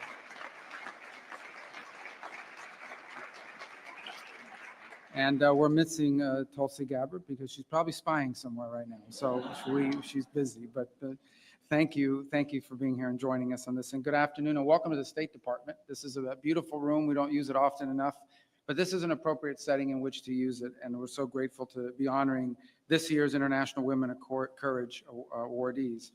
This has been going on since 2007 when one of my predecessors, Secretary Condoleezza Rice, instituted this award. And since then, recognize over 200 women for their work promoting peace and prosperity and human rights in communities and in countries across the world. And what we recognize are more than that is not just their work, but the fact to do so oftentimes at extraordinary risk to themselves, to their families. Important work, but work that took courage. And that's why we recognize 8 women with the International Women of Courage Award here today. I'd briefly like to honor a leader. You saw her a moment ago, Katrina Fotovat. Did I say that right?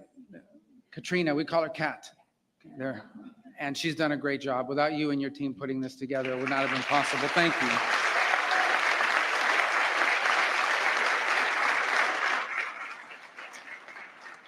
I want to also personally thank the woman of courage who lives in my home, my wife, Jeanette, who rarely gets to join us. But,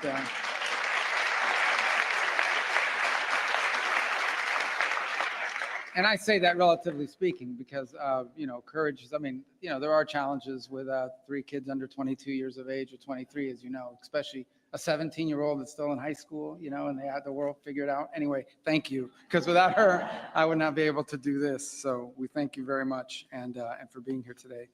At the State Department and under President Trump, we try to take every opportunity to defend and to promote women and girls across the world. During his first term, President Trump made women's economic opportunity an imperative. He established the Women's Global Development and Prosperity Initiative, which to date has reached over 12 million women worldwide. At home, during his first term, female unemployment reached the lowest level in 50 years. President Trump also signed the Women, Peace, and Security Act, a bill that I was very proud to have been a co-sponsor of when I was in the Senate. And it was the first comprehensive law passed in any country in the world, first law passed by any country anywhere in the world, focused on protecting women and promoting their participation in society. President Trump is also working now to fulfill his promise to end a brutal war that's going on in Europe as well as in the Middle East. Wars that aren't just costing the lives of soldiers and civilians, but where women in these wars, in these conflicts, as you will hear somewhat today, are kidnapped and they're assaulted, they're displaced, they're killed, their families are in danger. And one of our honorees today knows that too well, because on 7th October of 2023, Amit Susana was abducted from her home by Hamas. And upon her release, she shared details of the sexual violence she endured as a hostage, which allowed medical professionals to document the atrocities that she suffered. And this was at a time when people were denying that these atrocities were being committed, and even blaming Israel for Hamas's brutality. Her bravery, her advocacy brings much needed attention to the scourge of sexual violence and conflicts all over the world. Even as I speak to you now, there is sexual violence going on somewhere in the world in these various conflicts. It is a scourge. There is so much more to be said about the accomplishments and the courage and the leadership of each of these great women. And let me reaffirm the importance of protecting women and girls and promoting their well-being are American goals, but they also happen to be a strong goal of our president, President Donald Trump. So to our honorees, congratulations and thank you for your work to create a safer and more secure and just world. In a moment, it'll be my distinct honor to welcome the First Lady of the United States to speak to you. She too is a woman of tremendous courage and a great accomplishment. She's an inspirational leader. Through her Be Best initiative and her work now advocating the Take It Down Act, she's protected women and girls online and promoted their health and well-being. So Madam First Lady, thank you so much for being with us today. I look forward to continuing to work with you to promote the well-being and prosperity of Americans. So ladies and gentlemen, please help me welcome, it's a great honor to welcome the First Lady of the United States, Melania Trump.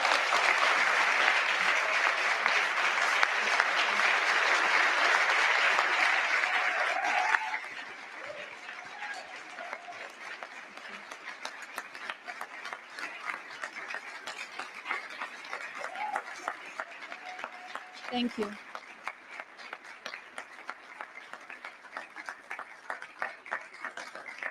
Please sit down, please.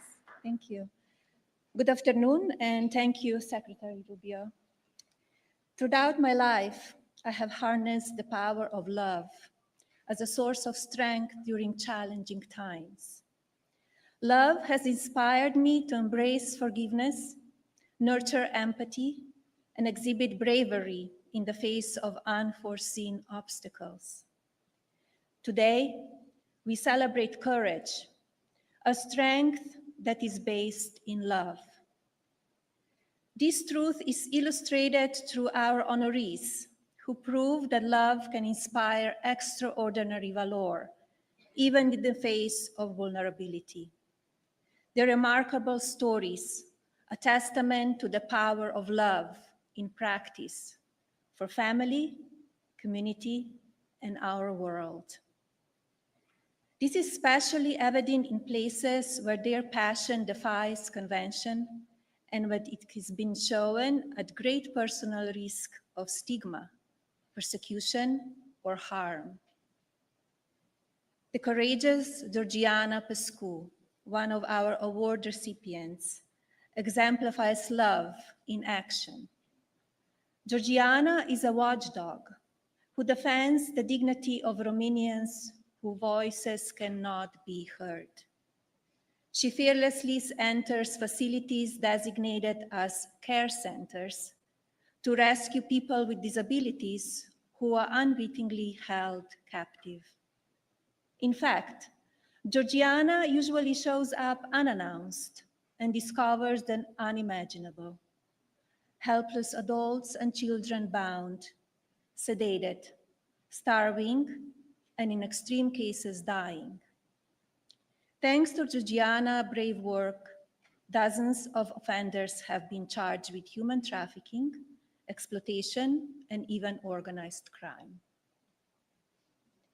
We are honored to join an exceptional assembly of brave women who have shown their love and refuse to let fear or hardship define them. Their collective achievements and dedication move us all.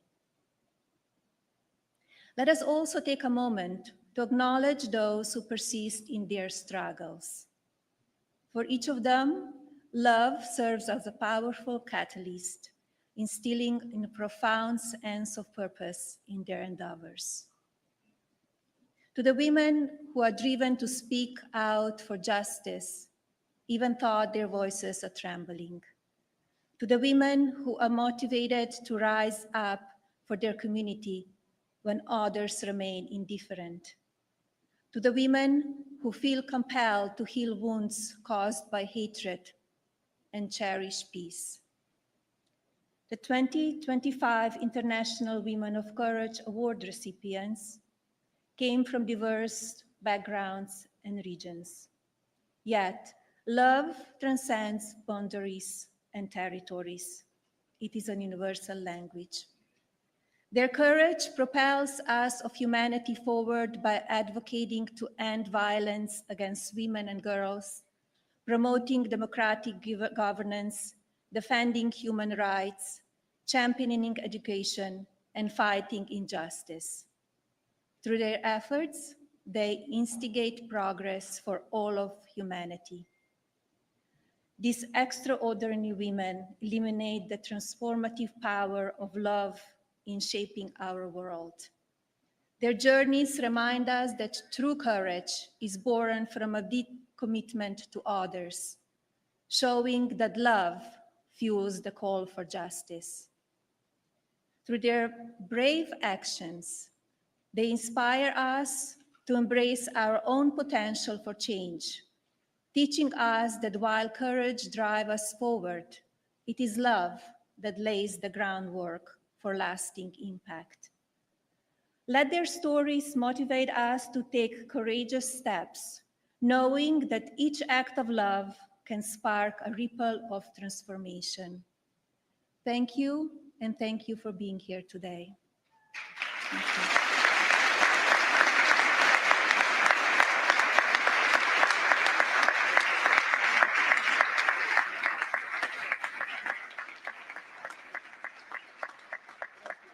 Thank you.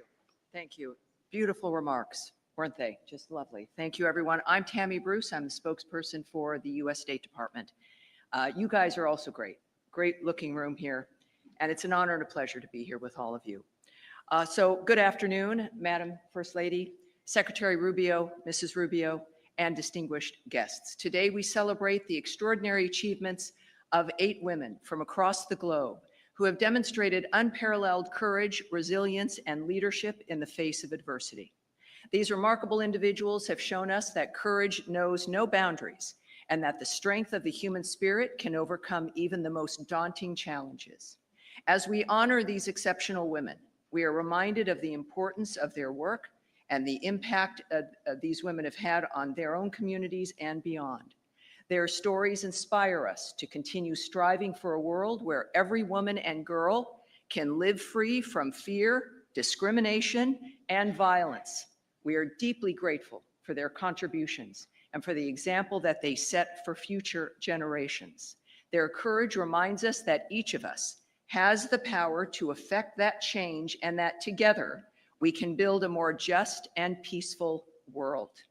And they're here with us today, not just on video, but these women have joined us today here on this stage. It is an honor to stand here with all of you. And we have some awards. We're going to begin that right now. Here we go. First of all, Amit Susanna from Israel was the first Israeli hostage from the October 7th attack to publicly recount the sexual violence she suffered while held captive in Gaza by Hamas. By bravely speaking out about the unspeakable horrors she endured, she showed the world the power that one individual can have when faced with unimaginable cruelty. Shall we? Here we go.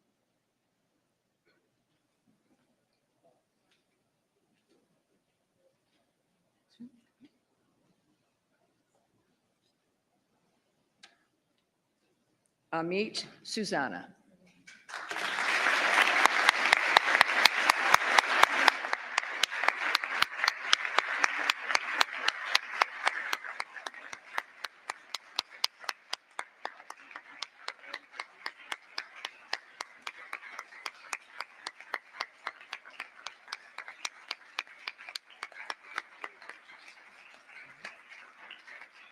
Thank you. Thank you.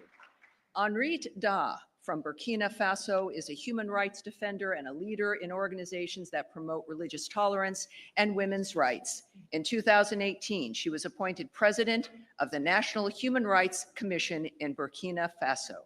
Henriette Da.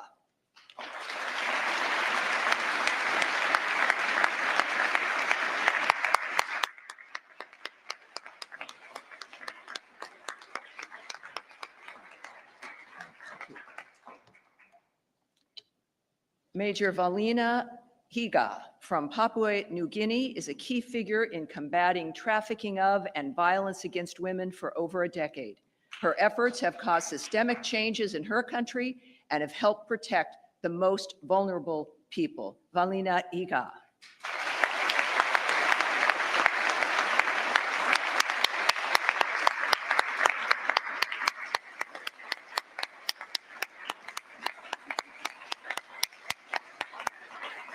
Lovely.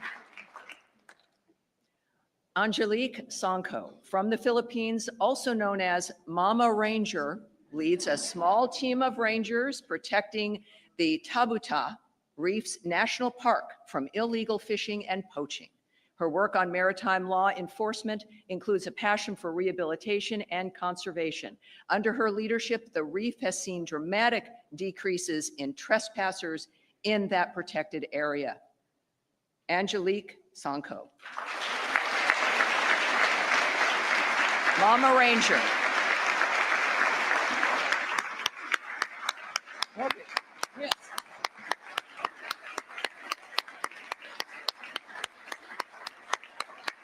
Beautiful. Georgiana Pascu from Romania has fought relentlessly for decades to secure the rights and safe treatment of thousands of children and adults with disabilities. She is leading the way in helping the world understand that women, girls, and persons with disabilities deserve to be protected. Georgiana Pascu.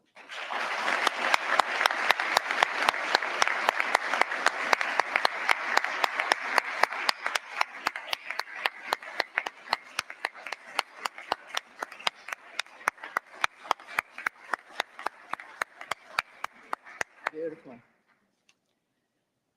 Zabib Musa Loro Bakit from South Sudan is a women's rights leader in post-conflict settings and has held several regional and national leadership positions. Ms. Bakit is the founder and executive director of Women for Justice and Equality, the leading implementer of women, peace, and security grassroots programming across South Sudan. Zabib Musa Loro Bakit.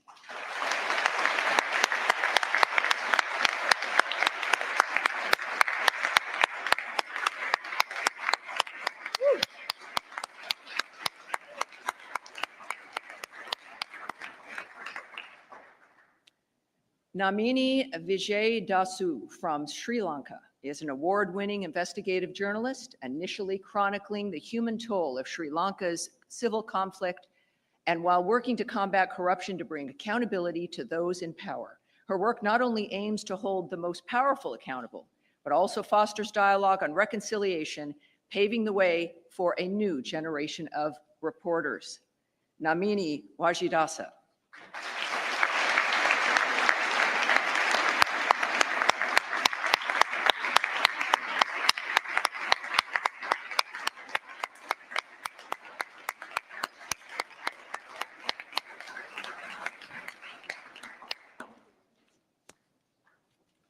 Ahmad El-Salam Abdullah Abdo El-Haj from Yemen continues to be a powerful voice in bringing international attention to the plight of thousands of Yemeni detainees and their families. Ms. Haj and her organization, the Abductees Mothers Association, has played a pivotal role in documenting the abductions of over 9,500 people and securing the release of 950 forcibly disappeared individuals.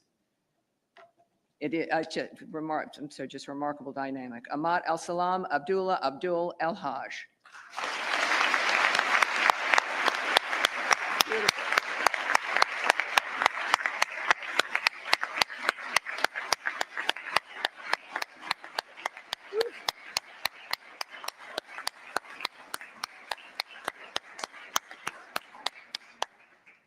Thank you, everyone. Beautifully done. Thank you. Thank you very much. And now, if I may, furthering here, I have the distinct honor of honoring once again and welcoming Amit Susanna from Israel to the podium to speak with you a bit more, providing her remarks about her journey. Amit.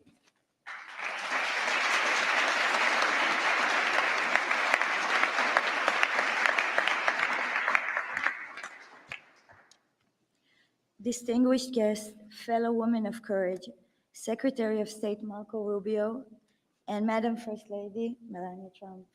It's a pleasure being here today. It is with deep gratitude that I stand before you today as an awardee of the 2025 International Women of Courage Award, alongside the courageous women here, women that I'm honored and grateful to have met. This is an honor I never imagined receiving, and one I wish I didn't have to accept under these circumstances. My name is Amit Susanna, and I am a survivor. On October 7th, my world changed forever. I was taken hostage by Hamas and held captive for 55 days. 55 days of fear, of pain, and of being stripped of every freedom I once took for granted. In captivity, I had no control over my body, no control over my life. I resisted as best as I could, but it was not enough to stop what happened to me. The darkness was suffocating, yet even in the darkness, there was one thing they could not have taken from me: the strength my mother installed in me, the belief that we must always stand for what is right, no matter the cost. Courage to me means standing up for what you believe in, even when the odds are against you.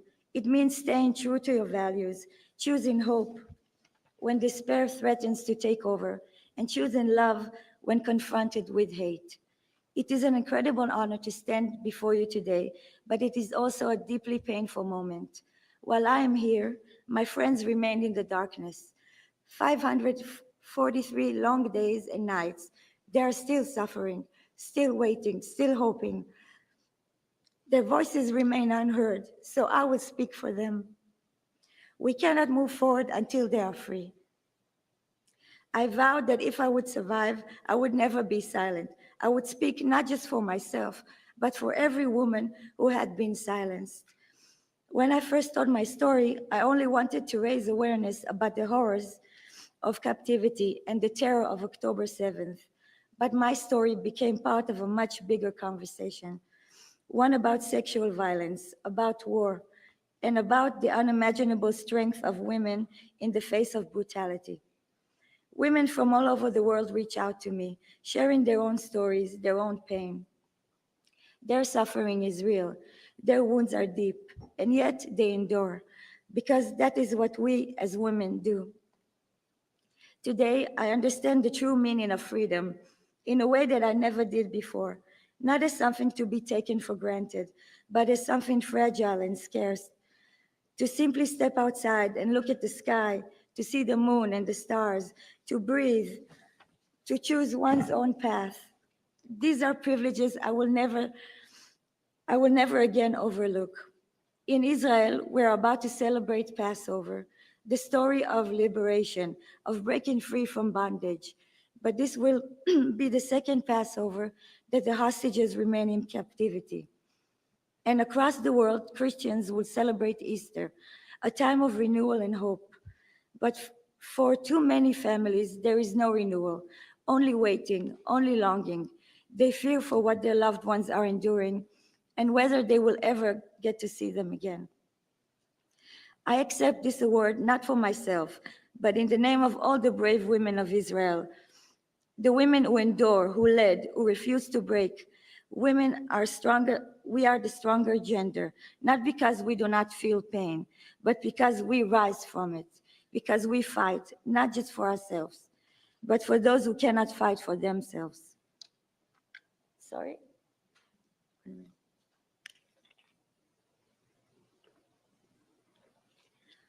This award comes at a critical moment. The hostages cannot wait. Every single day that passes is another day of unimaginable suffering. With every passing moment, their pain deepens, their hope fades, and their chances of survival diminish. I call on the world to act, to bring them home now, not tomorrow, not next week, now. I am deeply grateful to President Trump and his administration for their role in the last hostages exchange. And I trust that they will continue their efforts until every last hostage is free. The International Woman of Courage Award is more than an honor. It is a responsibility. It is a reminder that courage is not just about standing strong. It is about standing together. It is about fighting for those who cannot fight for themselves. It is about choosing justice over silence, action over fear. I want to express my deepest gratitude to the U.S. Secretary of State for its dedication to the International Woman of Courage Award. For years, this initiative has honored extraordinary women who champion justice, equality, and human rights, amplifying their voices and inspiring change worldwide. Their stories remind us all of the profound impact that one person's bravery can have over the world. By recognizing their courage, the State Department has played a vital role in empowering women.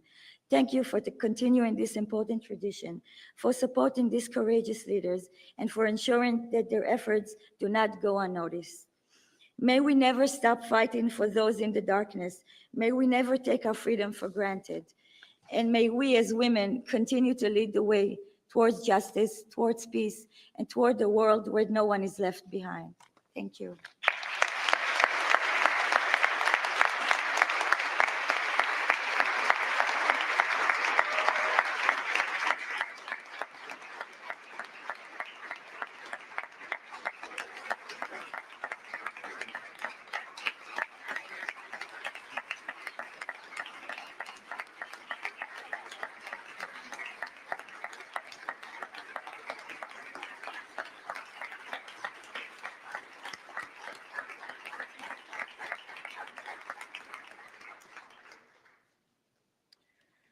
Thank you, Amit, for those incredibly powerful remarks.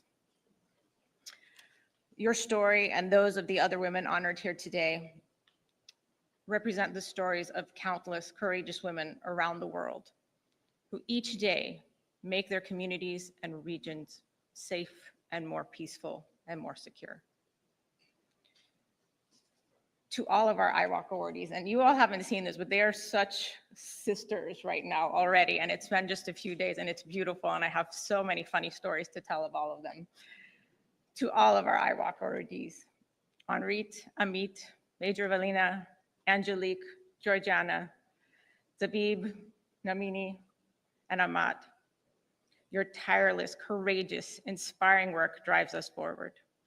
I have to also, I'm going to take a moment and quote our First Lady that courage is strength in love. That was beautiful. Thank you so much. Your bravery and tenacity to defend the rights and liberties of the most in need embodies American values abroad. May a million flowers continue to bloom all over the world from the power of your courage and voices. I also want to take a moment to, again, acknowledge that the Madeleine Albright Honorary Group Award for International Women of Courage is given to the student women protesters of Bangladesh. And I want to thank all of our awardees for traveling great distances, taking great risk to themselves and their families to accept this award. Our sincere hope is that this award will be a stepping stone that will help you reach more people with your incredibly important work. And we will all in this room and everyone watching continue to be champions for those efforts.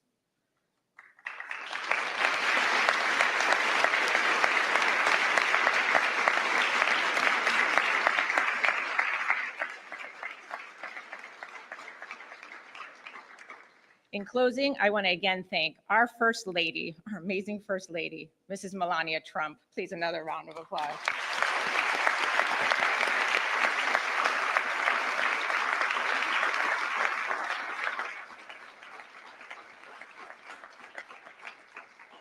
And my boss, Secretary Rubio.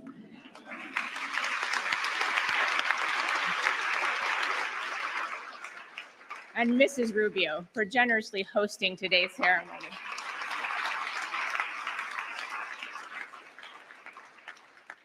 And I also want to thank our spokesperson, Tammy Bruce, for just taking the time to always be such a champion and doing our daily press briefings across the department and continuing to champion the efforts of women.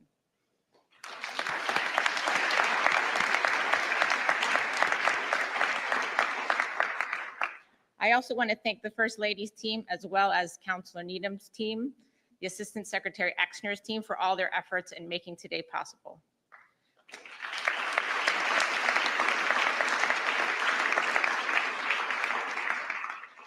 And a huge, huge shout out to our wonderful SGWE Secretary Office of Global Women's Issues team as well.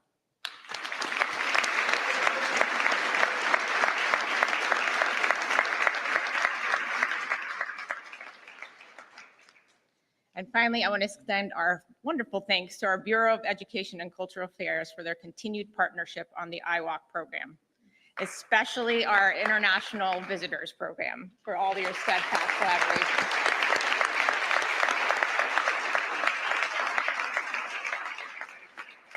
We are so grateful for you all to be here today, and there is a reception in the Jefferson room next door, so please, please join us for that. And again, thank you to all these incredible women of courage.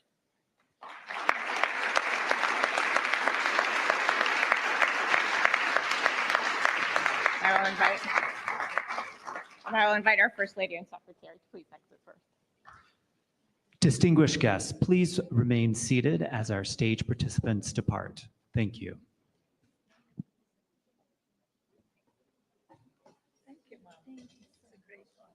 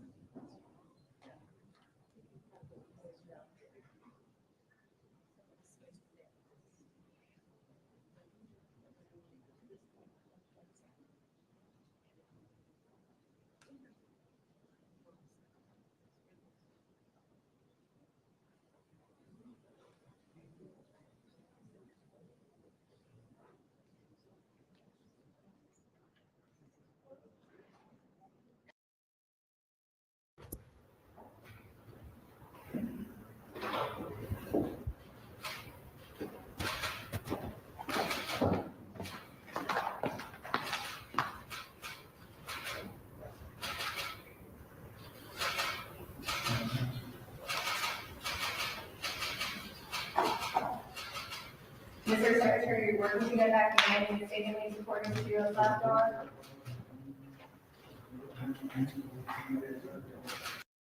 Law enforcement roles, which they are not trained for, et cetera, et cetera. If he asks you to do that, will you push back and lay down the law on behalf of the Constitution, not for the president's whims? I will, Senator. I don't expect that to happen, but of course I would.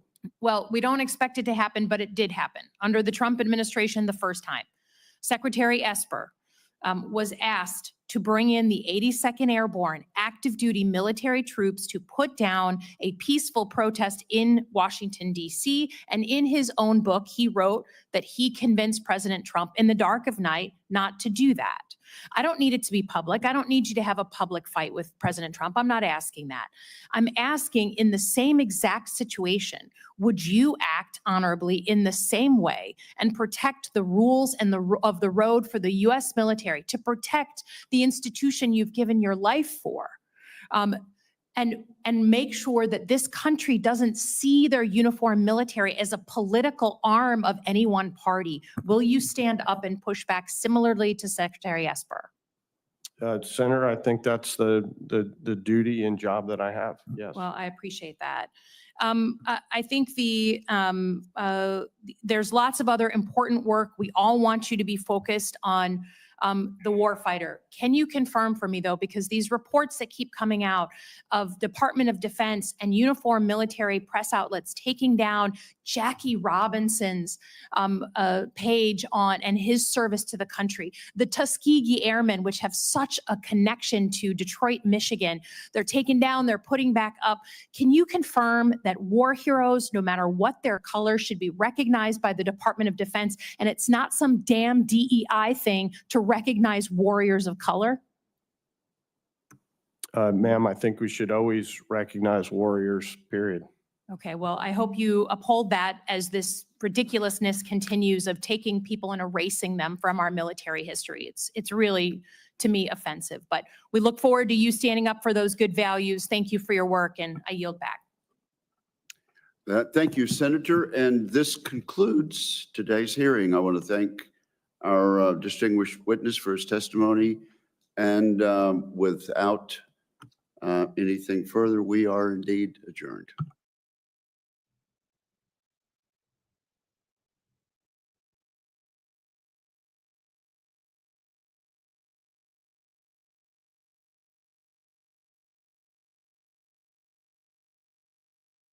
River announces Bitcoin interest on cash. Now, US dollars in your River account will earn you high-yield interest rate that can be paid in Bitcoin. With the price of groceries, mortgage, and tuition on a steep rise, people are now looking at a retirement age of 80 instead of 60.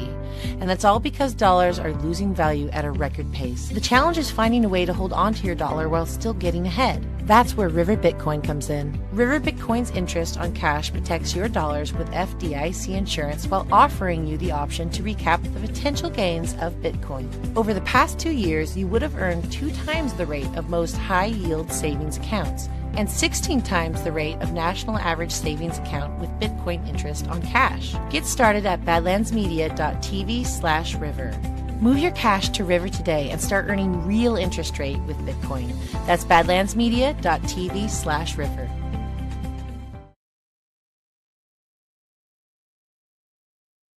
Be placed in the record. Without objection, so ordered. And we now go to the ranking member, Mr. Johnson, for 5 minutes. Thank you, Mr. Chairman. I'm reminded of the quote that goes something like, when the law is not on your side, argue the facts. And when the facts are not on your side, argue the law. And when neither is on your side, then pound the table. Well, Trump doesn't have the facts or the law on his side. And so with this exercise today, he is vicariously pounding the table. Professor Shaw, President Trump has targeted and attacked some very wealthy and powerful entities to send a message to the less powerful. Trump has attacked Columbia University. He has attacked the white shoe, silk stocking law firms like Paul Weiss and Skadden Arps.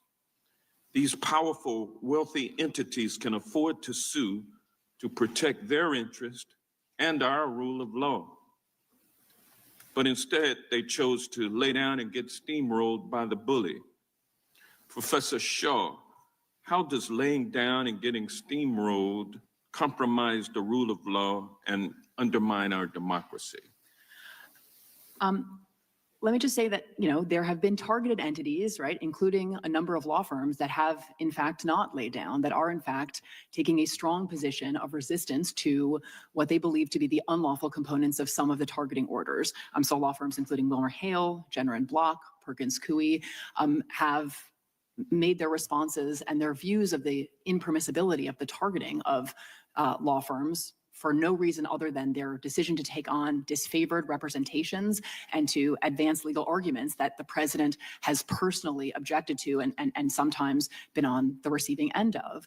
And so, I do think that calling out clearly unlawful executive action is critically important, particularly for entities with resources and stature. And I think that it encourages the targeting in unlawful ways for institutions to refuse to take a stand. I think that the orders targeting law firms are clearly unlawful. I think that some judges have already so found, and I think that the judges that rule on those orders will continue to find that.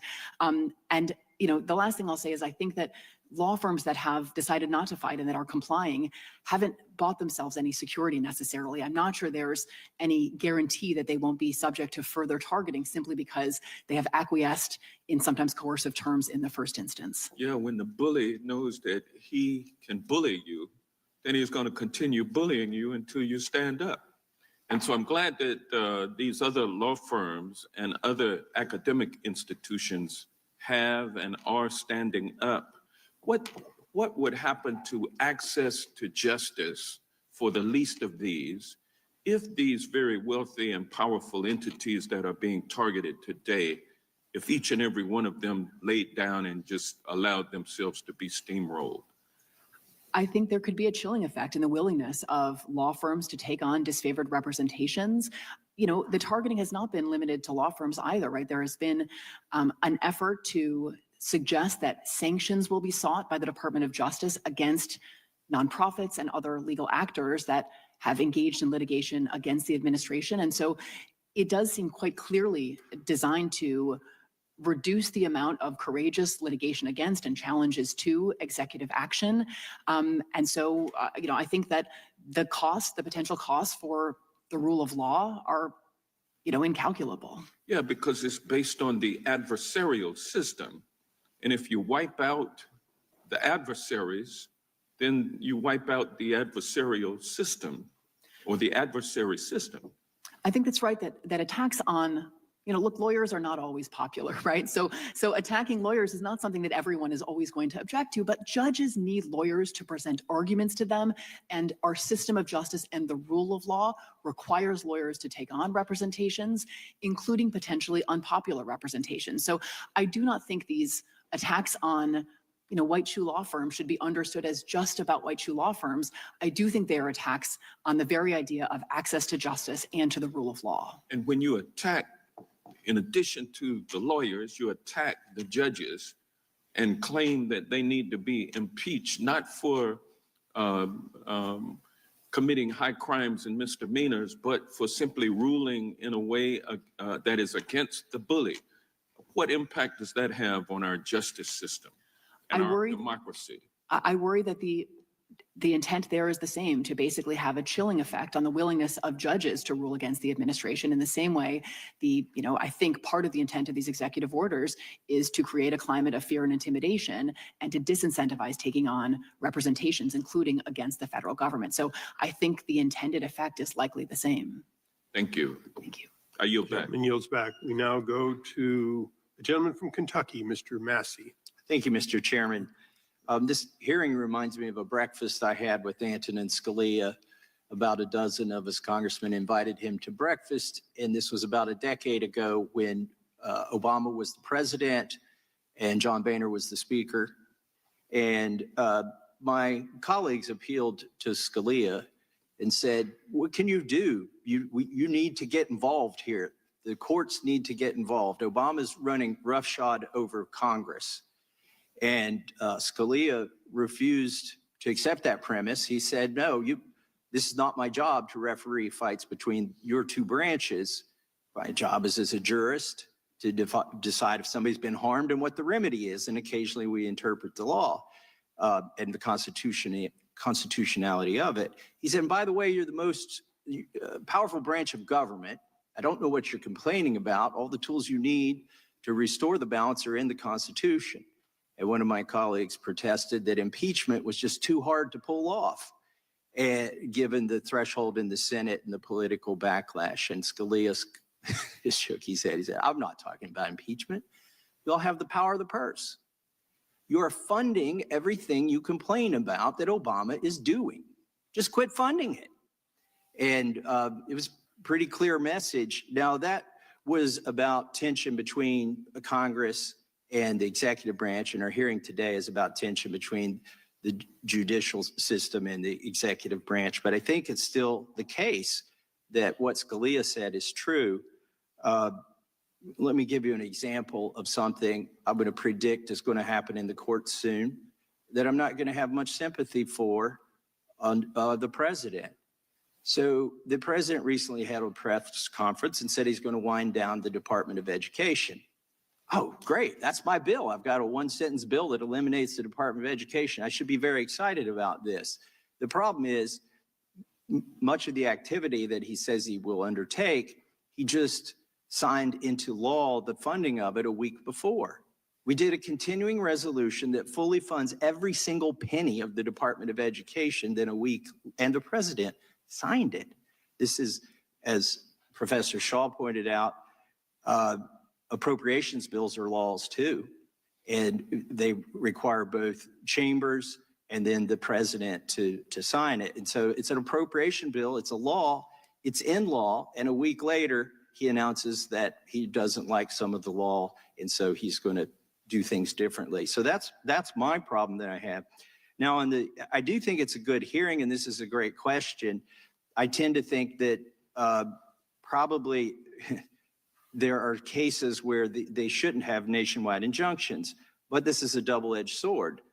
Under the Biden administration, he did unconstitutional and unlawful things during COVID that were stopped with nationwide injunctions. So for instance, he had a rent moratorium that was stopped until the Supreme Court eventually basically said it was illegal. He refused to grant religious exemptions to the vaccines in the military. There was a nationwide injunction. Actually, one of the attorneys in that is a constituent of mine, Chris Wiest, who stopped all of the vaccine mandates at that point in the Air Force.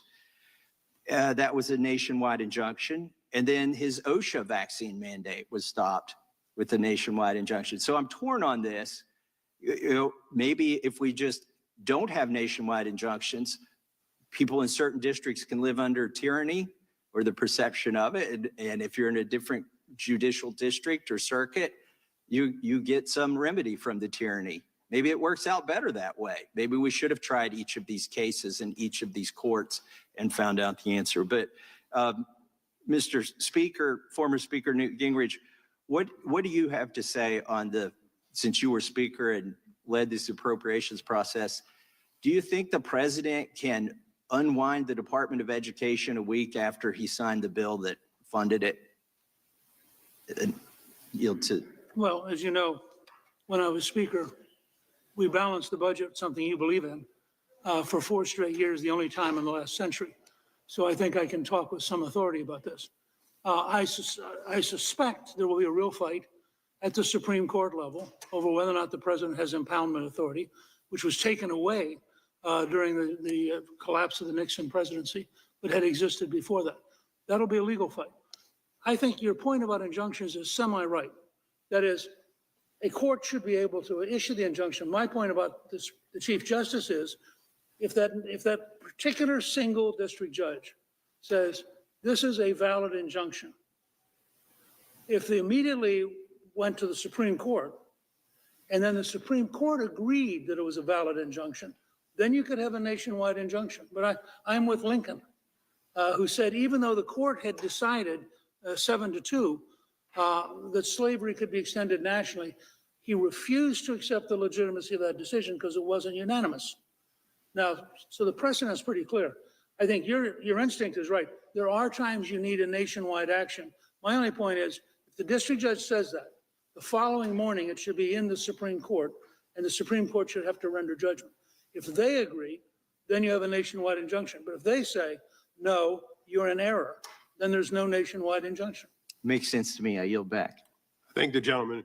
We now go to the ranking member of the full committee, Mr. Raskin, for 5 minutes. Thank you, Chairman. I say, respect for the separation of powers is intertwined with respect for due process of the citizens. The gentleman from California essentially invited us to accept the deportation of someone from America without any due process at all, which the administration has admitted was a mistake because now he's hypothesizing that person belongs to a different criminal gang and engaged in other different hypothetical crimes. And obviously, the reason why we have due process is because we can't try these cases in the Judiciary Committee of the House of Representatives. But just reading from a court document here, Plaintiff Abrego Garcia is not a member of, nor has any affiliation with Trenta Aragua, MS-13, or any other criminal or street gang. Although he's been accused of general gang affiliation, the U.S. government has never produced any evidence to support this unfounded accusation. He has no criminal history. He's never been charged or convicted of any criminal charges in the United States. So who knows? That's why we have due process. This shouldn't be just fodder for cable TV. We're talking about people's lives here. Professor Shaw, what does due process actually mean? And should Judge Boasberg be impeached for saying that the Alien Enemy Act of 1798 doesn't apply because we are not at war and we have not suffered an invasion by a foreign power? The core components of due process are straightforward, right? And it involves some notice and an opportunity to be heard, right? To make some sort of case in your own defense prior to deprivation of life, liberty, or property. So that's in the Constitution. Due process applies to every person, not just to citizens. And due process doesn't look identical if we're talking about due process in the context of potential deportation or due process in the context of, a change to your Social Security benefits, right? Due process is deeply context dependent.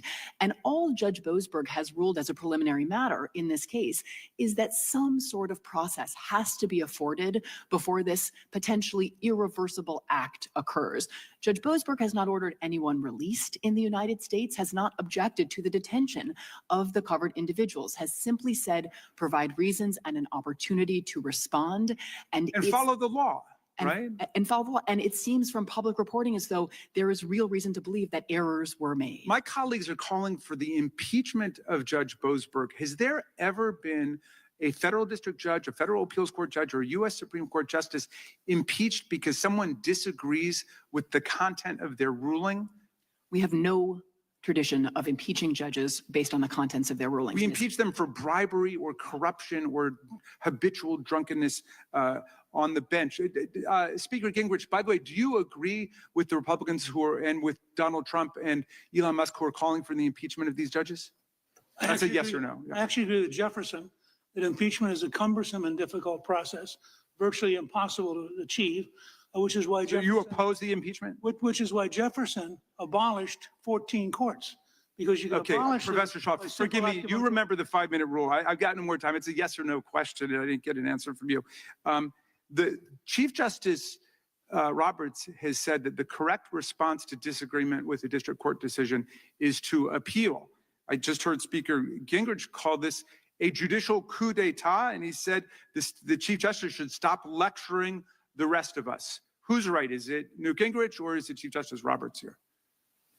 In this instance, Chief Justice Roberts, we have no tradition of impeaching judges. Appeal is the remedy for disagreeing with the district judge. Or if it's a statutory ruling that's wrong, Congress can respond, right? If it's if there's a bias or misconduct issue, there are disciplinary processes and complaints that can be brought against judges. You can seek to recuse or a remand to a different judge. There are many remedies our system affords if there is some sort of problem with the judge presiding over a case. But impeachment has never been in that toolkit. Do you believe that there has been a conspiracy for a coup d'etat among 34 U.S. federal district court judges appointed by Presidents Reagan, Bush, Clinton, Bush, Obama, and Trump?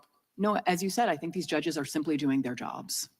The only comparable case I can think of here is the impeach Earl Warren movement after Brown versus Board, where there were racist segregationists who wanted to impeach Earl Warren because they did disagree with the content of his opinion. What happened with that? And do you think that he should have been impeached?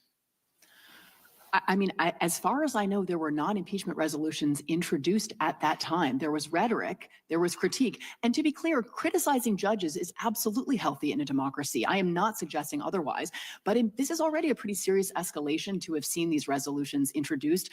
I really don't think they should go any further. Thank you. I yield back, Mr. Chairman.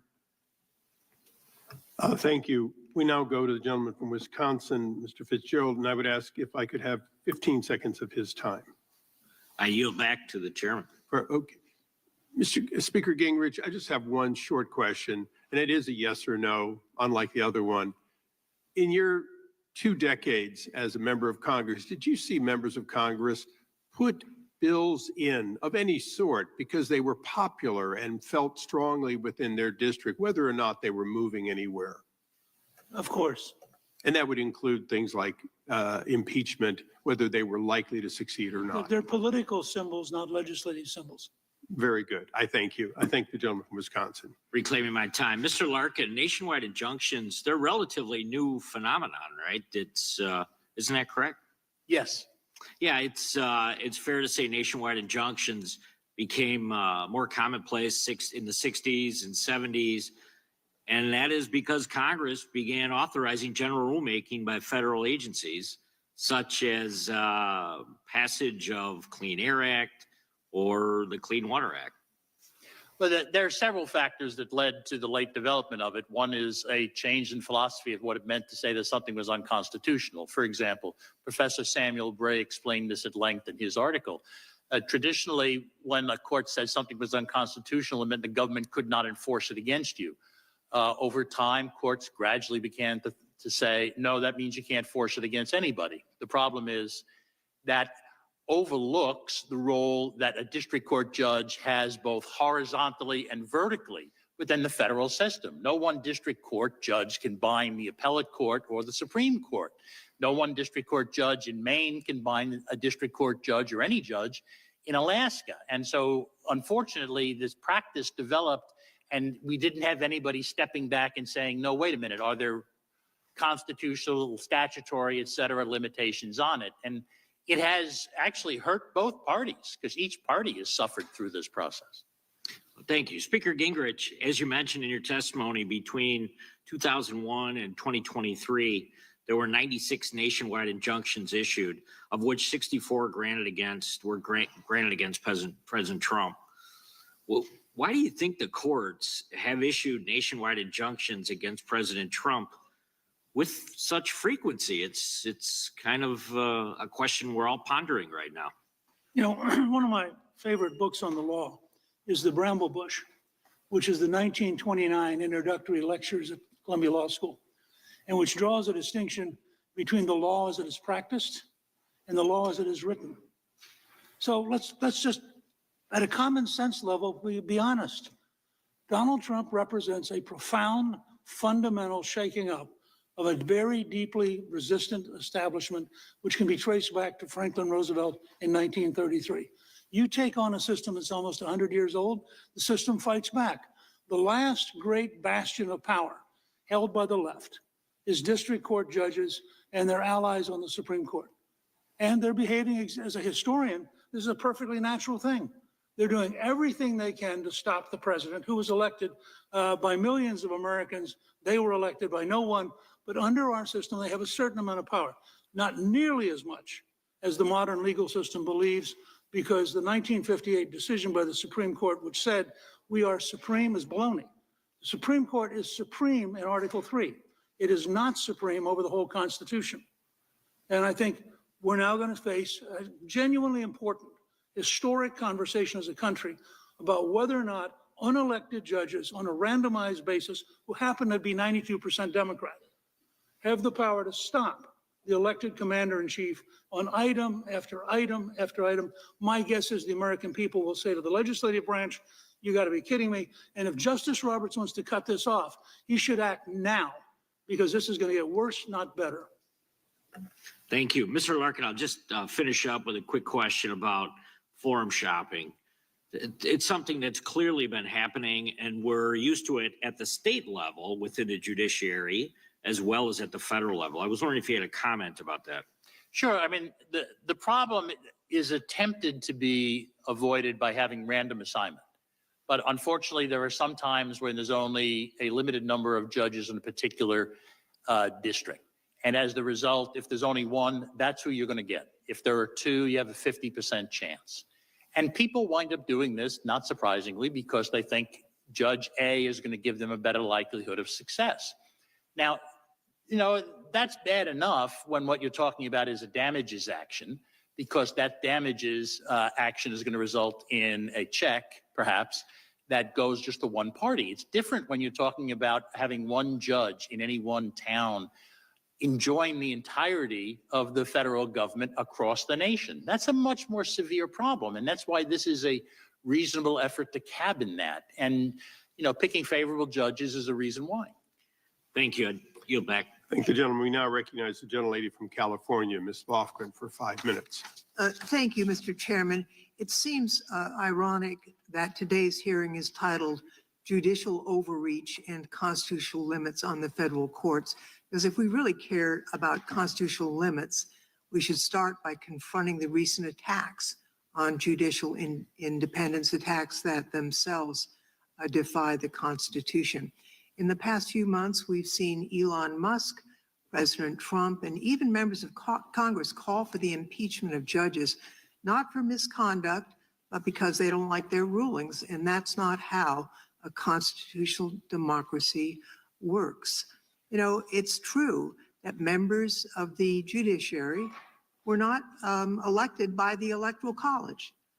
That is beside the point. As my colleague, Mr. Massey, pointed out, when Congress enacts a law, signed into law by the president can overturn that law with a statement, which is essentially what an executive order is. And that judges are making that finding is the role that they have been assigned. Now, Professor Shaw, the recent federal court decisions, which, by the way, have been made by judges appointed by both political parties, have led to calls for the president's supporters to impeach these judges. Now, only 15 federal judges have been impeached by the House since 1804, and only 8 have been removed by the Senate. I was involved in one of them for a very severe misconduct case. What's the standard in the Constitution for impeachment for a federal judge? Well, it's been understood that the impeachment, the constitutional language of treason, bribery, and other high crimes and misdemeanors applies with full force to federal judges, although it's actually not explicit in the Constitution, and there are some scholars who have raised some questions about it. But our practice is consistent that that is the same standard that applies to other officers. It applies to judges. And in terms of how our practice has implemented that standard, it has been exactly as you said. In the 15 judicial impeachments that have resulted in 8 convictions and removals, they have been for serious misconduct, things like habitual drunkenness, sexual assault, or corruption, bribery, those types of offenses. The one impeachment of a Supreme Court justice, Justice Chase, was somewhat different because it involved explicit partisanship from the bench. But there you had repeated jury charges and actually kind of electioneering from the bench that also clearly distinguish the conduct at issue there from any of the rulings at issue here. So just to be, succinct, none of these historical examples have anything to do with the substance of the rulings rendered by the judges who were subject to impeachment. Well, and even for those who cite the section of the Constitution that judges serve during times of good behavior, that wouldn't include disagreement with the outcome of a case. No, I would say the combination of the good behavior language and the impeachment language has suggested that the way to implement the requirement of good behavior is through impeachment. There is no other mechanism that we have ever used to remove judges other than the impeachment mechanism. And certainly there's nothing to suggest that disagreement with the ruling, whether we're talking about as a matter of good behavior or the specific impeachment language, would ever be the basis for seeking to remove a federal judge. Senator Chuck Grassley, chairman of the Senate Judiciary Committee and hardly a bleeding heart liberal, recently said, and this is a quote, You can't impeach a judge because you disagree with their opinion. I take it you agree with Senator Grassley's statement there? I do. Now, would doing so be damaging to our constitutional system of separation of powers? And if so, why would that be? I mean, I do want to be clear that I think that there is a healthy interbranch debate and dialogue that can include criticisms, including sharp criticisms of the rulings handed down by district judges, appellate judges, Supreme Court justices, and that can include hearings that consider and maybe adopt legislative change, right? Obviously, Congress has considerable authority to regulate the jurisdiction of the federal court. So I don't think any of that is unhealthy or destructive.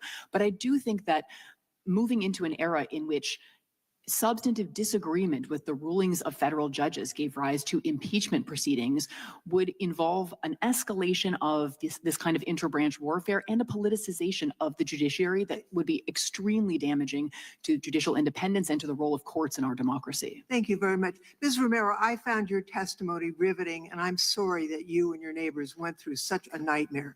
There is not a single member of this committee on either side of the aisle that doesn't want violent criminals who in this situation to be deported. The issue is standing up for the rule of law, making sure their due process when that is done. And I want you to know that I listened very carefully to your testimony. I'm sorry what you went through.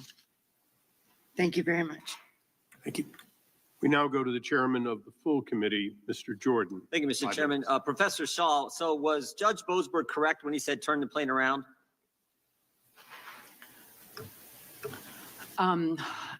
So, you know, I think that protecting the jurisdiction of his Wait, court. that wasn't the question. Was he correct when he said turn the plane around, bring the guys back who harassed Ms. Romero, drove her out of her home, harassed her neighbors, shot her car? Was he correct when he said turn the plane around, bring those individuals back to the United States? Based on the record before him, I think that was an absolutely defensible decision to have made in the think he was time-pressured correct? condition. Ms. Romero, what do you think? You agree with the professor and with the judge? By the way, three of those individuals on the plane, Thomas Murillo Pena was wanted for kidnapping in Chile, was in the Denver area where they got him. Javier Vargas Lugo, attempted kidnapping, was in the Denver area. Nixon Azusa Perez was in the Aurora area. He may have been one of the guys who harassed you. Do you think that plane should have came back and brought those individuals back to the United States? I feel safer every time a plane is loaded up and leaving this country. Yeah, I was, you know, the previous member from California talked about your riveting testimony. One of the lines you had in your testimony that got everyone's attention was, quote, there are no government programs to grant citizens temporary protected status from imported gangs in our country. Amen to that. There is none. And that's why this is so important that we move these people out. Mr. Speaker, should the judge who's been assigned the Hegseth case, Judge Boasberg, should he recuse himself from that case? And understand the standard, I know you do, Speaker. The standard is a reasonable person. Would a reasonable person believe that this judge can't be impartial with this case? And I would just remind you of a couple things. This is the judge who was on the FISA court when they granted warrants to spy on President Trump's campaign. This is the judge who handled the Kevin Kleinsmith case, an FBI lawyer who lied to the FISA court to help get those warrants and was given a slap on the wrist by Judge Boasberg. Not my words, the Wall Street Journal said it, because it was. He was a member of the bar, lied to a court, and got some probationary sentence. So now this judge said, turn the plane around, and now he's been assigned the Hegseth case. And I'm just asking, do you think Judge Boasberg should recuse himself from that case? I think this is a classic case where the Chief Justice should intervene. I mean, when you have a blatant continuing record of prejudice, that judge should not be put in charge of a case. And as I said earlier, I'm not for going through the whole process of impeachment because I think it's at a practical level not possible. I am, however, for using the potential capacity of the Congress to simply defund, which Jefferson did and which clearly is possible. But I think what you just described is illustrative of why I use the term coup d'etat. You have a small group of people who believe that they have the right to arrogate rejecting the American people and doing whatever they want and cooperating with people who clearly were behaving illegally. I mean, that's one of the great tragedies of the last 6 or 8 years is it's the government which has been illegal. It's the FBI which was illegal. And how can you possibly have the rule of law when the people in charge of the law are illegal? I think in that case, you raise a very powerful point. Mr. Larkin, should Judge Boasberg recuse himself in the Hegseth case? Oh, I don't want to offer an opinion about a specific case that I'm, know only. Do you think Judge Boasberg, based on what the speaker just said, what I highlight, think Judge Boasberg has a bias against President Trump and what he's trying to accomplish? That's just phrasing the same question another way. I don't want to comment on a. That's what we do in Congress. That's what Yeah, we I know. do a lot of time. Yeah, when I was an agent, we did the same thing to see if we could get the, suspect to say something. How about this, Speaker Gingrich? I think you're exactly right. We have 3 avenues to address this. We can do legislative, which we're going to do tomorrow. We're going to pass Chairman Iss's bill, which says that some district judge injunction doesn't apply nationwide. We may want to come back with another bill that says automatic appeal to the Supreme Court, what you've suggested, and we're looking at that very thing. Second, we have oversight, which is what we're doing now. We're highlighting how ridiculous some of these decisions have been. Yeah. And third, what you pointed out is we got the appropriations process. The ultimate power we have, Mr. Massey's right, the power of the purse, we should use it. We should use all 3 of those avenues to make sure the will of the people, we the people, gets accomplished. Well, my personal view is that if you were to pass the ICYMI bill tomorrow, you just sent a very clear and compelling signal to the Chief Justice Sure did. that he had better get out of lecturing the Congress and get into managing the judiciary, or he's going to be facing a real crisis of the system and a real erosion of judicial authority. Well said. I yield back. Gentleman yields back. We now go to the gentleman from Tennessee, Mr. Cohen. Thank you, Mr. Chairman. The judicial branch in our country plays a critical role in checks and balances, which is the Constitution mandates. Our president doesn't understand that or respect it. And in my opinion, he accordingly is the one doing the overreach, not the judiciary. He overreaches with birthright citizenship, which is in the Constitution, and he can't, with an executive order, a press release with a nice stationery and a little sign on it, overrule the Constitution. Nor can he declare a third party, a third term for himself, which he'll probably do eventually, that he can run for office again. He can't do that. This man is abusing the office of the president by signing executive orders in so many areas against a Congress for passing appropriations bill, which he doesn't respect, and by destroying agencies created by Congress, which he can't do because they're independent, like the Peace Institute. It's an independent, but he's gone in and taken it over. He's also gone after lawyers and law firms. And it's no mystery why he did it. Jenner and Block and Wilmer Hale, they are 2 firms that have had attorneys with them, Andrew Wiseman, who worked at Jenner and Block, and Robert Mueller, who worked at Wilmer Hale, who had cases against the president. To get into court, you've got to have an attorney. And if attorneys are fearful of having their opportunities to interact with the federal government, to enter federal buildings, to have clearances, they will be reluctant to take cases. That destroys the opportunity for the Justice Department, for the judiciary, for the third branch to work as a check and balance. You destroy it when you don't have somebody to give you entree into the courts. Professor Shaw, your testimony was brilliant. Just to ask you about a federal judge. Federal judge cannot institute a case, can they?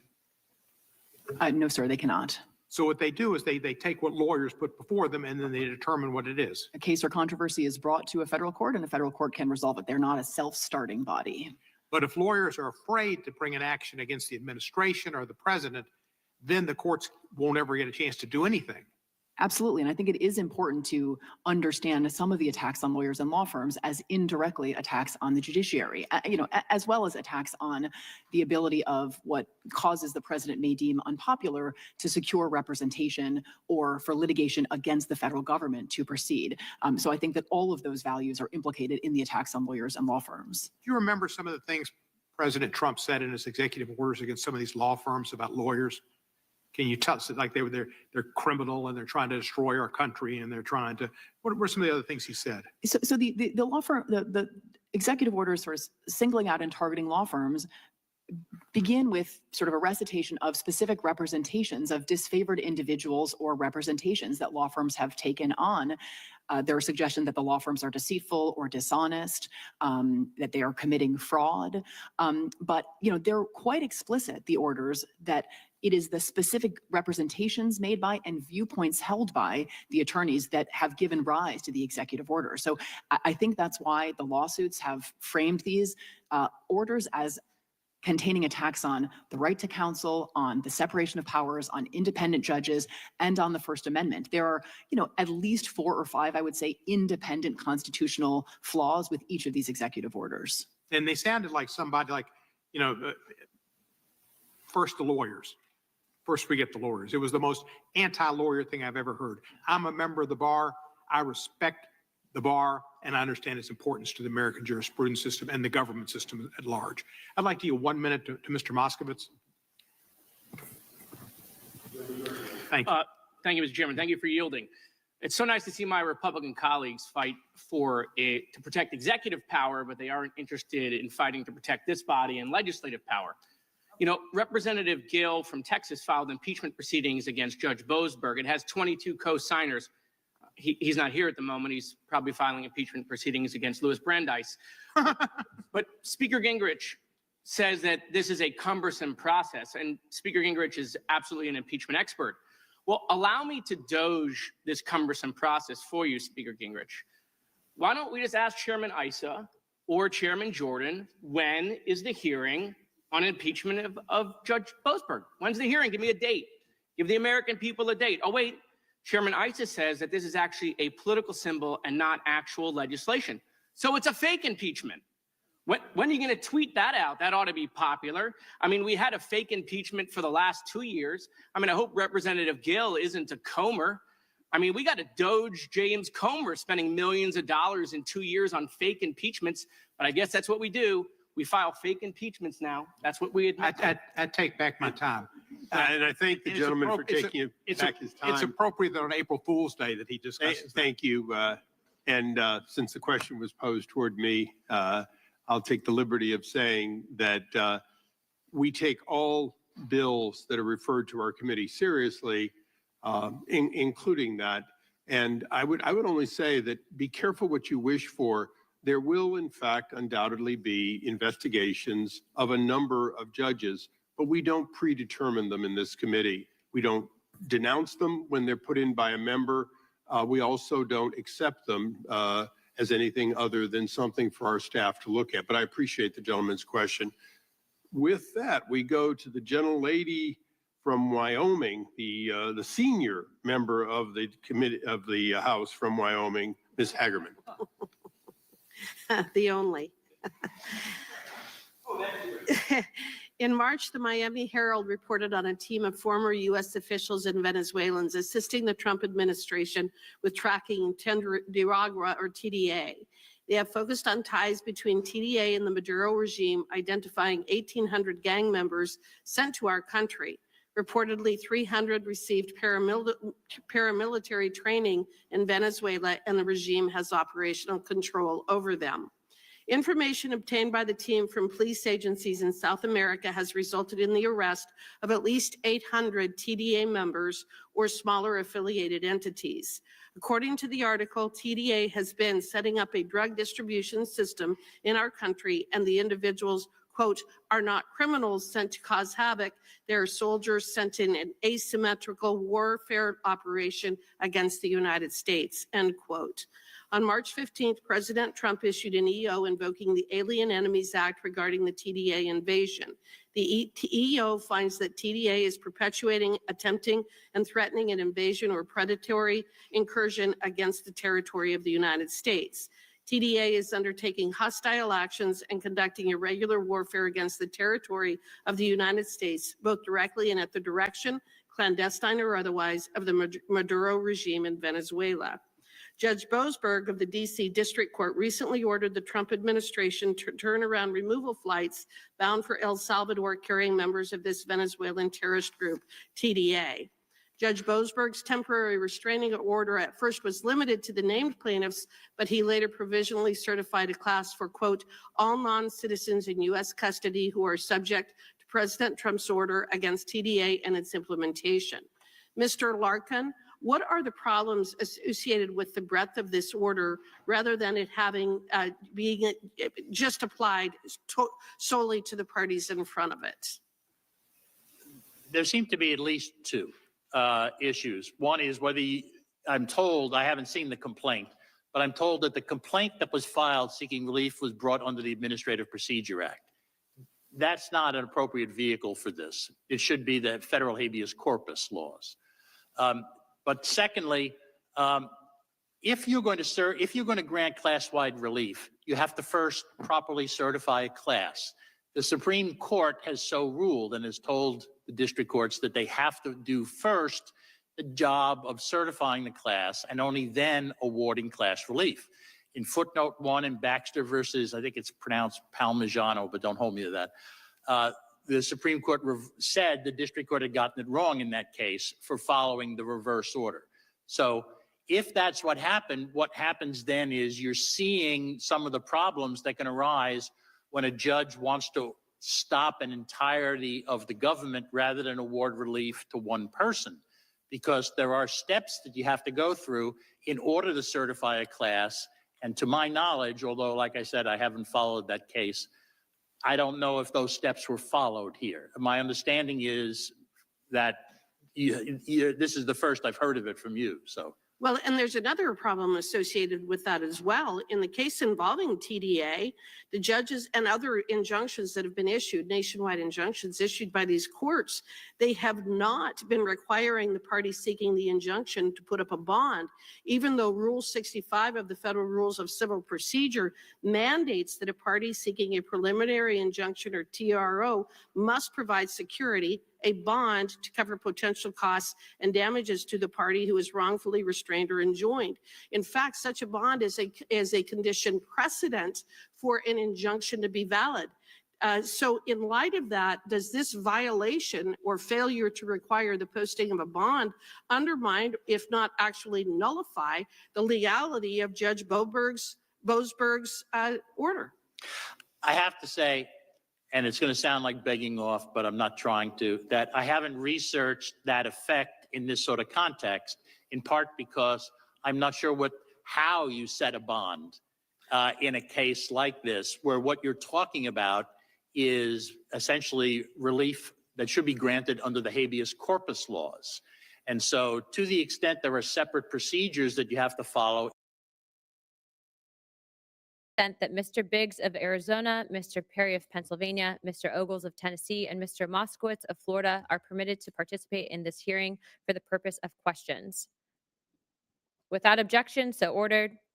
Without objection, the chair may declare a recess at any time. I now recognize myself for the purpose of making an opening statement. Good afternoon, esteemed colleagues, distinguished guests, and fellow Americans watching today. We stand at a pivotal moment, a juncture where history demands our unflinching attention and our unwavering commitment to the truth. The assassination of President John F. Kennedy on November 22nd, 1963 remains one of the most defining and haunting events in our nation's history.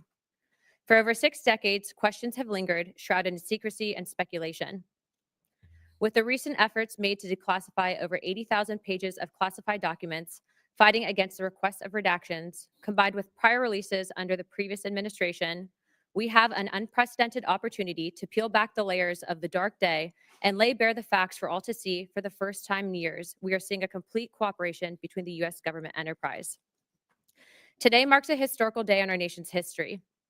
After over 80,000 pages were declassified by this administration and previous documents declassified under previous admins were located at the National Archives, it is time to present the findings to the American people so that they can determine the truth for themselves. What has been alarming to me is the amount of stonewalling the federal government put forward to hide this information from the American people. The days of overclassification in the name of national security is coming to an end. The revelations emerging from these files are nothing short of staggering, discoveries that challenge the long-held assumptions and raise profound questions about what we've been told happened on that day. Investigators poring over these pages have uncovered evidence that demands our scrutiny, evidence that suggests the official narrative may have been incomplete at best and at worst deliberately obscured. It has become apparent that in this investigation, some factions of the federal government did not want to be transparent. This type of perspective cannot exist in a free and fair society, and today we have called some great witnesses. To be quite honest, we had more, but for various reasons, those individuals did not want to come forward. I also understand the implications that this has on the family, and it is not our objective to reopen old wounds, but to ensure that what happened to President John F. Kennedy can never happen again in U.S. history. That can only be done if the truth is known to the American people and the facts are able to speak for themselves. The courage of those who are here today, experts in their fields, underscores the gravity of this moment. Their testimony will help us piece together a puzzle that has been fragmented for too long. Let me be clear. There are sincere concerns and discrepancies regarding the Warren Commission pushing forward a narrative without all the facts and, according to testimony of various witnesses, omitting evidence. I would also further argue that the handling of this investigation has largely contributed to the deep distrust the American people have had with the federal government and various intelligence agencies. It is those facts that I hope to present to the American people today. For years, we've relied on a report that, while maybe well-intentioned, was built on a foundation of omissions and half-truths. Now, with these newly declassified documents, we can confront those discrepancies, whether it's inconsistencies in witness accounts, overlooked intelligence, or the troubling indications of interference that investigators are just now bringing to light. This is not about rewriting history for the sake of sensation. It's about honoring our duty to the truth and to the citizens we serve. As we begin this hearing, I ask you to approach it with open minds and steadfast resolve. The American people have waited long enough. They deserve answers, not obstruction. They deserve a government that trusts them with the unvarnished reality, not one that hides behind locked vaults. What we uncover today may unsettle us, but it will also empower us to learn from the past, to protect our future, and to ensure that transparency triumphs over secrecy. Let us proceed with the seriousness this moment demands, for the sake of justice, for the memory of President Kennedy, and for the soul of our republic. Thank you. I would like to now recognize Ranking Member Garcia for the purpose of making an opening statement. Well, thank you very much, Chairwoman Luna. Before I begin, I just want to just publicly first congratulate you on a, I think, tremendous effort, obviously, within the Congress, and your support of new parents in the Congress. And I also want to recognize the hard work that many folks from our caucus as well participated in. But I think that was a very courageous step forward. So I want to just congratulate you on your success so far. And we look forward to the days ahead there. Now, I've been asked to serve as the ranking Democrat on this task force to ensure that we remain focused on transparency and have a focus on the truth. Now, declassification of historical documents and careful review of the research can always provide us new and meaningful information to the public on a variety of topics. Now, for this hearing, I do have some broad remarks about classification, but I want to start with, I think, really grounding us in who President Kennedy was and some facts about the president and his legacy. Now, we know that President Kennedy's assassination was a defining moment in our history and a genuine trauma for millions of Americans and people across the world. It has been, of course, an object of interest for decades. It's also a very human tragedy. President Kennedy was a son, a father, a brother, and a husband, and we should never lose sight of his family. And they're having to revisit this moment over and over again, as of course it's an important moment in American history. And I also don't want to lose sight of President Kennedy's legacy. President Kennedy stood proudly for American leadership. He fought for values all over the world. In the face of Russian threats, he told the free people of Europe that he stood with them. And he told the world, of course, over and over again, that America would stand for peace and for justice. And I want to read a quote that he said that America would, quote, pay any price, bear any burden, meet any hardship, support any friend, oppose any foe to assure the survival and the success of liberty, end quote. We know he founded the Peace Corps, USAID, and his patience and restraint guided the world through the Cuban Missile Crisis. He reminded us that, and I quote, civility is not a weakness, and sincerity is always subject to proof, end quote. Of course, he broke barriers with our nation's first Catholic president. And as an inaugural address, he reminded us that we all have the power to abolish poverty as a single important mission of the United States and the world. He believed in service, he believed in government, and that government could achieve big things. He also, of course, fought for everyday things that Americans cared about. He fought for unions. He fought for federal workers to organize. He increased the minimum wage. and he laid the groundwork for the Civil Rights Act and called upon Americans to address the moral crisis of racial injustice. President Kennedy was actually the president that coined the phrase, "A rising tide lifts all boats." It's a vision of the world, of course, where we all work together to make the country a better place for everyone. And I do not want to lose sight of his legacy in today's hearing or in any future conversations about this, of course, horrific moment in American history.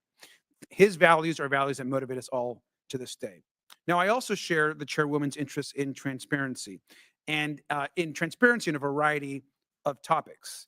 We've worked together on various issues that relates to UAPs, other declassification issues, and we know that in the past, the government has overclassified documents. I think that is a known fact that we should all agree on. This has been a bipartisan priority and discussion for decades. Now, in the past, we've had the House Select Committee, of course, the JFK Records Act, and releases of records, including the most recent, of course, tens of thousands of pages that were recently released. We know that today our federal agencies obviously have in the past obscured information and key facts from the public for too long. Overclassification at the expense of transparency is something we should all take seriously, but also note that it's incredibly serious and a delicate subject. Now, the CIA and the FBI, to be clear, particularly from this period of time in history, were deeply flawed institutions.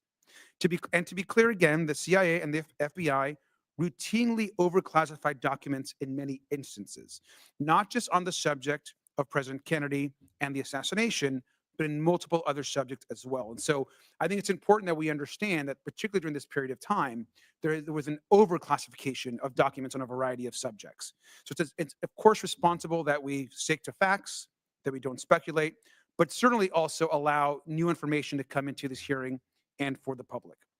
It's important that we recognize that this process and safeguards do exist for a reason, and I hope our witnesses today will focus their testimony on information which is grounded in facts, in truth, and they provide this task force with more information. I hope that we have an informative and respectful hearing, and I yield back. Thank you, Chairwoman. Thank you, Mr. Garcia. Thank you, Mr. Garcia. Our witnesses today are Mr. Oliver Stone. Mr. Stone is an Academy Award-winning director and has directed more than 20 feature films, including JFK in 1991. Mr. James DiEugenio. Mr. DiEugenio is a researcher and expert on the assassination of former President Kennedy. He's an accomplished author and has written numerous books regarding the assassination of President Kennedy. Mr. Jefferson Morley. Mr. Morley is a researcher and expert on the assassination of former President Kennedy. He is currently the editor of JFK Facts. And Mr. John Davison. Mr. Davison is senior counsel and director of litigation at the Electronic Privacy Information Center, where he works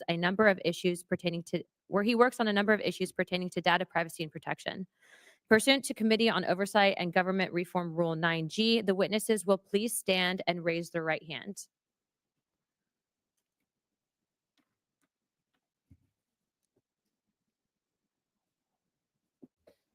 Do you solemnly swear or affirm that the testimony that you're about to give is the truth, the whole truth, and nothing but the truth, so help you God? Thank you. Let the record show that the witness answered in the affirmative. The task force certainly appreciates you for being here today, and we look forward to your testimony. Let me remind the witnesses that we have read your written statements and they will appear in full in the hearing record. Please limit your oral statements to 6 minutes.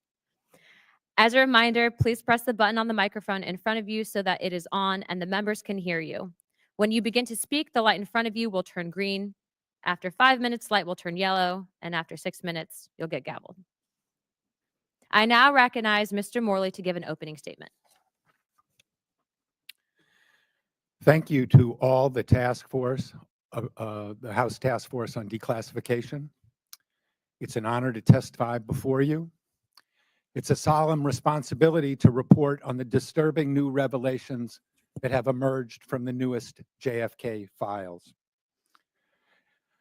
And it is a grave matter to assert that CIA officers were culpable or complicit in the death of a president.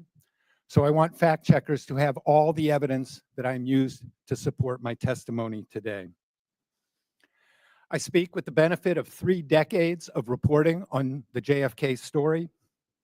My first article on the role of the CIA in the events that led to the assassination was published in the Washington Post 30 years ago this week. As I pursued this story, I practiced the tried and true techniques that I learned at the Post. Knock on doors, get two sources, follow the money, start with the cover-up and proceed to the crime, and always ask the question, what did they know and when did they know it? I did not start with a conspiracy theory, and I did not go looking for a smoking gun. I started with an open mind and looked for a fact pattern. As I interviewed and reported and researched on this story and the role of the CIA, I consistently avoided judgment on who was responsible, individually or institutionally. My research and reporting simply didn't give me a clear answer to the question, who killed JFK? What was clear over time is a new fact pattern. In the spring of 2023, the CIA fully declassified for the first time its pre-assassination file on Lee Harvey Oswald, the accused assassin who denied killing the president and was killed himself in police custody before he could defend himself. I have a copy here of the CIA's pre-assassination file on Lee Harvey Oswald, and I'm submitting it for the record. The declassified Oswald file runs to, and fact checkers can confirm this, 198 pages. In the fall of 1963, in November of 1963, this file was held in the office of James Angleton, counterintelligence chief at CIA headquarters in Langley, Virginia, not 5 miles from the White House where President Kennedy lived and worked. To be sure, the declassified Oswald file is not a smoking gun. I showed it to journalists whose judgment I trust, and they shrugged. They said, this is evidence of incompetence. CYA, they said, cover your ass. I didn't quite believe that, but I couldn't prove them wrong until March 18th. That was the day that the National Archives began posting long secret JFK assassination records that had been withheld from public view for decades. I started by looking at 9 declassified documents about Mr. Angleton. He was the man who compiled the Oswald file. And when I came to a long secret transcript of Angleton's testimony to the House Select Committee on Assassinations in 1978, my reservations about passing judgment on the responsibility vanished. One newly declassified passage showed that Angleton had lied under oath about his surveillance of Oswald's correspondence while he lived in the Soviet Union from 1959 to 1962. And that, for me, was a tipping point. The transcript, which the CIA withheld from public view for half a century, confirmed a disturbing fact. James Angleton is the 3rd senior CIA officer known to have lied under oath about what they knew about the alleged assassin Oswald before JFK was killed. The first was Deputy Director Richard Helms. He lied to the Warren Commission in May 1964 when he said under oath the CIA had only, quote, minimal information about Oswald before JFK was killed.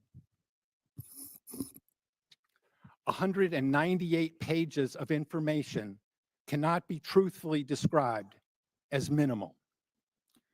The second CIA officer who lied was George Joannides, chief of the Covert Action Branch of the Miami Station in 1963. His agents in the top secret AMSPEL program generated propaganda about Oswald's pro-Castro activities both before and after the president was killed.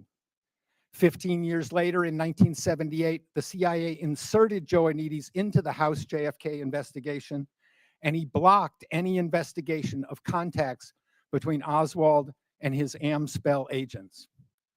Obstructing Congress cannot be considered evidence of incompetence. And this is what I believe in summary. One false statement might be incompetence. A second false statement might be CYA for the first false statement. But 3 false statements by top CIA officers about Kennedy's accused killer, that is a pattern. It's a pattern of misconduct. It's a pattern of malfeasance. If 3 police officers lie about their knowledge of a homicide defendant, that cannot be considered exculpatory evidence. To the contrary, it shows guilty knowledge and criminal culpability. It is, in a word, incriminating. The new fact pattern leads to a new conclusion. We know now what they knew about Oswald and when they knew it. We know now that Richard Helms, James Angleton, and George Joannides were responsible for or complicit in the death of the president, either by criminal negligence or covert action. My recommendations to the task force are: 1, secure and release the personnel file of George Joannides, and 2, ask the CIA to provide a public statement answering the question, why did these 3 men lie to JFK investigators? The answers will help fulfill the task force goal, the president's goal, and the people's goal of full and complete JFK disclosure. Thank you. I now recognize Mr. Stone for an opening statement.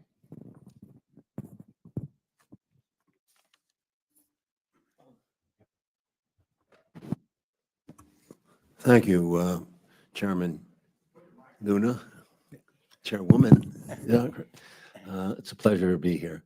You know, I was here 33 years ago. I was sat in one of these rooms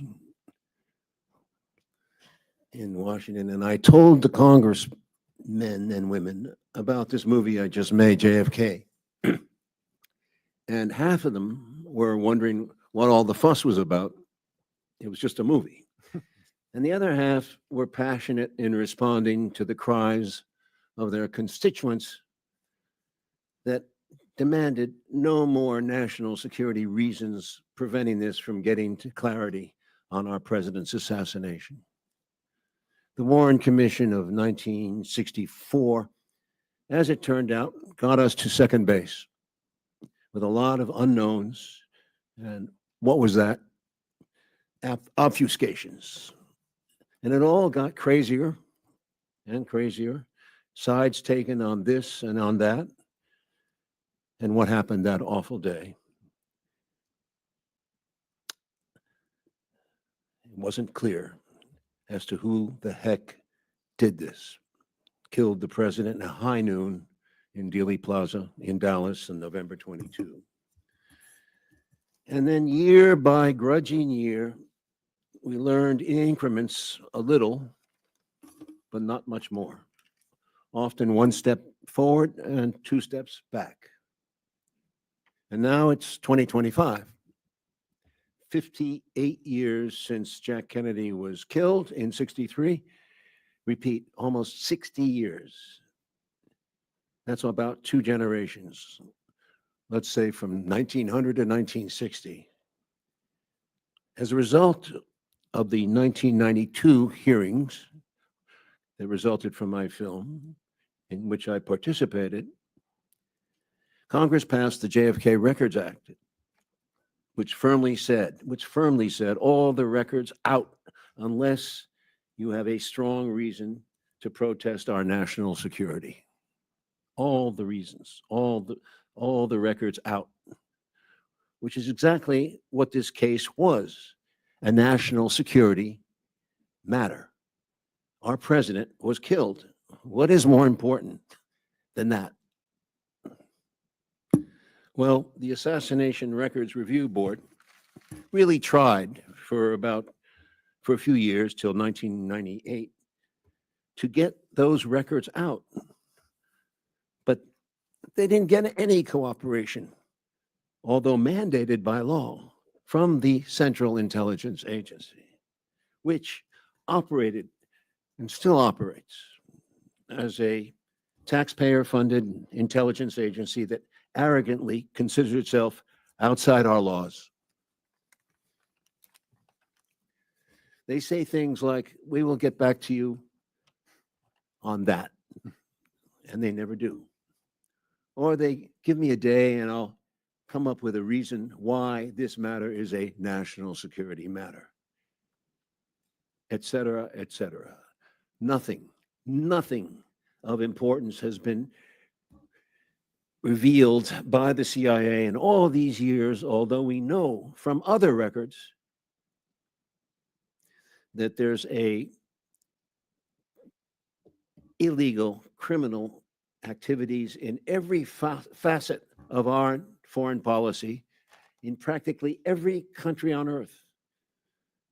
Just to begin, Cuba, Vietnam, Indonesia, Egypt, South America, the Middle East. We could write a whole separate history of our country from the viewpoint of the countries. Yet we do not know and are not allowed to know anything about the CIA's true history of the United States, which is almost, I believe, the real story. There are many people, some in this room today, who do care and remember the details and the clues. There are real people alive with the integrity of a true detective, like that of the fictional detective Sherlock Holmes, willing year by year to track this cold, cold case, to not so much prove it or debunk it, but essentially to know if this so-called democracy of ours has a foundation or a future, a meaning or a purpose for our country, to mean something more than its wealth or its military might, to the people here and all over the world who loved President John Kennedy, who know he really wanted peace in our time. And by that, he said clearly in one of his greatest speeches, not a Pax Americana enforced by American weapons of war, but a genuine peace. A peace he described so beautifully that we could all share in because we all live on this planet. We all breathe the same air. We all cherish our children's futures, and we are all mortal. Can we return to a world where we can trust our government to level with us, the people for which this government exists?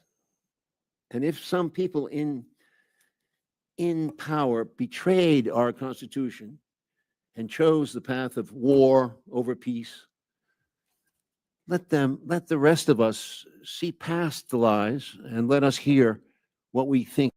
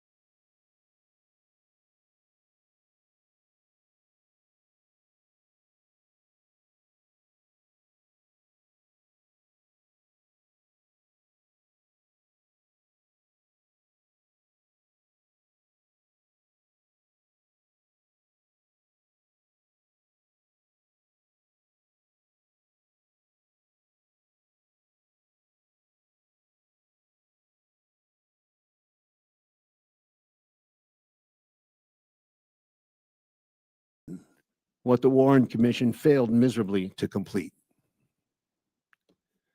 I ask you in good faith, outside all political considerations, to reinvestigate the assassination of this President Kennedy from the scene of the crime to the courtroom, which never happened, but which means the chain of custody on the rifle, the bullets, the fingerprints, the autopsy that defies belief, and that if it were a murder, we'd have given to the poorest man dying in a gutter.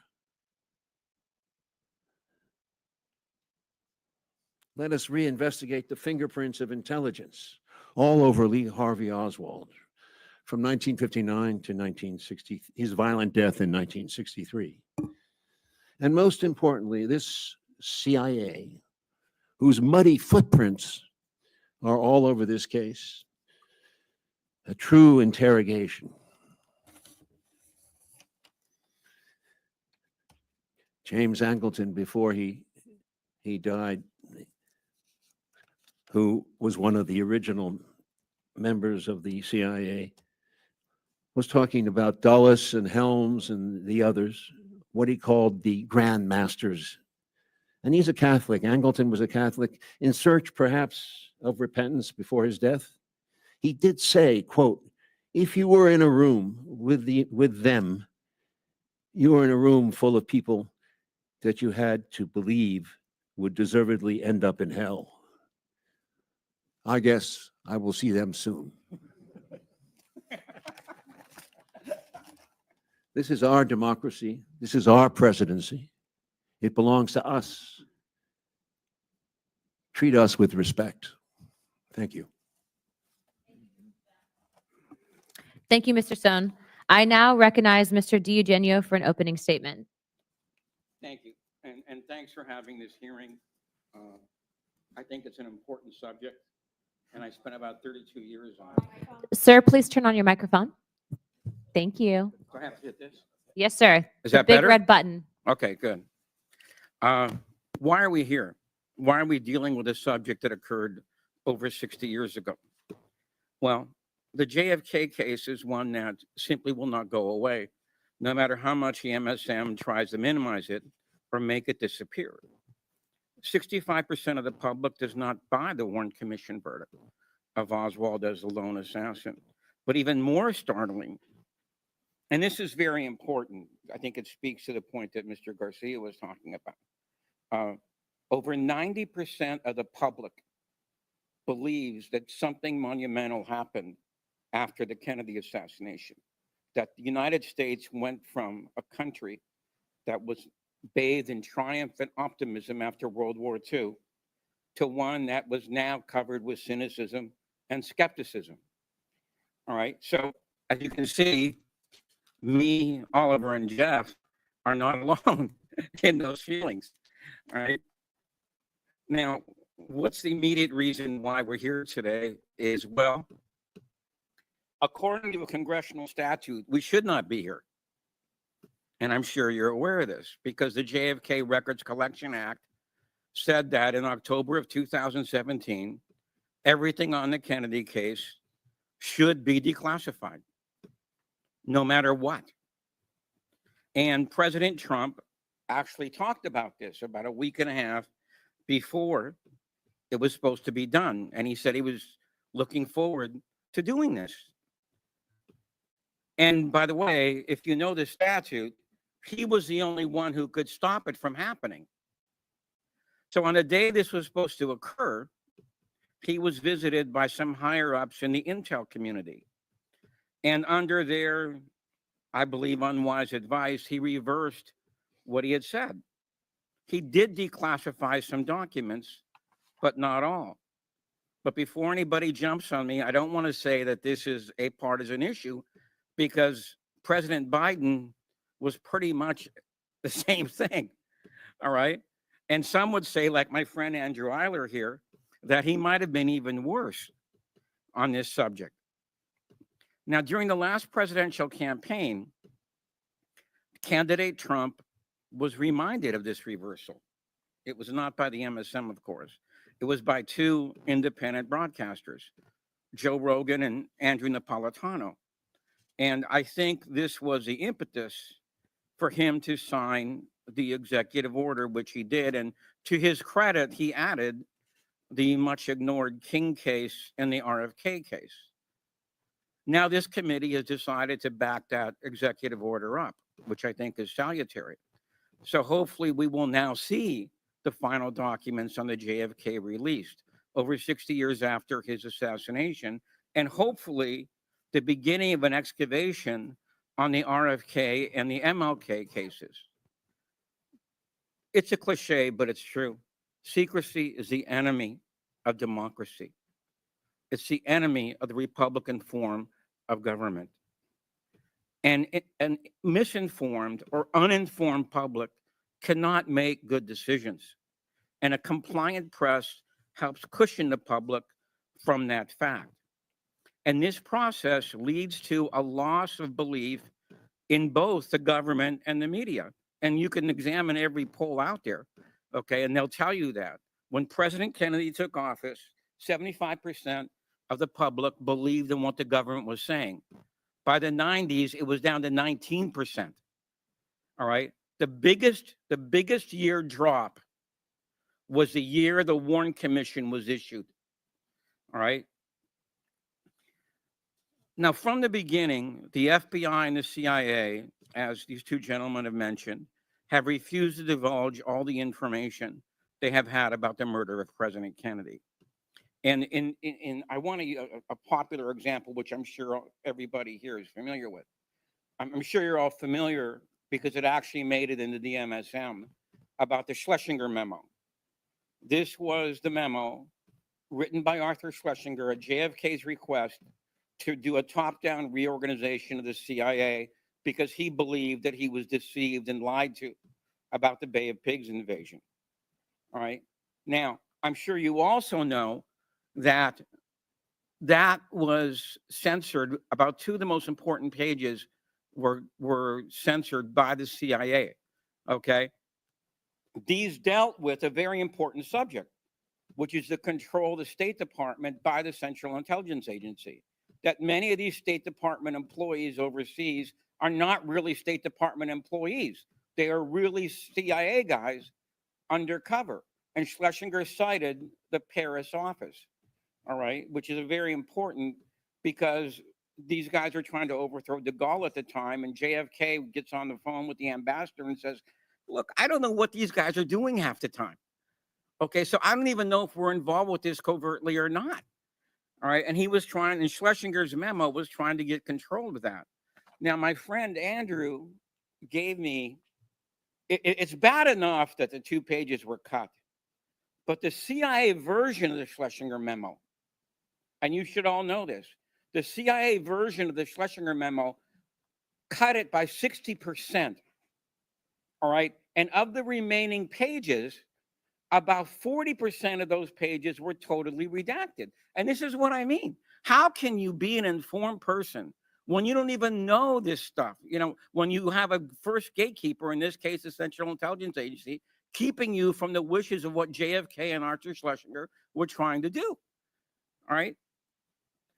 All right.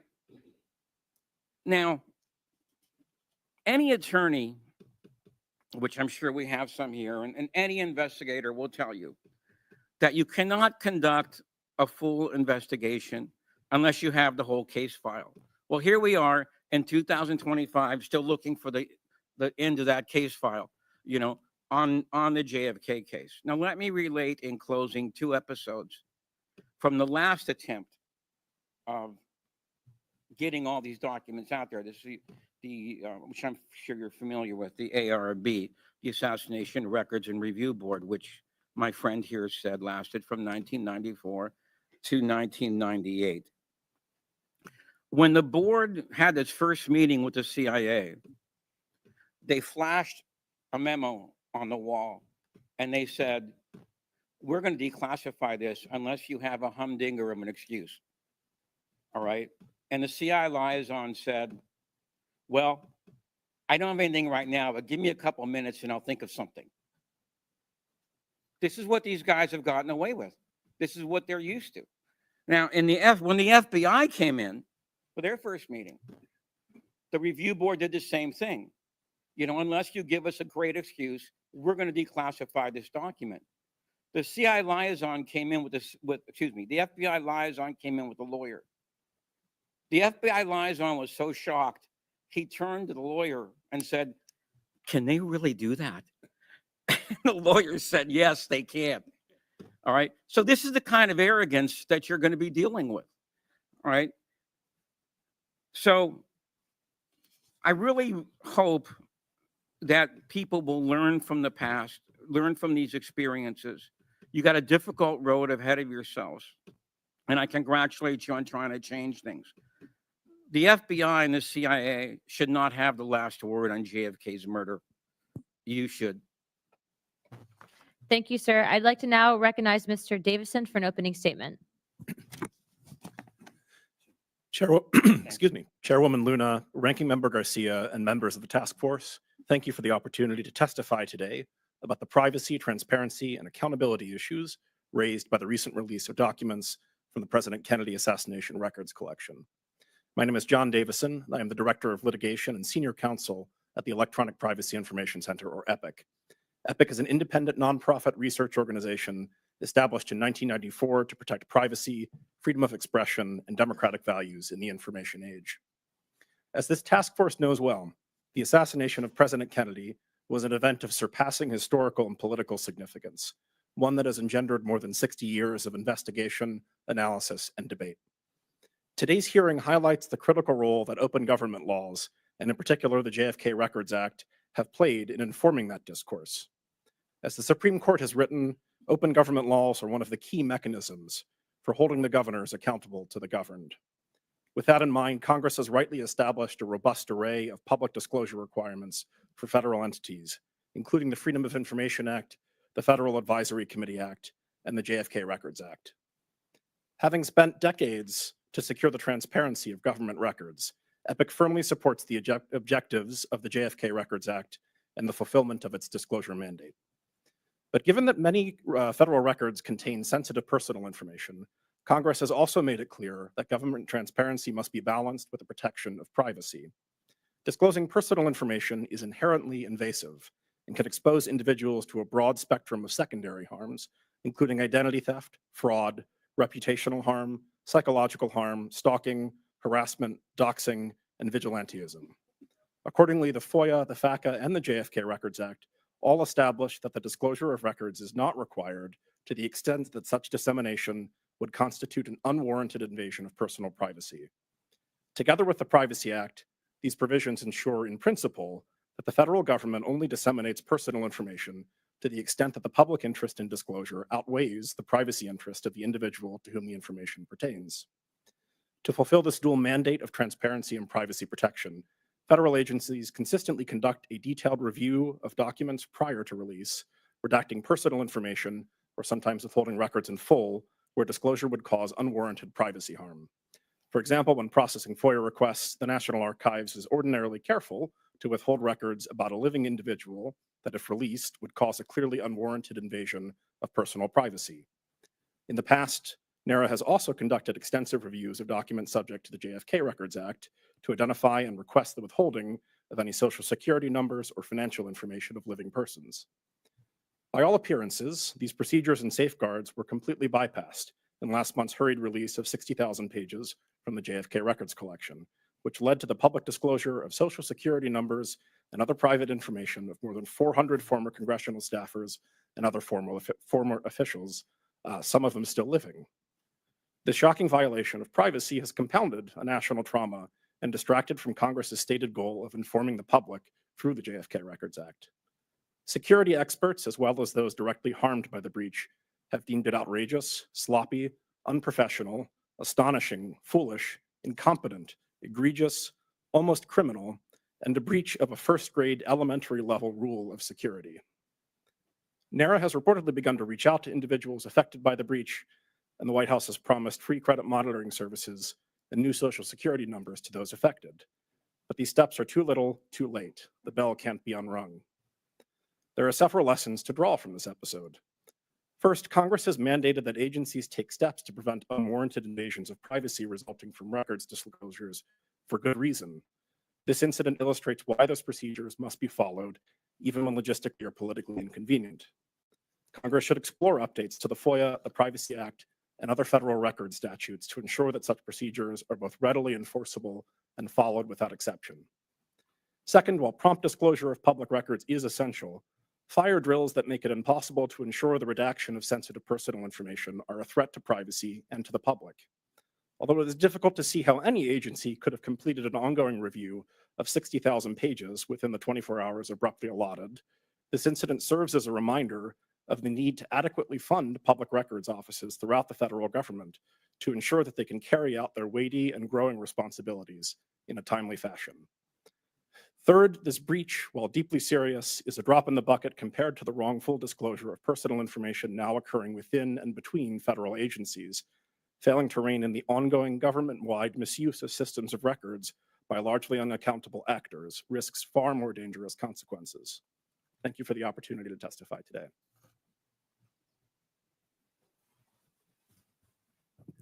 Thank you, sir. I now recognize myself for some questions. Mr. Morley, why do you say that the Oswald file was sitting on the desk of James Angleton a week before the assassination? Can you really prove that? Yes, I can. In the Oswald file on page 254 and on page 275, you'll see a routing slip on 2 FBI reports about Oswald. And on November 15th, 1963 and November 14th, 1963, you'll see the initials JAR on the routing slip. That stands for Jane Atherton Roman. She was the liaison officer for Mr. Angleton. So when she signed for those 2 FBI reports, we have proof positive that they were on Mr. Angleton's desk. Are you saying that the 3 men, Angleton, Helms, and Joanides, plotted to kill the president? No, I am not saying that. I'm saying that they were engaged in covert activities related to Lee Harvey Oswald that have never been disclosed. And that's the imperative for the task force, to obtain those records of that secret operation. Real quick, I'd like to enter into the record a document that was actually one of these declassified documents of the CIA rejecting the lone gunman theory. With that objection so ordered. Mr. Morley, who was George Joanides, and why do you emphasize the importance of getting this file? George Joanides was a career CIA officer. In 1963, he was chief of the Covert Action Branch of the Miami station. His agents had contact with Oswald before the assassination. His agents in the top secret program, AMSPEL, generated propaganda about Oswald's pro-Castro activities both before and after the assassination. When Mr. Joanides was questioned by congressional investigators here on Capitol Hill in 1978, he was asked who was running these Cuban students who had all this contact with Oswald. The investigators had no idea that they were looking at the answer to their question. And Mr. Joanides, who had been running that Cuban student group, told congressional investigators, "I don't know. I'll get back to you." That was obstruction of Congress. That was an obstruction of an investigation of the president's assassination. His records have never been fully released by the Central Intelligence Agency, and they obviously should be. Mr. Morley, you actually had written an article specifically addressing a whistleblower that had reports at the CIA, potentially showing information that Oswald was in Mexico City. Can you speak more to that? I was approached a few years ago by a man who had worked inside the CIA, had a very high security clearance.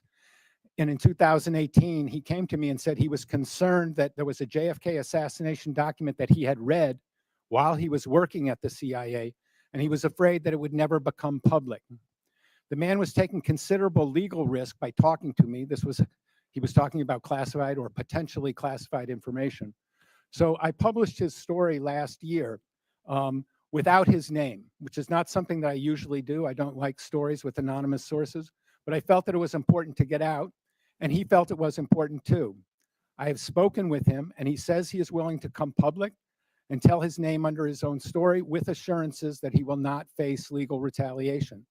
I hope that's something that can be arranged in the near future. Thank you.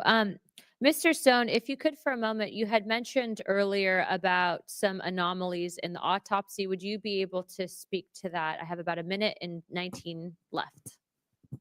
One of the things that we did in our documentary, JFK Revisited in 2021, was show as much as we could about the autopsy, including the fact that there are 40 people still alive, as far as I know, who witnessed at Parkland and at Bethesda, a large gaping wound in the back of President Kennedy's right head, indicating a shot from the front that blew out the rear of his. And they all point, if you look, there's a picture, they all point to the same place on camera, right here, in the back of his head. That's one very disturbing point. Additionally, there's a lot of inconsistencies in what was seen and done. The tracking of the bullet, the concept of a magic bullet, which deserves a lot of deserves your reexamination. And I think Jim is more expert in this than I. If I can point to him, he's my researcher. Well, thank you. I'm sure that will be in the next line of questioning. I'd like to now recognize Mr. Garcia for 5 minutes. Thank you, Madam Chair. Thank you again to our witnesses for all of your testimony. Just want to run through a few questions that might bring some clarity on some of the opening statements. And I do want to just recognize also and restate the concerns that we should all have about overclassification over the last few decades, especially when it came to the CIA and the FBI. Mr. Morley, I know you didn't say this explicitly in your testimony. I just want to clarify. I think it's good for the record. Now, we know that your research, of course, is very focused on what the U.S. government knew about Lee Harvey Oswald. I think you made that also very clear. You believe Lee Harvey Oswald fired the shots who killed President Kennedy. Is that correct, sir? He was not solely responsible for the president. The microphone. No, I don't believe that President Lee Harvey Oswald shot President Kennedy. I don't think the evidence supports that. You don't think the evidence supports that he fired the shots? He might have fired a gun. He was not the intellectual author of the president's death. Okay, and I wanted to clarify because I think the firing of the shots. Just wanted to clarify that you do believe that he fired the shots. No, I don't. Okay, That has not been determined by the evidence. Okay, well, I wanted just to get you to clarify that. Now, I want to also just say a few points. Are you, Mr. Morley, you have said that the CIA was not forthcoming with Congress in past investigations, correct, sir? Yes. Okay. I know you have said that you also you have said that CIA counterintelligence was also either new information or could have been responsible in some sort of broader plot. Is that correct, sir? Correct. Okay. But you have said, I think, just to correct what you said, you have said, though, that there is no direct evidence as of today that the CIA committed the assassination. Is that correct? I would say that the fact pattern that has emerged in last month shows culpability or complicity in the president's death. But no direct evidence. Is that correct, sir? We have very direct evidence of the CIA's surveillance of Oswald. No, I'm not asking about that. I agree with you, sir. I mean direct evidence that the CIA is connected to the assassination. All of these events connect the CIA to the assassination. And I understand that, sir. I'm just telling you my interpretation of what's been presented is that I have not seen direct evidence. I'm not saying, by the way, that that the CIA or the FBI haven't been involved in a variety of covering up information in the past. We know that to be true, but I just want to make sure that I'm very clear that I have not seen direct evidence yet. Okay. Thank you. I want to just recognize again, the overclassification issue is an issue, and I appreciate that clarification. I also think it's important that we're very clear with the public that no one should be defending the CIA or the FBI, particularly from this period of time. I think they were involved in very questionable practices, not just on this issue, but on a variety of issues. So I understand that. I want to also just note that we should follow, of course, the facts wherever they go. Mr. Morley, in the run-up to this hearing, I know that there was some public reporting about this video that has been referenced. It's never before seen video of the shooting. That video itself is not a secret. I mean, JFK researchers have known about this video for a few years. Is that correct? For decades, yes. Okay. And the film is not definitive about Oswald's whereabouts at the time of the incident. I don't know. It is not. Okay, and it's not regarded as overly important by serious JFK researchers. Would you agree with that? Correct. Okay, and it has never been a factor in major analysis in the causes of JFK's assassination. Is that also correct? Not in mine and not in any of the researchers I work with. Okay, thank you. And I think it's important to clarify that because I think there's a lot of speculation and interest in the video, but I think we should be very clear about what the video actually is. Also, I know as it relates to the rollout of the JFK files, it also included a lot of, I think, personal information. And Mr. Davison, I just want to turn to you for a minute. One of my concerns, is, of course, has been that a lot of personal information was actually released and has actually caused harm to certain folks. Can you just kind of speak to some of the concerns about the way that was released? That would be helpful. Sure. So the National Archives was aware, as was the National Security Council from public reporting, that these records contained a substantial amount of personal information, including Social Security numbers, which are consistently redacted in public records requests and in prior disclosures under the JFK Records Act, and proceeded to complete this rollout with a sort of abrupt 24-hour deadline at the end, without taking the steps that are ordinarily taken to redact that information and to ensure that privacy is protected. And as I indicated in my initial statement, there's a whole host of harms that can come from that. Obviously, it's deeply inconvenient for your Social Security number to be published. It is, the White House has said they will issue new Social Security numbers, but there's a lot of harm that can happen in the meantime. And updating that information for an individual is tremendously Thank you. My time is concluded. So I just want to add to that point that as we declassify and work with the archives and others, we've got to make sure that people's personal information, of course, isn't being used in a way that's negative and can dox their family. So thank you. Great. Thank you, Mr. Garcia. And I will now recognize myself for 5 minutes. First of all, I want to say thank you to all of our witnesses who are here today. I also believe I want to say that the American people deserve transparency, not just on JFK files, MLK, Epstein list, all the things. I also want to say I'm grateful to President Trump for keeping good on his promise for transparency. This is a man who literally also took a bullet for his country. And I agree with you, Mr. Stone, on your testimony and your opening statement. Giving our country, giving our democracy meaning and a purpose for a nation. And that to me personally means getting to the bottom of the truth, getting the truth out of whatever three-letter agency is hiding information, whether it's from Congress, whether it's from the American people. But sunshine literally is the best medicine. And we've just seen over the last few years, regardless of your politics, but we saw 51 intelligence leaders sign a letter saying the Hunter Biden laptop was fake. Turns out that was a cover-up. We saw a presidential candidate and Donald Trump spied on by the political opposition. We saw Biden's health care, his health. The previous administration lied to the American people about the president's health. They called his falling down cheap fakes. We saw the origins of COVID covered up by a government. We saw documents after documents, hidden from the American people. Donald Trump was treated differently when they found documents at Mar-a-Lago versus the way Joe Biden was treated when they found documents in his garage. The government tried to cover it up, tried to cover from him. We were lied to about drones just in the last few months. And so when we talk about this, the deep state, not only was it around during JFK's assassination, but it's here today. It is right before our eyes. And they are doing this in real time with regards to the Epstein list, which the government still has not released today. And the American people deserve to know who rich and powerful is on that list and who the government is covering up for. So for decades, we've seen this happen, and I'll get to a few questions. Mr. Morley, I want to start with you first. You said, according to your testimony, in asking, what did the CIA know and when did they know it? What do you think that is? What is the answer to that question? I want to preface my remarks by saying I'm a liberal Democrat, and I don't shy away from that. That's part of my reporting, and that's part of my reputation for straight shooting.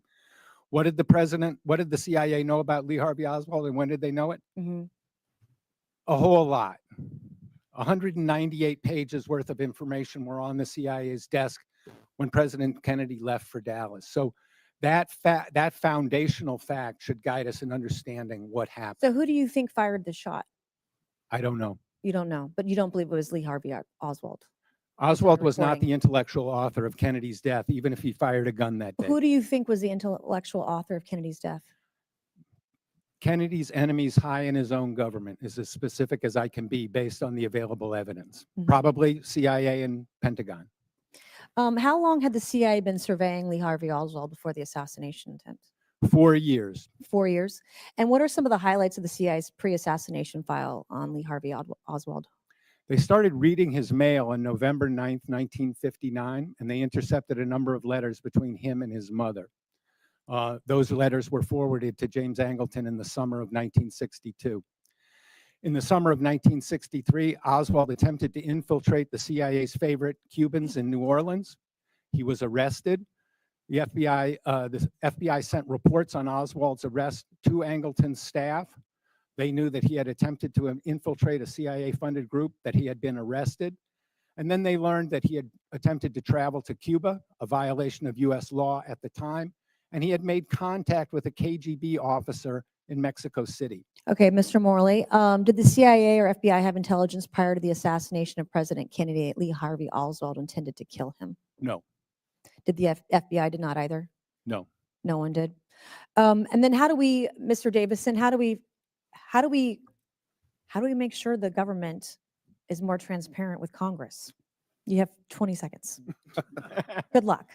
I think in general, the most important thing is to provide the resources to agencies to process public records requests or requests from Congress so that this information can actually be reviewed and disclosed in a timely fashion.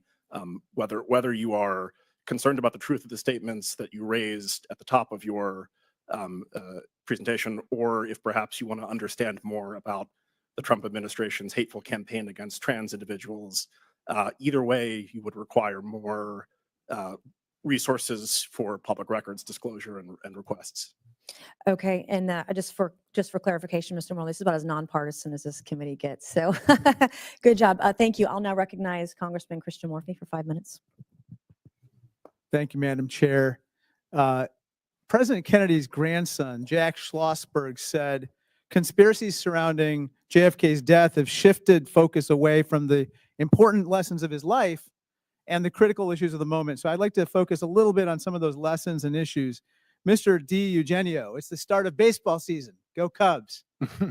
So let's begin with JFK's 1960 letter to Jackie Robinson, in which JFK highlighted Robinson's role in the civil rights struggle.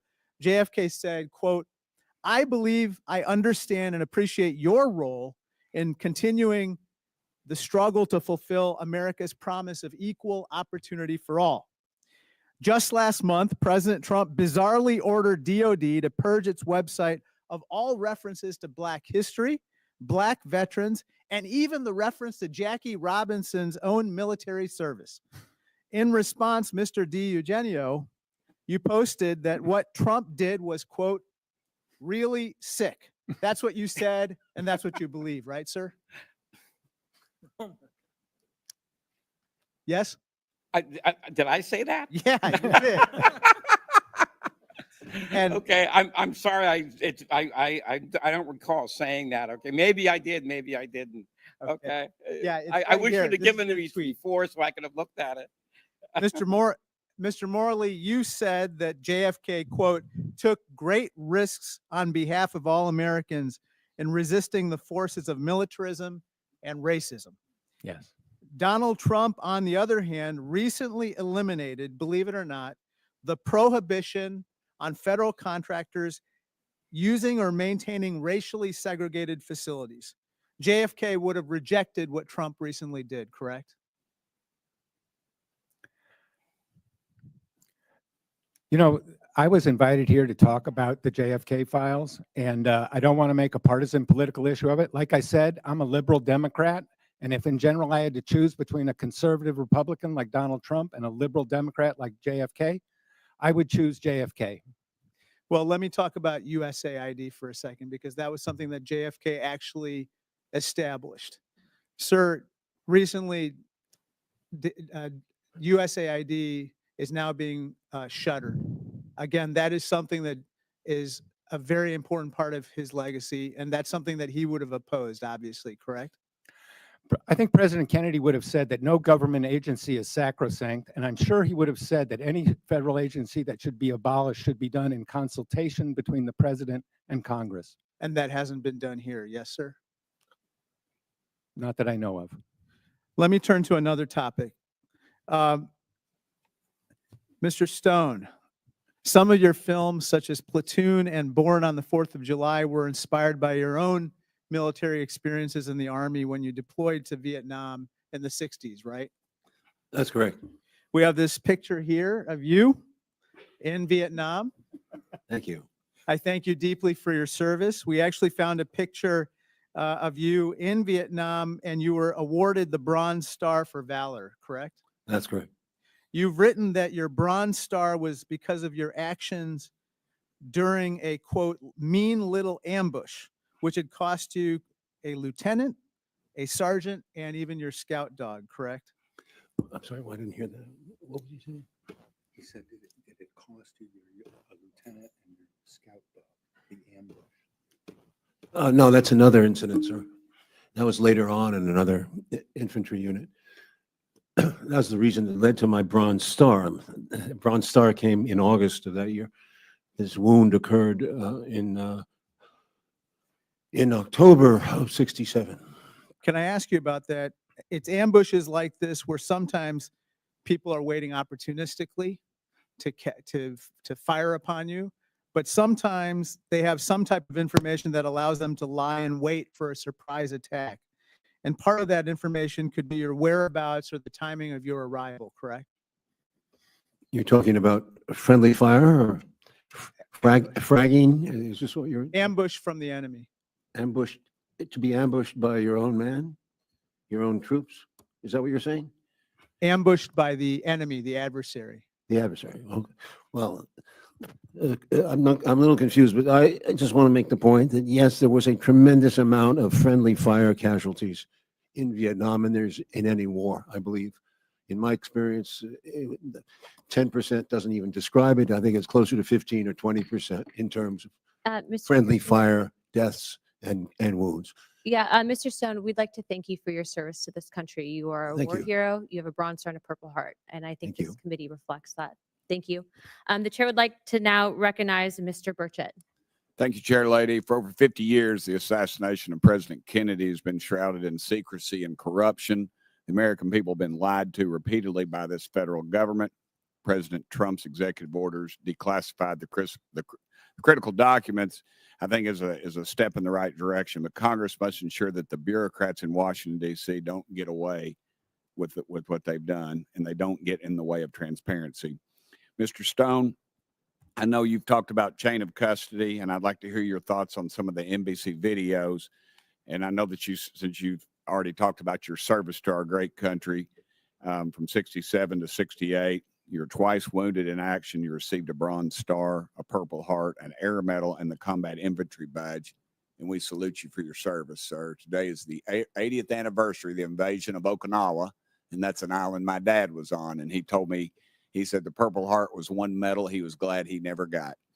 Mr. Stone, I'm going to ask for the indulgence of the chair lady and the members if I could just yield my time to you and you to discuss anything you would like to pertaining to this subject, and to ask any of the other men up here on the dais with you any questions you would like. Well, I'd like to point out that in our film, JFK Revisited 2021, which is an important, I hope members of the committee have a chance to look at it, because it is a follow-up to the original film, and it's a documentary made with Mr. DiEugenio as a writer, in which we take the evidence from the AARB and we examine as much of it as we can. Included in that is the concept of chain of custody.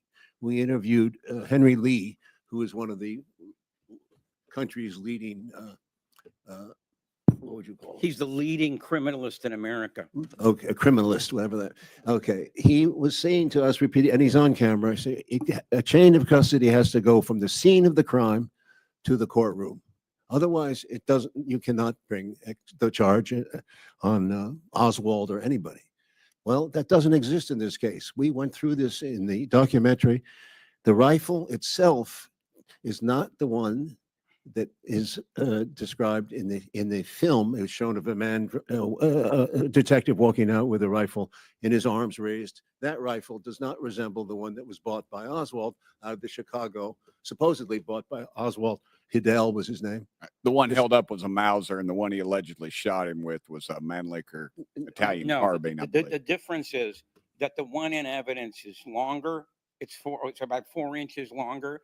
It has a sling to it, and it has a screw in the butt of the rifle, which I consulted with some rifle experts, and they said Oswald could not have done that by himself. All right, so those are the differences between the one that the Warren Commission says Oswald actually purchased versus the one that they put into evidence. No rifle and no bullets, I said. Now, the bullets is even more ridiculous. As you know, there's been a long amount of controversy about the CE-399, the so-called magic bullet, which came out apparently undamaged after wounding 7 or 8 wounds. We don't have a chain of custody proving that those bullets were ever used. So those are not, they do not match the ones at the 6th floor that were pictured. And that's the bullet that was found on the gurney, correct? Beside one of the bodies. Yes, except we don't know which gurney it was found on. Okay. And then if you go to the chain of custody from, well, let me use this as an example. According to the evidence, all right, that bullet was turned over to the FBI at 9:20 that night. Okay, well, here's the problem. Frazier, who was the FBI ballistics expert, had the bullet at 7:35. How on earth can you have a bullet that hasn't been delivered into the White House? Because that's where the exchange took place. So that's one of the big problems. And I could go on for 2 hours on what's wrong with CE-399 as a piece of evidence. I don't think any district attorney in the United States would even try and submit CE-399 because it would blow up in your face. Concerning the medical that he mentioned, in the House Select Committee volumes, volume 7, page 37, you will see a quote saying that the witnesses at Bethesda did not see this blown out back of the skull, which the witnesses at Parkland Hospital saw, which is strongly indicative of a shot from the front. All right. Well, this is what happened. When the ARB declassified all the medical files from the House Select Committee on Assassinations, that turned out to be a lie, because as many people at Bethesda saw this blown out back of the skull as saw it at Parkland. There's, I think, 21 and 21. So you have a grand total of 42 people. Can 42 people all be wrong? You know, I mean, that just defies imagination. 435 people are often wrong, but that's That's Congress. Thank you, Mr. Burchett. Ms. Lee, you're now recognized for 5 minutes. Thank you, Madam Chair, and our Ranking Member Garcia for convening today's hearing. And thank you so much for the witnesses for being here.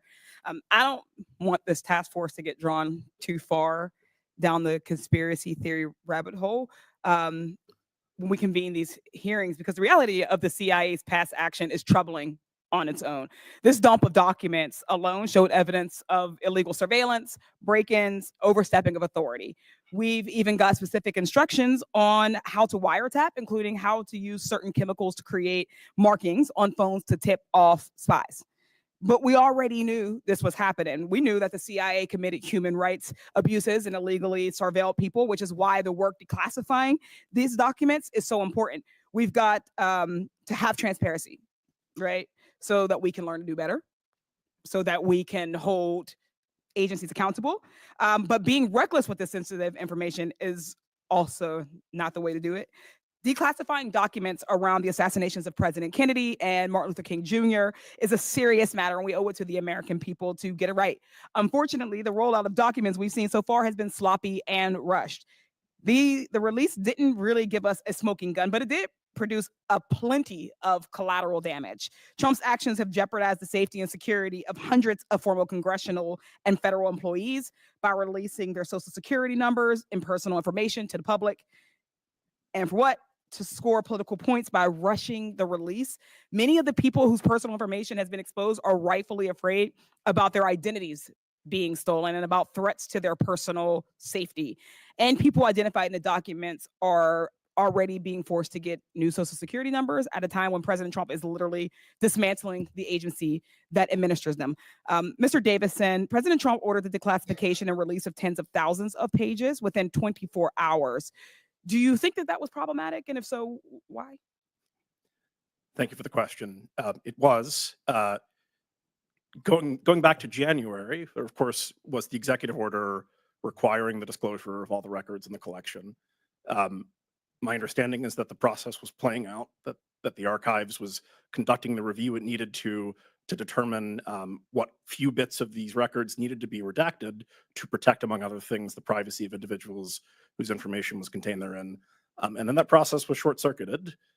And despite awareness at the National Security Council and the archives that the disclosure of these records would cause tangible privacy harm, the rollout was conducted without redactions all the same, leading to the situation where hundreds of social security numbers have been disclosed, creating a quite scary and alarming situation for those whose numbers were implicated, who now have to rush to place freezes on their credit accounts, if they're issued new social security numbers, to update all of that information with all of their various accounts and creditors and so forth.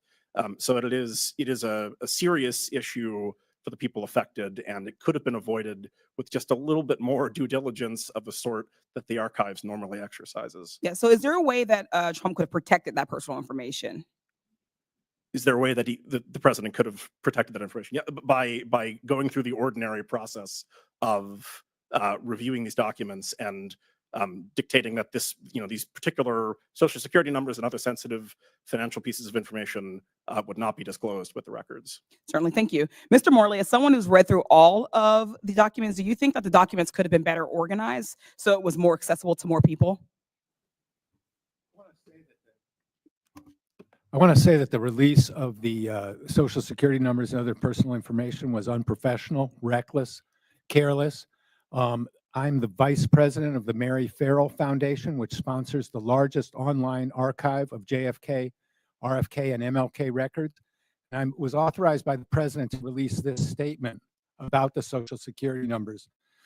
While the MFF is an advocate of full transparency and the JFK Records Act make no exception for such information, we are electing to redact all the social security numbers in these records, unlike seemingly mundane document details, which sometimes do add to the history of the case. Yeah. Social security numbers add nothing of value and expose their holders to possible identity theft.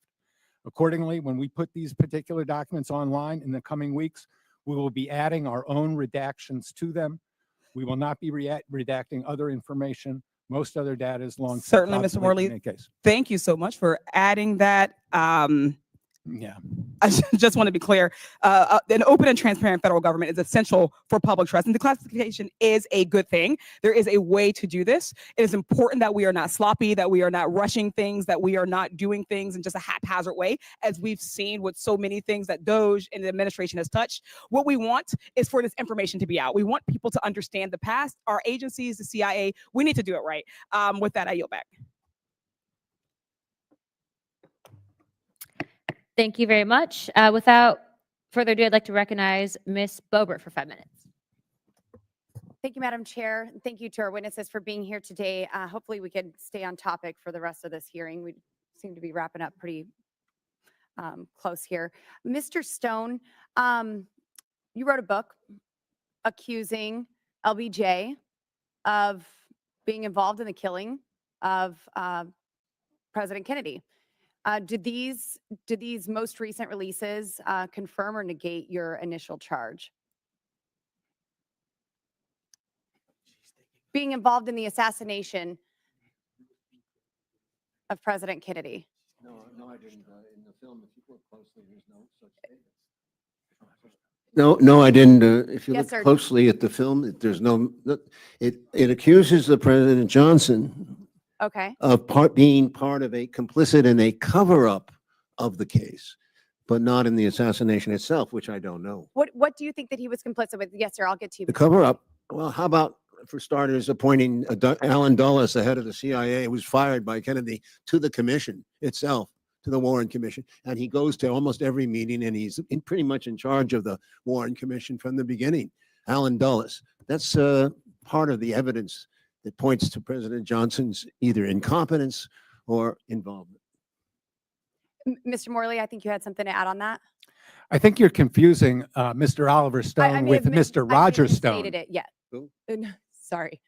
It's Roger Stone who implicated LBJ in the assassination of the president. It's not my Is friend that what all the Oliver whispers Stone. were there? I may have Okay. misinterpreted that, and I apologize for that. But there's it seems to be some alluding of, like you said, incompetence or some sort of involvement there on the back end. And so not sorry, I'm going to move on. Mr. Morley, I would like to talk more about the CE 399 and this file. I want the American people to know what's in there, that what was recently released, how that lines up to this, and how we could get more clarity there. I'm not familiar with the number that you mentioned.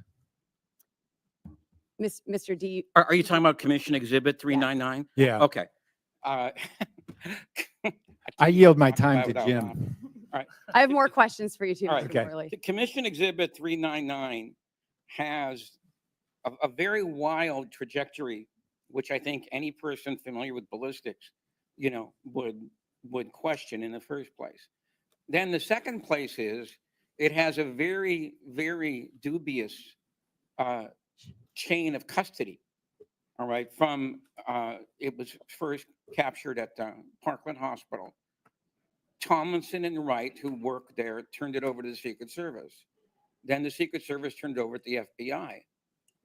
Any investigator would want to interview Mr. Wright because he was the security guy who turned over the bullet to the Secret Service. Well, Wright was not interviewed, and there's a good reason he wasn't interviewed. When Josiah Thompson was writing his book, 6 Seconds in Dallas, he interviewed O.P. Wright, who was the director of security at the at Parkland Hospital. And he said, yeah, I'm the guy who gave and Thompson put up a picture of CE 399 in front of him. And Wright said, they say that's the bullet that I turned over to the Secret Service? And he said, yes. He says, no, I did not turn over that bullet. And he opened up the drawer, okay, and because he was in charge of the whole security thing, and he pulled out a bullet and says, this is the kind of bullet that it wasn't a hunting round, okay, all right? And so he said, and he was, by the way, he was so stupefied that after the interview, he chased Thompson down the hallway. And he said, are you sure that's the bullet I said, that they said I turned over? And he said, yes. And he just shook his head. I can't believe, he couldn't believe it. Thank you. I would love to go into that deeper. But Mr. Morley, before my time is up, why do you believe that the CIA was surveilling Lee Harvey Oswald in the years before JFK's assassination? And what methods did the CIA use in this surveillance? One of the documents that was released last month revealed that when Angleton put people on the list for intercepting their mail, his purpose was to approach them to be a contact or a source. So I believe that Angleton, when he put Oswald under mail surveillance, was considering using him as a contact, as a source. The means of surveillance that were used were first mail surveillance, and then Oswald came under photographic surveillance, wiretap surveillance, and contact with CIA-funded groups. Thank you. Madam Chair, I yield. I now recognize Ms. Crockett for 5 minutes.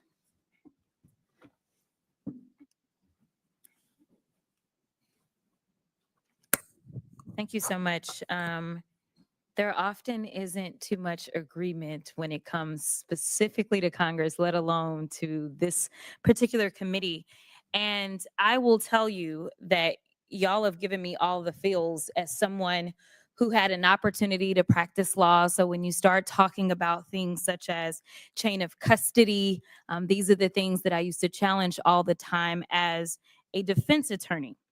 And the reason that I had to make sure that I was here and specifically on today is because on November 22nd, 1963, Texas 30th Congressional District, the district that I represent, became the site of one of the most tragic events in American political history. After being struck by the bullets of an assassin, Lee Harvey Oswald, President Kennedy was rushed to Parkland Hospital, where hardworking physicians from the UT Southwestern Medical Center worked tirelessly to resuscitate him.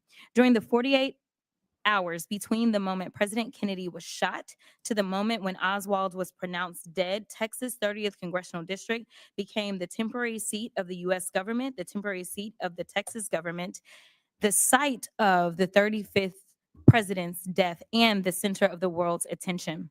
While I value government accountability and transparency like most of my colleagues, nearly all the previously classified JFK assassination files are now public and show no evidence of a CIA conspiracy.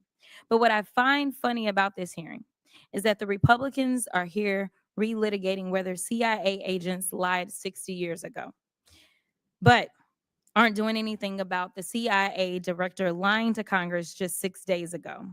We should be having a hearing on the fact that the unqualified Secretary of Defense and other senior Trump officials were carelessly discussing classified military plans over an unsecured Signal group chat.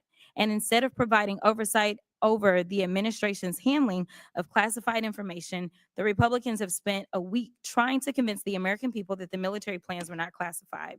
So instead of giving a platform to conspiracy theories, and let me be clear, there are holes. I don't want y'all to think that I don't think that there are holes. But when we're looking back, we need to look back so that we can look forward and hopefully do better. So that is why I am bringing us to present day. It might be helpful if we walk everyone through the classification and declassification process, since the Republicans have decided to do it this way. Federal law defines classified information as, quote, information or material requiring a specific degree of protection against unauthorized disclosure for reasons of national security. Federal law also defines disclosure as, quote, communicating, providing, transmitting, transferring, conveying, publishing, or otherwise making available. Congress has long enacted classified information laws that forbid the disclosure of classified information. Separately, Executive Order 13526 puts in place a uniform system for classifying and declassifying national security information. According to the executive order, classified information includes the following, quote, military plans, weapons, systems, or operations, intelligence activities, including covert actions, intelligence sources or methods, and foreign relations or foreign activities of the United States, including confidential sources. Under the, quote, general responsibilities provision of the executive order, quote, heads of agencies shall ensure the agency record system are designed and maintained to optimize the appropriate sharing and safeguarding of classified information and help facilitate its declassification, not to mention that it's also illegal under federal law to destroy classified documents and information. So this administration is breaking law by discussing classified information over unsecured channels and breaking the law by destroying the evidence of the conversations. We wouldn't be able to have today's hearing if the CIA destroyed the records associated with the assassination of President Kennedy. So, Mr. Morley, wouldn't it be impossible for you to accurately report on the JFK assassination if the CIA and FBI deleted all documents like the Trump administration officials plan to do in the Signal group chat? The CIA destroyed a lot of records related to President Kennedy's assassination. Again, I didn't come here to engage in a debate about partisan politics. I think everybody agrees about the JFK files. And I want to endorse Mr. Davison's call for full funding of public records offices in the government. I understand. And Mr. Stone, wouldn't it be nearly impossible to produce a film if there was not a legitimate record of these events taking place?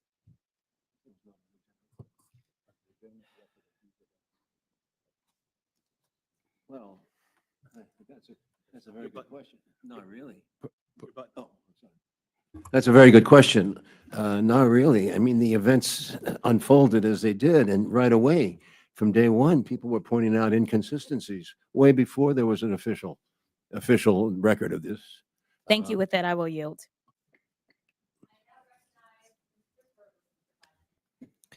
Mr. Morley, Mr. Stone, Mr. Eugenio, I just want to say thank you for being here, taking time out of your day. And I want to apologize that not everyone on this hearing seems to want to use this time to its fullest extent. And so I want to start by saying thank you, Mr. Stone. Shortly after your film's release, the United States Congress passed the JFK Assassination Records Collection Act of 1992, and you did something that I don't know that I've done in my career. It passed unanimously. I want to give you an opportunity to talk about how it felt and the impact of having a movie that not only has spurred multiple hearings of Congress, but unanimously passed a bill through Congress.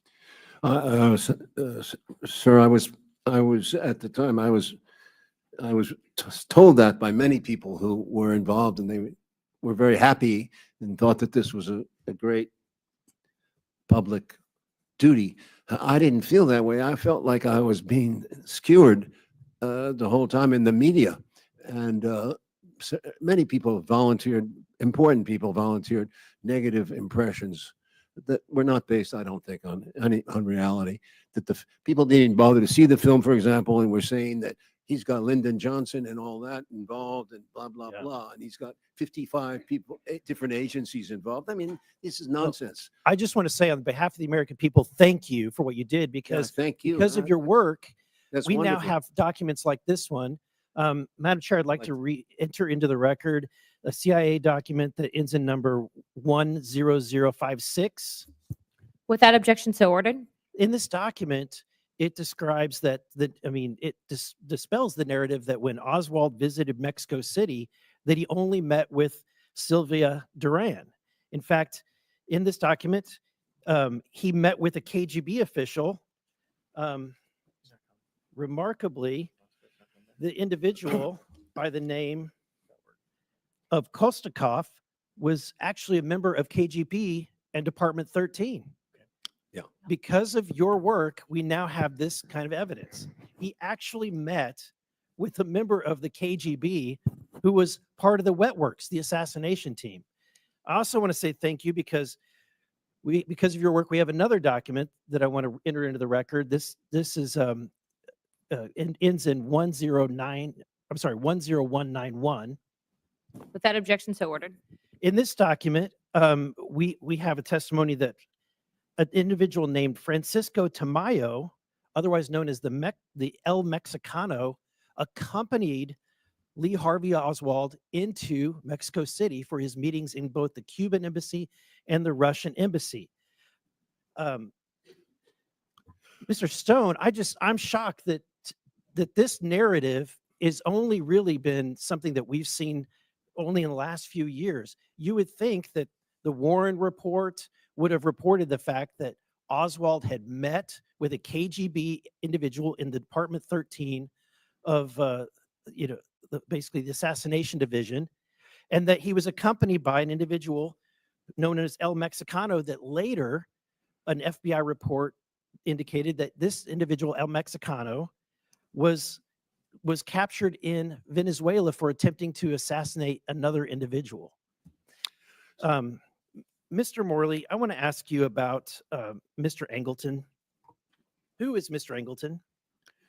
James Angleton was the chief of CIA counterintelligence from 1954 to 1974.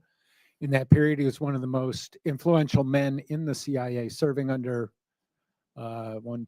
four different directors. And what did he tell the Warren Commission in 1963 and 64? When the Warren Commission came asking Angleton for information about Oswald's visit to Mexico City, Angleton wrote a memo or told his aides that he wanted to, and this is a quote, wait out the commission. He did not cooperate, and like like Richard Helms, they both basically fooled the Warren Commission and deceived them about what they knew about Oswald. And later, we now have, because of the work of Mr. Stone and others, we have Mr. Angleton's testimony that he gave to the Assassination Committee, the House Select Committee on Assassinations. What insights did we gain from that? This document was not fully declassified until March 18th. And in there, we learned for the first time that Angleton had lied to the House Select Committee when he testified in October 1978 in an office building about 2 blocks from here. And that was never known before until March 18th that he had done that. And that is one of the most significant revelations to come out of this. People will say, oh, well, there's nothing new here. No, there's something new here. The New York Times, the Washington Post have never reported that 3 top CIA officials lied to the JFK investigators. Yeah, and the fact that we have 3 CIA officials that lied to Congress for decades, and that it took decades to get documents that should have been released that had very compelling information, and it took 60 years to get that information released, is appalling. And that's why I want to say thank you to all of your work in helping to get this information released. Thank you. I'd like to now recognize Mr. Madam Crane for Chair. 5 minutes. Oh, sorry. Unanimous consent without objection, Yeah. so ordered. So I have some more documents I want to enter into the record. Here's from the National Archives, a NARA letter dated 2017 that the CIA withheld docs regardless of the JFK Act. Without objection, so ordered. Another document from the archives that the Warren Commission did not have original classification authority. Without objection, so ordered. And then another document from the archives that the FBI's reasoning for redactions dated 2017 in the NARA letter. Without objection, so ordered. I'd like to now recognize Mr. Crane for 5 minutes. Thank you, Ms. Chairwoman. Thank you guys for coming out today. You guys have probably forgot more about the JFK assassination than I'll ever know. So I'm still going to ask you some questions, and I appreciate your, just how dogged you guys have been on this for decades. Mr. Morley, I want to start with you. What is the most interesting information you found in this newest release of documents on the assassination of President Kennedy? The 9 memos about James Angleton that were fully declassified on March 18th is the most important collection that I've seen so far. There is a lot of information that has come out. Jim mentioned the Arthur Schlesinger memo. That really sets the stage for the alienation between the Kennedy White House and the CIA that lasted for the rest of Kennedy's presidency. So I would say that the Angleton memos and the Schlesinger memo are the most important things I've seen so far. Thank you. Mr. Morley, do you believe that Oswald was recruited and being handled as a source for the CIA?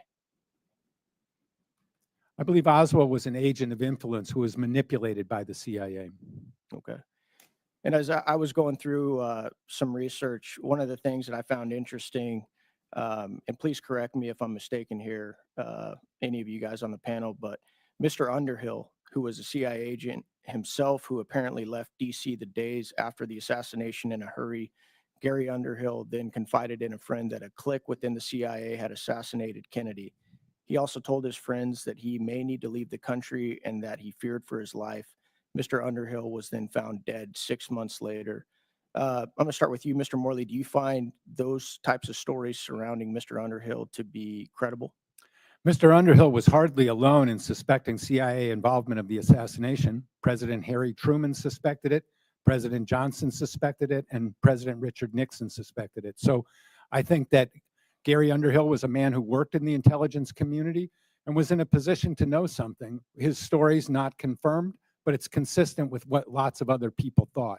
What was his title? Do you remember, Mr. Morley? He was not a CIA employee. He was an arms dealer who assisted CIA in acquiring weapons and shipping them.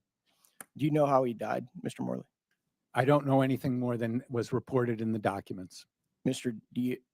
Eugenio, do you know how he died? Eugenio. Sorry about that. You're not the first one. Yeah. Do you know how he died, sir?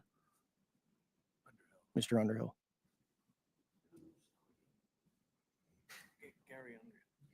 Do you know how he died? Gary Underhill? Yeah.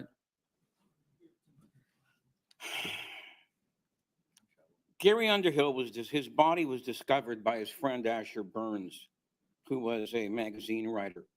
at the time. And the door was open, ajar a little, and Burns entered the room. And he thought Underhill was sleeping. But as he approached the body, he saw that there was a hole, a bullet hole in his head. All right. Asher Burns was so disgusted by the investigation that came after that he didn't even want to talk about what had happened. But one of the things about the Underhill death is that for him to have taken his own life, the gun was in the wrong hand. Okay. All right. So that was one of the most puzzling things, about that particular case. Underhill has been, I believe, very much ignored, by a lot of people. And I'm glad that this memo finally got out there. Thank you, sir. Mr. Morley, are you familiar with Michael Franchese, who is a capo for the Colombo family? I've appeared with him twice on the Piers Morgan show. That's all I know. Okay, thank you. He claims that the mob was involved in this hit since the deal between the Kennedys and the mob was broken after the election. Do you find that to be credible? I think Mr. Franzine's contention that the organized crime role in President Kennedy's assassination is very clear. And he said that it was common knowledge among the crime bosses who he had dealt with that their role in the assassination was to eliminate the chief witness, Lee Harvey Oswald. Mr. Franzine said that both times when I was on Piers Morgan with him, and I believe him. Yep. Thank you. This question is more based on the future, or I should say the present day. After 2 assassination attempts of President Trump within the last year, and the little that we now know about Thomas Crooks and Ryan Ruth, do any of you guys on the panel believe that we're seeing history repeat itself? No. Mr. Stone? I expressed my own surprise that so little do we still know about Mr. Crooks and the other assassination attempt. So I would see similarities here. Thank you. I'm out of time. I yield back. Thank you very much. I'd like to now recognize Mr. Gill for 5 minutes. Thank you, Chairwoman Luna. According to Pew Research, trust in the federal government has plummeted from 74% in 1958 to 22% in 2025.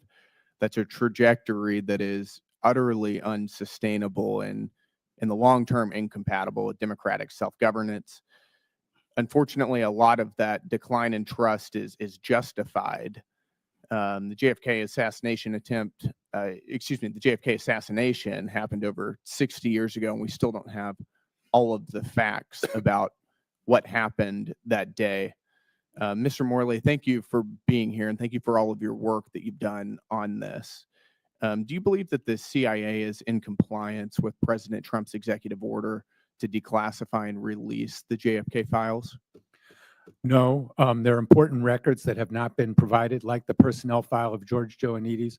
I should also note that as we go through these records, there are still redactions in some of these records, and not a huge amount, but we have not had full compliance either in producing all the records or in redacting or completely releasing all the records that were redacted. And for the record, how many of the JFK files has the CIA released since the executive order was issued? The figure of 80,000 pages is accurate as far as we can tell, and that's information from several thousand documents. Are those from the CIA specifically? Most of the records that were released last month, about 80% of them were from the CIA. Okay. And how many documents do you believe the CIA still has that either haven't been released or are overly redacted? Since we haven't seen them, it's hard to put a number on it, but I would put the number in the hundreds. Okay. Hundreds of documents. Hundreds. Okay. And you are one of the foremost researchers on this topic. In your opinion, since the Warren Commission, has the federal government been forthcoming with information related to the JFK assassination? No. All of this information could have been released a long time ago. By law, all of it should have been released 8 years ago. So the attitude of obstruction and obfuscation from the CIA started on November 22nd, 1963, when CIA officers started lying about what the CIA knew. And that attitude, unfortunately, has continued to the present day. And we've had several congressional investigations related to these files. During those inquiries, in your estimation, do you believe that any FBI, CIA, or other government officials have lied under oath or deliberately misled investigators? In my remarks, I identified 3 of them who definitely lied. It's beyond reasonable doubt. Counterintelligence Chief Angleton, Director Helms, and Branch Chief George Joannides. Mm-hmm. And given the amount of uncertainty that we have related to these files, do you believe that there's information that we'll never know about because, for instance, maybe the information has already been permanently deleted, or the figures involved have died? I'm actually optimistic that we can get to the bottom of this matter. We have a new attitude on the part of the government. We have President Trump's executive order, which strengthens the existing mandates of the JFK Records Act. So I think if the task force and the public and the Congress apply pressure and demand this material, we can get it and we can reach a decisive clarification about the causes of President Kennedy's assassination. Thank you. And I'd like to yield the balance of my time to the chairwoman. Thank you very, very much, Mr. Gill. Mr. Stone, I'd like to ask you specifically, in talking with you earlier, you mentioned 3 women that were witnesses that had their testimonies omitted by the Warren Commission in regards to seeing Oswald in the book depository. Can you speak to that a little bit, please? Yes, it's a very interesting piece of information that we put into our documentary, JFK Revisited. It came out of the AR. It came out of the ARRB, or it came out from. I'm not sure if it Anyway, It came out in recent years. it came out in recent years around that time. Barry Ernst wrote about it and was interviewed in our film, in which he says that in addition to, there were 3 women on the 4th floor who, during the time of the assassination, they witnessed it from above, and immediately they were headed down to see what was going on at a closer angle. 2 of the women went downstairs quickly. The 3rd woman, Dorothy Garner, who was a supervisor, an older woman, watched them go down the stairs. They were down, all this happened within 30 seconds. Oswald was if he was on the 6th floor, which I sincerely doubt, had to be a track star to store the weapon, to run across the floor and go down those same stairs, and appear as he did to Marion Baker in the 2nd floor lunchroom. All of this was highly unlikely, and I think that should be addressed. 2 of the women are still alive. No, Victoria Adams passed away. I think Sandy Stiles is still alive. The Garner, it's called the Stroud document, and it has Garner's testimony in it. All right. This was discovered by writer Barry Ernst in 1999 as a result of the ARB. All right. And it turned out that the Texas Attorney General, Stroud, had talked to Garner, the supervisor, and sent this information to the Warren Commission in the summer of 1964. But you won't find it in any of the Warren Commission volumes, even though it's a kind of important piece of evidence, because Garner said that, she never saw Oswald on the stairs, and the 2 girls went down before the policeman and the supervisor Roy Truly came up. So it's very hard to believe that Oswald was tearing down those stairs, and this woman never saw him. Mr. Oswald, Mr. Stone, sorry, lots of Oswald today. Mr. Stone, one of my last questions for you before we wrap up this hearing.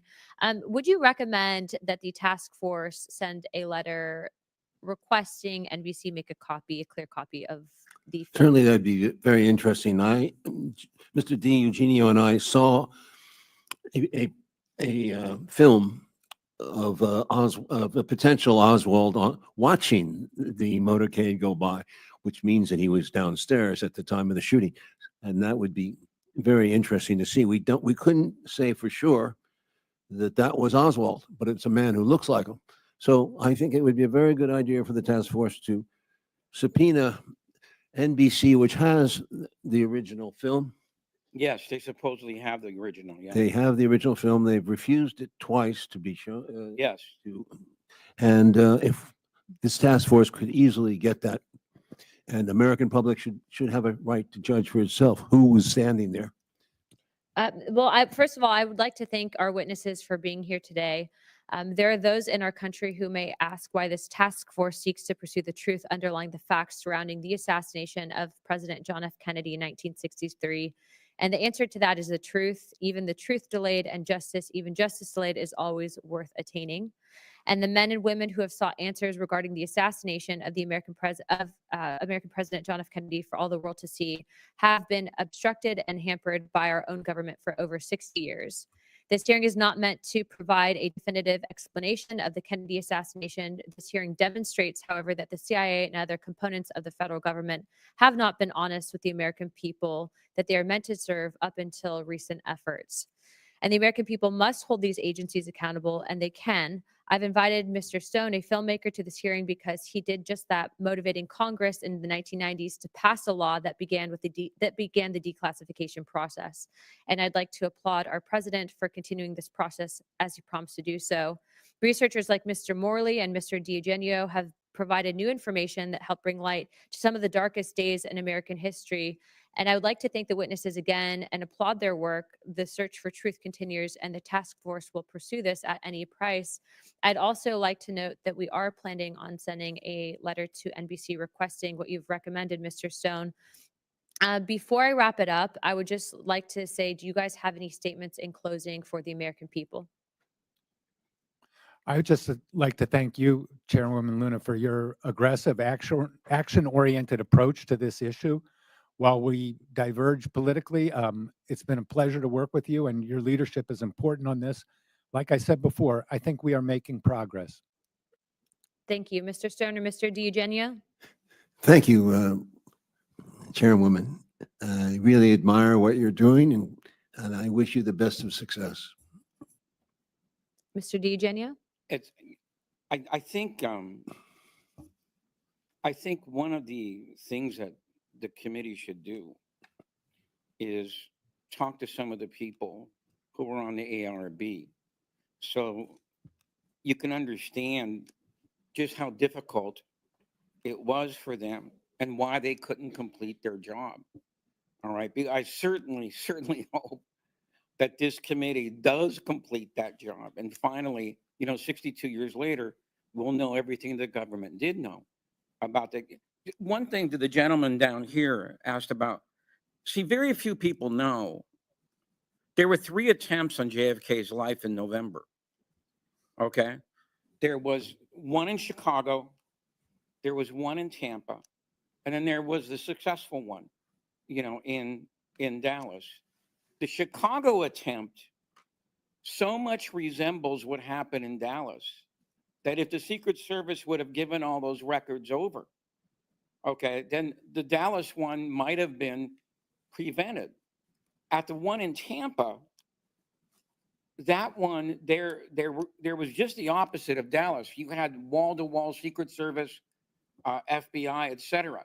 And Kennedy was so happy that he got away, that he stayed after at the Floridian Hotel and insisted on shaking hands with every single officer that was involved in that attempt.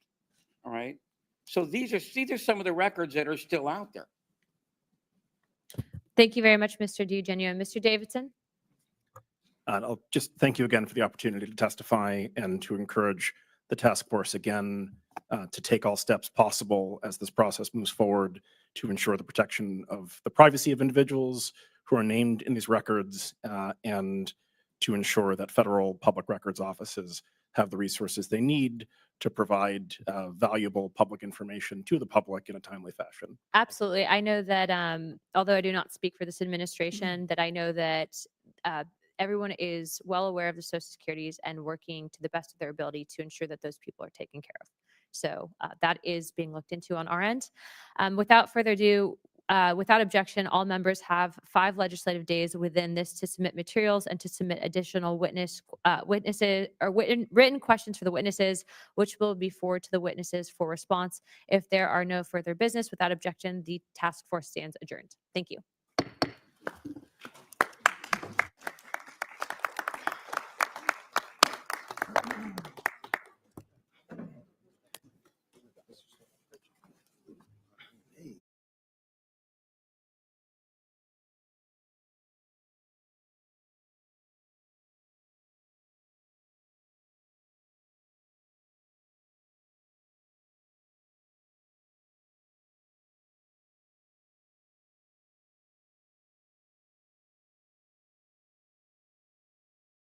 Hey, you got milk? We do. This is 50 cups of milk. Look, in a survival situation, you have 2 ways to get milk, and one involves getting intimate with a cow. The other gets shipped right to your door. That's vitamin milk. We use only farm fresh, real milk. And unlike the milk in your fridge that goes sour when the power goes out, ours last up to 25 years. And it's not called vitamin milk for nothing. You guessed it. We fortify our milk with 13 essential vitamins to keep your mind and body performing at its highest level. Plus, it's an excellent source of calcium. That is even better than old Bessie can give you. So you might be asking yourself, wait, this comes in cans? The answer, yes, it does. And for a limited time only, I'm giving you $5 off each can. Count it, 5. Go to nutrientsurvival.com and use code MILK5 for $5 off each can. Feed your freedom with Nutrient Survival. I have a W-2 and a 1099, and I spoke with a TurboTax expert who helped me file with confidence. Doing these grinds is hard, but filing with TurboTax is easy. File your taxes with expert help, plus a final review at no extra charge. 100% accuracy guaranteed. Series of texts was made by Mossad. Now, that is not mentioned on the text, but 2 American intelligence agents, unnamed.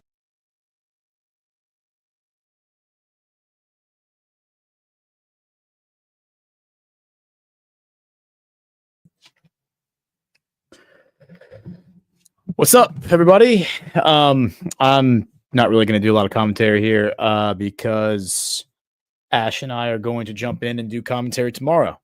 But I figured I need to fill the air while I pull up the next clip because I was not prepared. Stand by for that. I mean, what an abortion. The only word that I can use to describe that hearing, what an abortion that whole hearing was.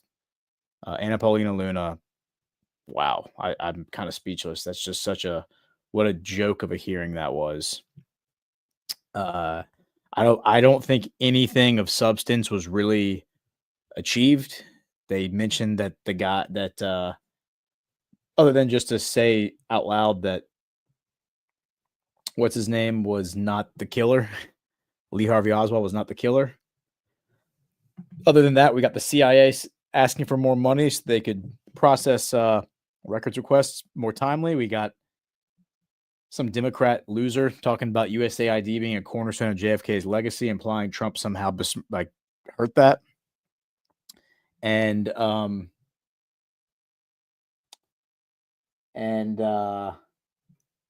a minute.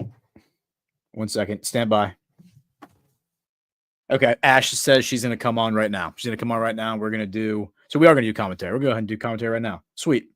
So I'm going to stand here and just kind of like waste time. And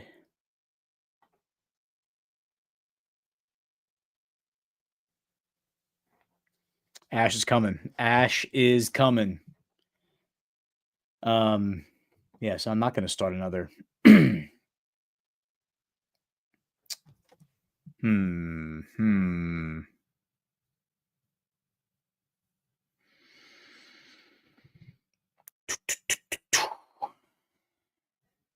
Yeah, so y'all are just gonna have to like stare at my quiet face while I'm waiting for Ashe. Because I'm not pulling myself off the screen while I wait for her. This is like me putting the stop clock. This is the shot clock is up for Ashe. So my ability, my resolve to make this awkward for the audience is greater. There it is. What's up?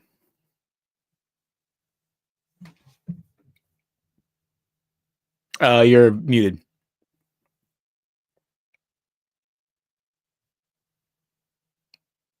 Can you speak? You weren't. Wait. Wait. Okay, we have a problem now. All right, so I'm going to continue to filibuster. What you'd think I'd be better at this, given all the jokes that John and Burning Bright make, but I'm really not that good at filibustering. So, there we go.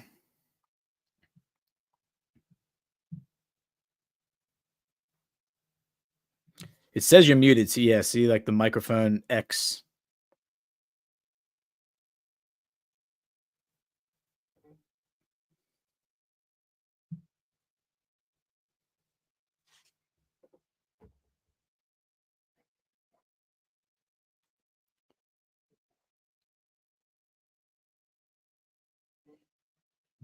She's got to reboot. She's rebooting. She says she's BRB reboot. Yeah, so go ahead and reboot if you need to.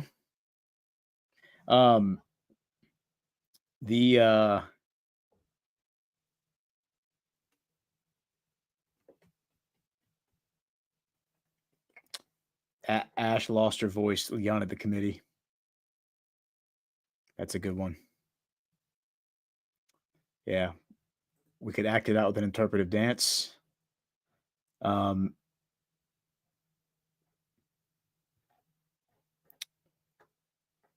That hearing was a waste. Yes, it was a waste of tax dollars. Yes, it was. Okay, she's gonna leave. She's gonna come back. Yeah, I mean the God, man, so many just yeah. I have a lot of different things I could say right now. So I think what we're gonna do is tomorrow, just to kind of give an update on programming. Tomorrow I'm gonna be on Badlands Daily. Ashe and I switched because my kids are on spring break. So I'll be on Daily tomorrow. Then I'm gonna do Breaking History, and then we'll do probably commentary in the afternoon again. So, what's up? Can you hear me? No, you can't hear me.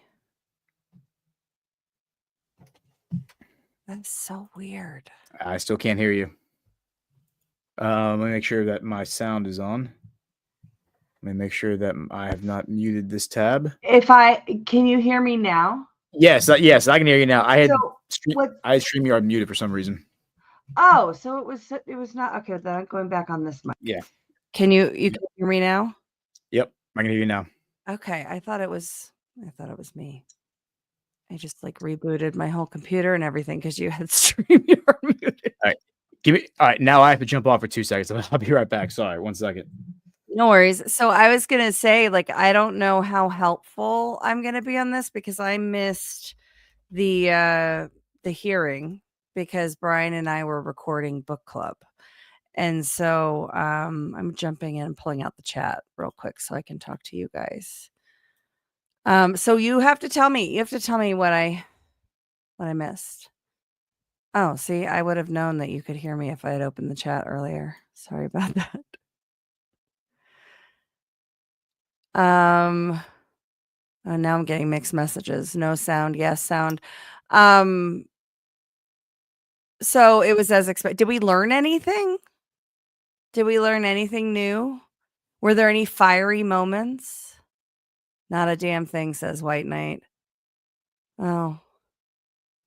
Well, that was so you're saying that the super serious declassification of government secrets failed to reveal any government secrets? Is that the net takeaway of what happened? That's awesome. I mean, it was always going to be a rug pull. John's going to be insufferable tomorrow about this. You guys realize that, right? They have not forgotten how to waste taxpayer dollars. There's that. Yeah. No, except they're doing a misdirect.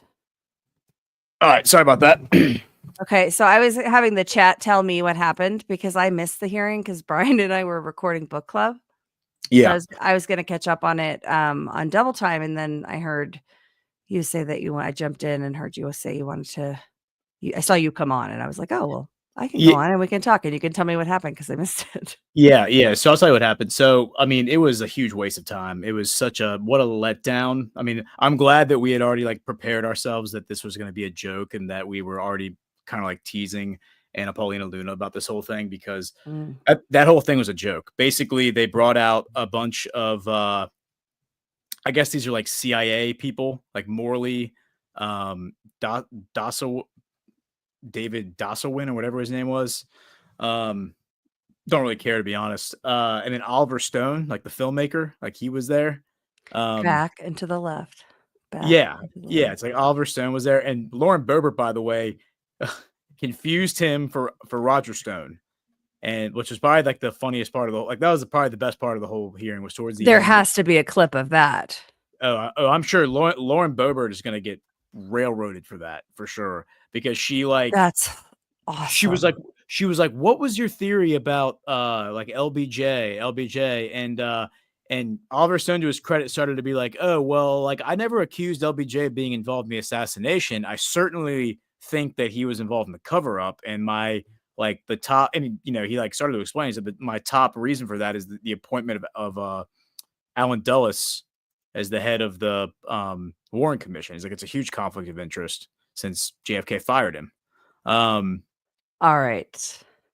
I have not seen this. This is the first I've heard of this. I'm very excited. Mr. Stone, you wrote a book accusing LBJ of being involved in the killing of President Kennedy. Did these most recent releases confirm or negate your initial charge? What? Being involved in the assassination He's like, what? of President Kennedy. No, I didn't. In the film, if you look closely, there's no such statement. No, I didn't. If you Yes, look sir. closely at the film, there's no.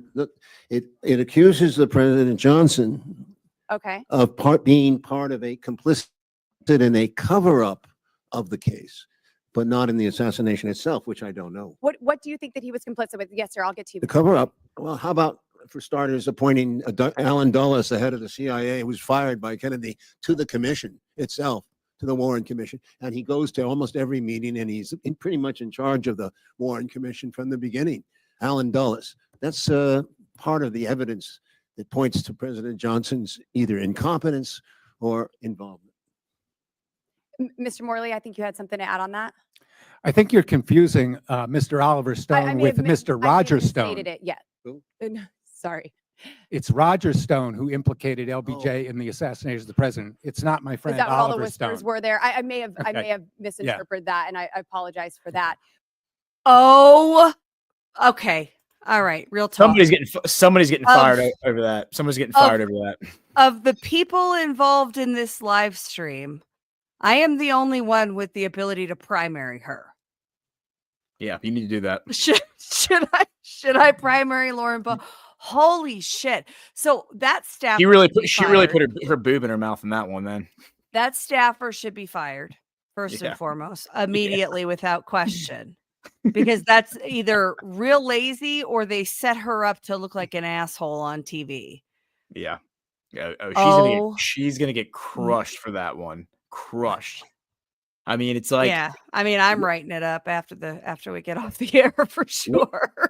when's the last time that like Congress had a hearing on JFK, on the JFK assassination? And it's like, you would expect that you would bring the big guns. Like you would bring out, I mean, think of the people who have like dedicated their lives to this rabbit hole, that one rabbit hole. This is the erosion of standards.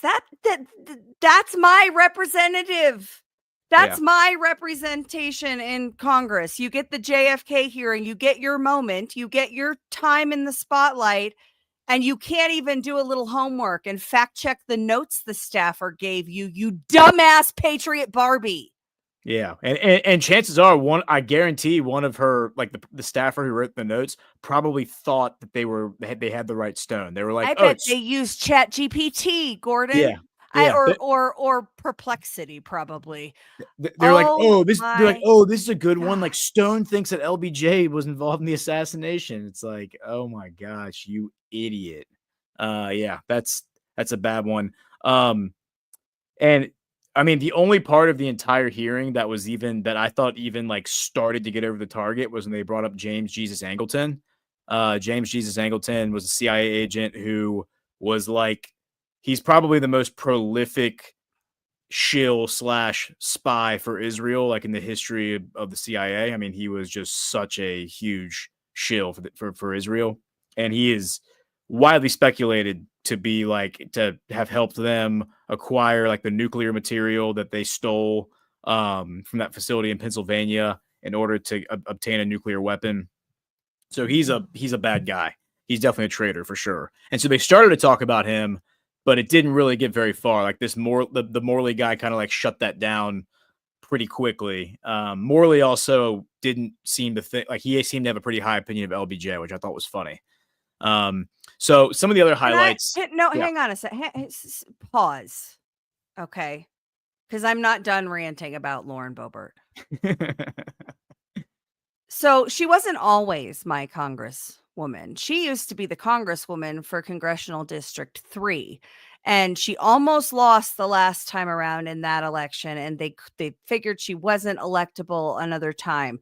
So they moved her to CD4. And by they, I mean they. Moved her to CD4. And there was a sort of healthy primary starting in CD4 at the time they moved Boebert in. And at that point that she was running in CD4, because we have to keep that seat because she's such a reliable vote when we need her to vote, because, you know, nobody else can do that. They moved her to CD4. The primary was essentially over. There was a lot of people that ran. Deb Flora ran. She was pretty decent. There were others that ran. There were third-party candidates that were solid, but it was pretty much done at that point when they moved her in. And even the most America First factions were like, well, we have to get behind Lauren Boebert. She's Patriot Barbie. We need to have Patriot Barbie as our lone representative. Yeah. And she's getting her questions from staff GPT. Yeah. I mean, this race to the bottom, CD4. Well done, Republicans. Well done. This whole thing was a limited hangout. It's very important for everyone to understand. And I saw someone in the chat say it. We learned nothing from the hearing. Like there was nothing that was gained. Nothing of substance was accomplished. It was a total waste of time. I'm sure they paid money for all these people to fly in from wherever they live to like attend this. I mean, what a waste of money, of time and money. Because they didn't go anywhere with it. Like they didn't ask about the Battle of the Letters, the 1963, when JFK was sending and sent a 7-page letter to the Israeli Prime Minister David Ben-Gurion, threatening him and saying, "Hey, I sent guys over there to inspect the facility, and you wouldn't let them in. Like you better let them in or else." And then David Ben-Gurion basically responded by telling him to go F himself. I mean, these things happened, and it was the scandal got so like it was such a scandal in 1963 that David Ben-Gurion had to resign as prime minister after JFK was murdered. That is how like the fever pitch that this like rift reached, was that he had to resign as a result of JFK being assassinated, because that's how bad it all looked. So none of that was even addressed. None of that was even talked about. It like the fact that JFK was going after AIPAC, that him and Robert Kennedy thought that the Israel lobby was getting preferential treatment. None of those things were addressed. Like all of these things that are out there that a lot of people, especially people who are into the JFK assassination file, like to speculate on, those would have been substantive discussions to have. None of that was even brought up. And that's how you know it's a limited hangout. Nancy Mace, like she's another person who shills really hard for Israel. She was there at the beginning. APL, of course, Una Paluna Luna. She definitely shills hard for Israel. We don't have that on the soundboard. I already checked. We don't We have. should have loaded that in prior to the hearing today. That's our bad, everyone. Yeah.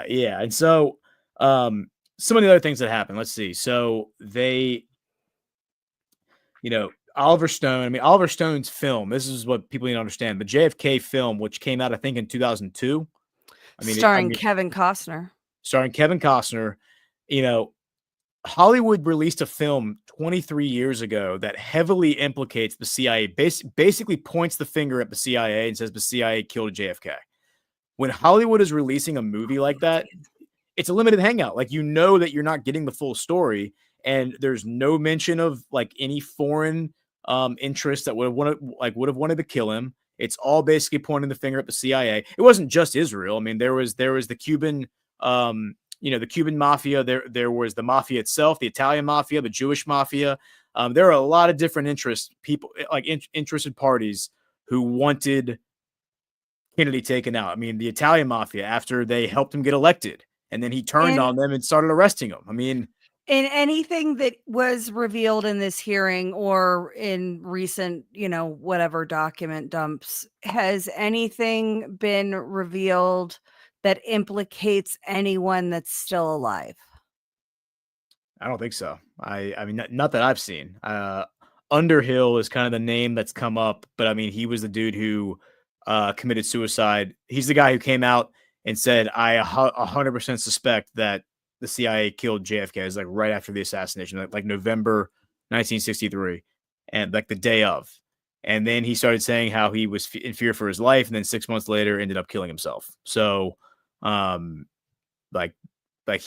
was the biggest name who kind of came out from this big document dump. But yeah, so they asked this other guy whose name escapes me, who was sitting on the other side of Oliver Stone. Morley was sitting to the left of Oliver Stone, and then there was another guy sitting on the right. And I assume this other guy was from the CIA. And they asked him, they said, what do you propose? Like, the solution is to all of this? Like how do we keep this from happening again? And I kid you not, Ash, his response was, well, I think we need more resources dedicated to the CIA so that we can respond to record requests in a more timely manner. That was literally the request. How about no? Yeah, more money. Give us more money so the next time you ask for records, it doesn't take us, 60 years to get back to you, 62 years to get back to you. It's like, and then they had the audacity in the same hearing, the Democrats were talking about, not just the Democrats, but the CIA guys were talking about how hundreds of Social Security numbers were released because President Trump haphazardly, this whole thing turned into a Trump hit, by the way. The whole thing was like a slander of President Trump. And it's because, Anna Paulina Luna's hearing was a slander of President Trump. Oh yeah, for sure. And John really is going to be insufferable tomorrow. Yeah. Right. Yeah, he is. Because the right protocols weren't followed. If President Trump had followed the proper protocols, we would have had the time we needed to redact all the Social Security numbers. Instead, hundreds of people have their Social Security numbers now released who had nothing to do with any of this. They were just caught up in the investigation. And it's like, guys, you had 62 years to redact their Social Security numbers. Like, fuck off. Okay? We also had the Democrats say that JFK was the founder of USAID, and therefore USAID was a cornerstone of his legacy. And because Donald Trump shuttered the office, he is destroying JFK's legacy. We had that. We had what was the other one? There was another one where the whole thing was such a joke. It was such an abortion of a congressional hearing. And I think that Anna Paulina Luna should be ashamed of herself that she even organized this thing. It was a farce. She should be forced to pay for all that. We should figure out how much money that cost, and she should be forced to pay for that out of pocket. That's how offensive that whole hearing was. But what about the field trip? Aren't they going on a field trip to Dealey Plaza? It is such a joke that they even talk about this stuff. it's such an insult to all of our intelligence, man. It's like, and people who get angry at us when we bring this stuff up, and we're like, these people, because they have little R's next to their name and they cheerlead for Donald Trump and they put on a bikini and they're like, vote for President Trump. Like, we're supposed to think that they're just automatically America first and they're automatically the good guys and they're automatically doing the right thing. And by the way, Anna Paulina Luna in her head could think she's doing the right thing. She could think that she's actually serving the interests of our movement. That doesn't mean she is, though. It doesn't mean the thing she's doing and the way she's going about all of this is right. Like, she could have the right intentions, but just absolutely suck at delivery. I mean, that's absolutely a possibility. But yeah, man, it's like, this is anyone who was a normie who was watching this expecting to get answers probably is walking away thinking like, wow, the whole JFK thing is just such a joke and a huge waste of our time. And yeah, like, the government was involved, but those people are all dead now. So what difference really does it make at this point? Which is, by the way, what that is the official let me pull that up. It's the official position of Ben Shapiro. Let me see.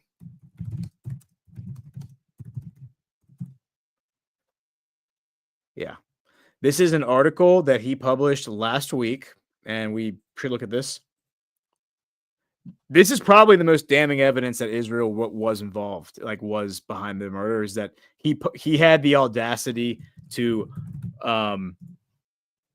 publish this thing last week and just got absolutely railroaded for doing so by the entire internet, and rightfully so.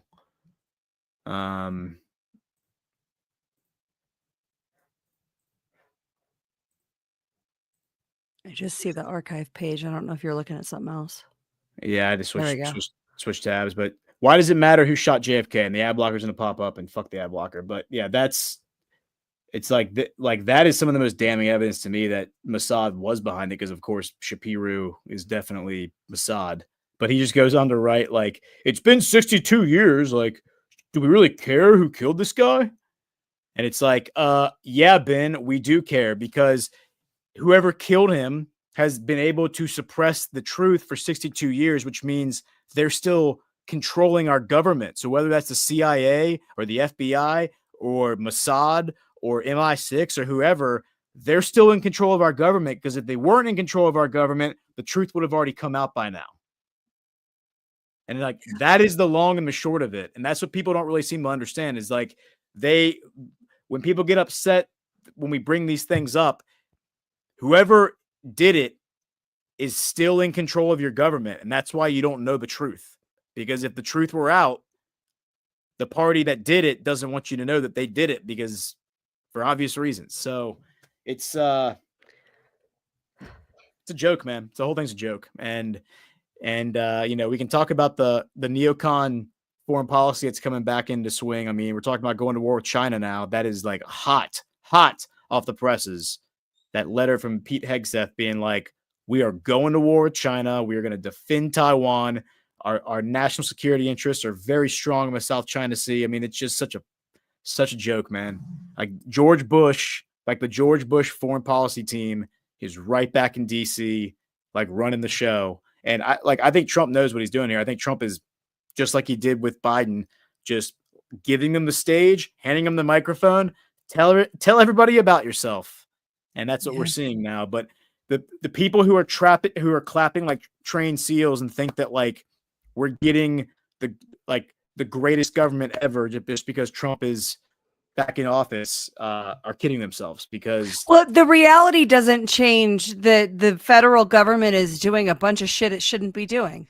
That's part of the mandate. The mandate is to get the government back in its constitutional boxes. And the hearing, one of the things that I put out there a while back is to put the Congress back in their box, you have to roll back a lot of these investigative authorities that they've given themselves in law, right? They're not the constitutional investigative authorities of Congress are largely implied. They've solidified them in law, right? And given that, we're going to create this subcommittee and do this thing and look at this stuff, and we're going to look at this stuff. And, is all of that constitutional?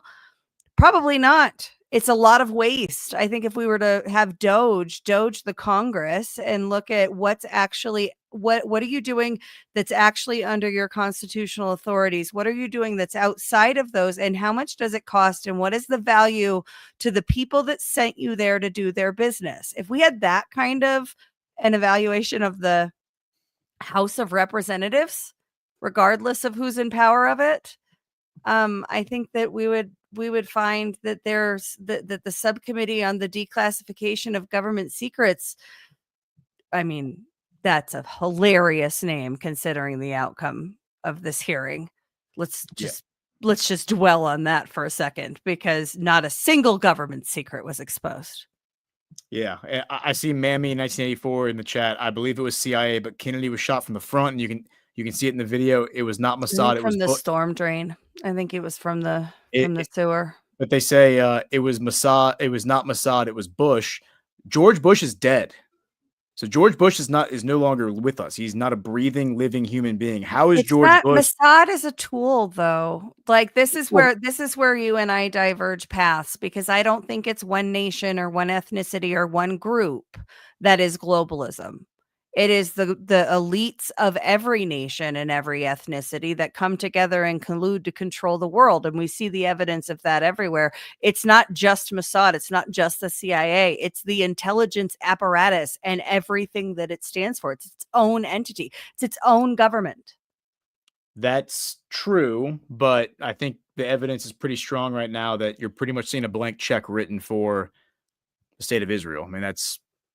I mean, Israel is talking about going to war with Egypt, and Netanyahu just released a video over the night where he said, "We're going into Gaza and we control Gaza." President Trump, go pound sand. That, when you said that we weren't going to control Gaza. Yeah, let's see what happens. I see a lot of dooming out that President Trump is a puppet of Israel, and it's April 1st. I'm pretty much the guy who's been calling that since the very beginning, that was the angle that was going to be played, and that he's not the puppet, and that this is all going to be like a giant rug pull. So I'm right there with you. Like that's the dooming out. Like that's the angle. But this the division they're going for in the movement is to convince everyone that Trump is bought and paid for, and the people who he's bought and paid for by is Israel. And so that's the angle. That's going to be the angle they're going to lean into. And I think Trump's leaning into it. I think Trump is very hardly strongly leaning into it, drafting off the momentum, and giving them and playing into their hubris and letting the hubris kind of carry it away.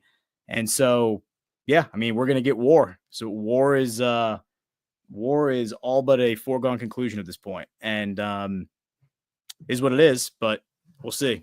I think we're going to avoid war. I'm betting on President Trump, who brought about world peace in his first term. I think we're going to avoid war. Well, war is happening. It just is the U.S. going to fight the war. I mean, the war is happening. So you have other countries fighting wars that where we're giving them money and they're doing it. But are we going to go put boots on the ground and do it? That's the question. And my money's on peace. My money's always been on peace, but I think there are a lot of people out there who need to have the rug pulled underneath them. And I'm not talking about the politicians. I'm not talking about the people in charge. Rugs. There's no more. There can't be any more rugs, Ghosts. Look at what Alpha Warrior is posting online right now. Alpha Warrior is banging the war drum, saying, let's go to war. And I'm like, Alpha, what are you doing, brother? Like, what are you doing? Alpha is on the front line banging the war drum, saying we got to go get these people. And I'm sitting there I'm like, Alpha, dude, like, what are you doing?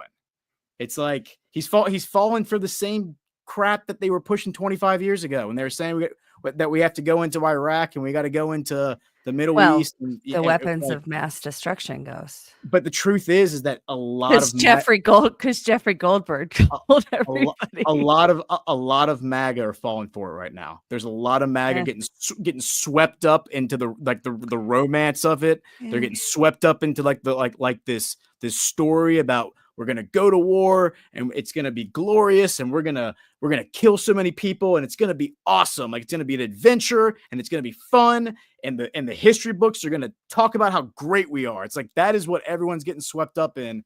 It's the same old song, man. It's the same song they've used for generations, and a lot of MAGA is buying into it. And I think that all of those people need to have the rug pulled from underneath them because they're falling for the same crap that George Bush was selling 20 years ago. Shout out to Alpha. Yeah, we're streaming to X. He's probably in a space right now.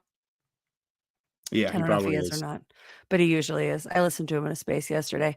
Yeah, some people want the military industrial complex to succeed. I don't think that's Alpha, but No, it's not. It's not. But I understand. It's because he has friends who are now working for the Pentagon, and those people are putting out narratives. They're putting out narratives that are, the home front is being threatened. The home front is being threatened. These primitive people in the Middle East, have gotten these missiles that can see. I'm not getting that message, and you and I hang out in different circles and care about different things, right? I mean, we care about America and God and traditional values, but we focus our time on different areas. And the message that I do believe that the homeland is under attack. I think it's under attack by the people like in my executive branch of government that are actively trying to enshrine. You know what they're doing today in Colorado?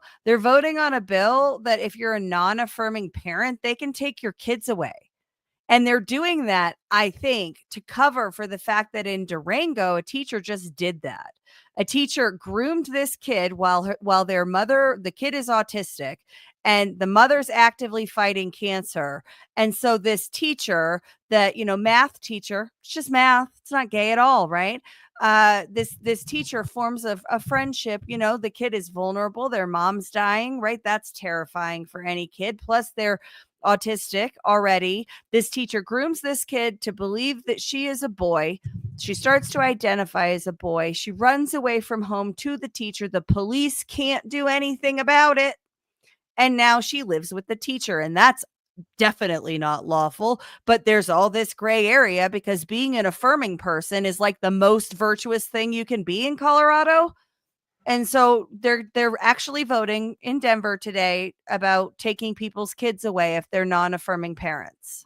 See, and so that is exactly what I think the problem That's is. the threat. We should be taking our military and deploying them across the country where that's happening, where you have pedophiles hunting down children to hurt them. That, I would be all for deploying the military against the government to go after those people. Instead, we have them amassing at Diego Garcia, which is an island based in the Pacific. We have them amassing in Taiwan. We have them amassing in Qatar. We have tens of thousands of troops amassing all over the world. The narratively, at least, preparing to fight the enemies abroad. That is what the whole narrative is, and that's what everyone's getting swept up in. Instead of the pedophiles and the creeps and the the Satanists in our government who are actually capable of hurting us and actually want to hurt our kids. It's that's the threat we should be focused on. Instead, we're talking about, primitive people on the other side of the world who have no interest in coming over here. Who are the primitive people? Well, I mean, the Houthis, the You think Yemeni. they're primitive? Primitive. Do they not have they don't have the internet and stuff? Primitive in the sense that they don't have the ability to invade our soil, like launch it like an invasion of America. You don't think there's a Houthi and a couple of blowfish in the country after the border was wide fucking open for 4 years? If they're here because the CIA brought them over here. Yeah, So it's all the same. That's the point. So it's all the same they wouldn't threat. be. So they're not Yemeni agents. They're CIA agents. So wait a with second. Are you assets on- defending the Houthis right now? No, I'm defending the idea that we have to go to war with Yemen because I don't want to go to war with Yemen. Well, that's the I narrative. don't give a fuck I'm about just- Yemen. Yeah. See, so the problem is that we get caught up in these labels. We get caught up in the identity politics of it all. And this is why I think the identity politics is so stupid, because I want people to stop dying, ghosts. if there are people on the ground operating who are going to hurt us, like people on the ground in America who have infiltrated our society, I don't care if they're Yemeni, I don't care if they're Saudi, I don't care if they're Iranian. They are here as assets of the CIA. that makes them CIA assets. Okay. So their national identity makes no difference to me. They might as well be from Mars. Okay. Yeah, but what my is the point. CIA's national identity? Well, it's not American. I can tell you It's that much. not. It's Yeah. not. Yeah. It's probably So, Prussian. so that's my point. My point is that they'll fly these guys over, they'll bring them in, and then they'll plant them in a hotel somewhere, and then they'll release their identities to the public and say, look at these Yemeni guys, look at these Iranian guys who are in the country. Oh my gosh, Muslim Brotherhood, they're coming to get us. That's the game they play. They use these labels to scare you into thinking that if we don't go over there, and that's what Nancy Mace was talking about in the hearing. That's what Nancy Mace was talking about the other day. Like, if we don't go fight them, that's what Tammy Bruce, we were watching the Tammy Bruce State Department. Man, she is like all clued in. She is the best press secretary Netanyahu's ever had, because what she said is if we don't go to the Middle East and kill these people, they're going to come here and kill us. That's what she said. That And is it's just the message. it's so stupid. It's so dumb. It's so dumb. Yeah, the kind of traditional Christian right folks, they are all on that page. We have to go murder in the name of Jesus. Yeah, that's exactly what it is. Yeah. It's exactly. It's just so sick and it's so twisted. And now, like, the new front is Taiwan. The new front is China. They're trying to get us all worked up to go fight China, and the next one's probably gonna be India, because Putin is now making deals. And here's the thing, is that it is not unprecedented for the Most High God to say to his people, go in there and kill everything and take it all, right? But I see zero evidence that the people making decisions are operating under the authority or direction of the Most High God. They seem to be operating based on their own personal interests at every single level, and in plans to expand power, earthly power. And I don't really see fruit. And that's the part of this that bothers me, because I'm not anti-Israel. I hate all the governments, all of them, even ours. I like President Trump, and I hope that we really do get a golden age. But that does not mean that I blindly trust the government now, because that would be stupid. And so there is a lot of emotional blackmail on all sides of the Israel issue. It's all emotional blackmail. It's all dead babies and ancient claims to land, and you're not the right kind of your religion if you don't agree. It's all emotional blackmail, and you got to separate it, and you have to, I don't know, figure it out for yourself. But by the way, the big news out of Israel today, Bezalel Smotrich, that scumbag, lifted all the tariffs. Because if he didn't lift the tariffs today, President Trump was going to do reciprocal tariffs on Israel starting tomorrow. The real scandal here is, why the hell does Israel have tariffs against the United States? everybody does, Ghost. Yeah, but I mean, Israel doesn't exist unless we give them $4 billion a year. Like, that is like a proven fact. Yeah. That if we don't give them $4 billion a year, their society can't function. And yet they then turn around and tariff us when we send goods to them. It's just, I understand. These are negotiated things, you know. These are I understand former trade every other deals country that were every other country negotiated. does it. I understand every other country does it, but it's just like, man, it's a joke, man. It's a joke. The entire government's all a a joke. joke. Everybody's ripping us off. Everyone's ripping us off. We're still living under censorship. Yeah. That hasn't changed. That's a fact. We're still not getting transparency from the government. That hasn't changed. We're still not getting straightforward truth and facts from the government. That hasn't changed. The neocons are still writing foreign policy for us. That hasn't changed. I absolutely see a vision, but I think the vision is going to require Putin, frankly.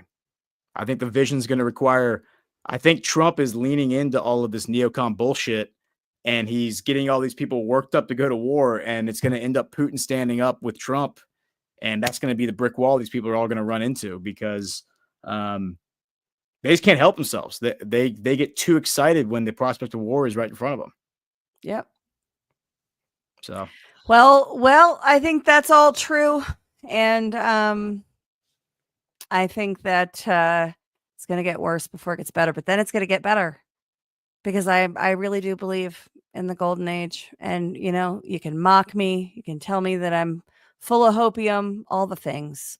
But if we're going to get to that point where it's possible to even imagine a golden age, we're going to have to go through some shit. We're going to have to go through some exposure. We're going to have to go through some people getting arrested. We're going to have to go through putting the functions of government back in their boxes and holding people accountable who knowing and willingly violated their oaths. That's what it's going to take. And that's not going to be, you know, rainbows and unicorns. It's going to be painful. And I think we see rumblings of all that kind of pain right now, which makes me excited because I really do want to get I want to get through that period, because there's always, in any change effort, you got to go through the shit before you get to the good parts, right? Yep. Yeah. Things are going to have to get ugly before they can Yeah. get better. That's for sure. Yeah. You want to go like, did you ever do P90X? No, but I'm familiar with it. Yeah. So I did P90X, and the first 30 days really suck. And Yeah. it's all a mind game, and you have to push yourself to keep going, and it's super painful. But when you get through it, you actually feel amazing, and it was totally worth it. And you look back and you're like, yeah, I had to do that. I had to go through all those highs and lows and things, and had to retrain my body and retrained, you know, the way that I think about things and orient to things. But now I'm so glad that I did. That's what we have to go through. America's going through P90X right now. Yeah, that's for sure. We're in the first week. That's for sure. Let's see if we got any rants, because I have to go. My cousin just had a baby. I got to go drop dinner off for him. Radiant Seas, $5. Christ Jesus blessings to you and family, Mr. McCormick, and all Badlands. It's a kabuki theater with many who live off U.S. taxpayers, allowing enemies to harm USA. Praying protection for Florida and Wisconsin elections. Amen to that. I think that's the only rant that I see. So, all right. Somebody in the chat asked, RP61 asked, what about SCOTUS hearings? So today there were 2 Palestinian SCOTUS hearings, but we had the government declassification of all the secrets that we had, which of course we had to cover on Badlands Live. The hype was too much. We had to cover it. So I think we're going to, and correct me if I have this wrong, but my ideal situation is we do the SCOTUS hearings that are tomorrow. We do the morning. There's 2, I think, tomorrow morning. We do those live. You'll be running the stream in the afternoon, and we do the Palestinian ones from tomorrow afternoon. yeah, that makes sense to me. That'll be good. And then at some point you and I will jump on and we'll talk about all of it. Everybody, please hit that like button for us. We certainly do appreciate it. Helps us out quite a bit wherever you're watching us, whether it's a thumb or a heart or a red pill. Any way you slice it, we definitely appreciate it. Please hit the like button and share the show. And we'll be back tomorrow morning. We'll see you then. Sounds good. You have a good night. Thank you so much for joining us, and don't forget to hit the thumbs up on this video. And a special thank you to all of our advertising partners. Please remember to shift your dollars to support those businesses that support Badlands Media.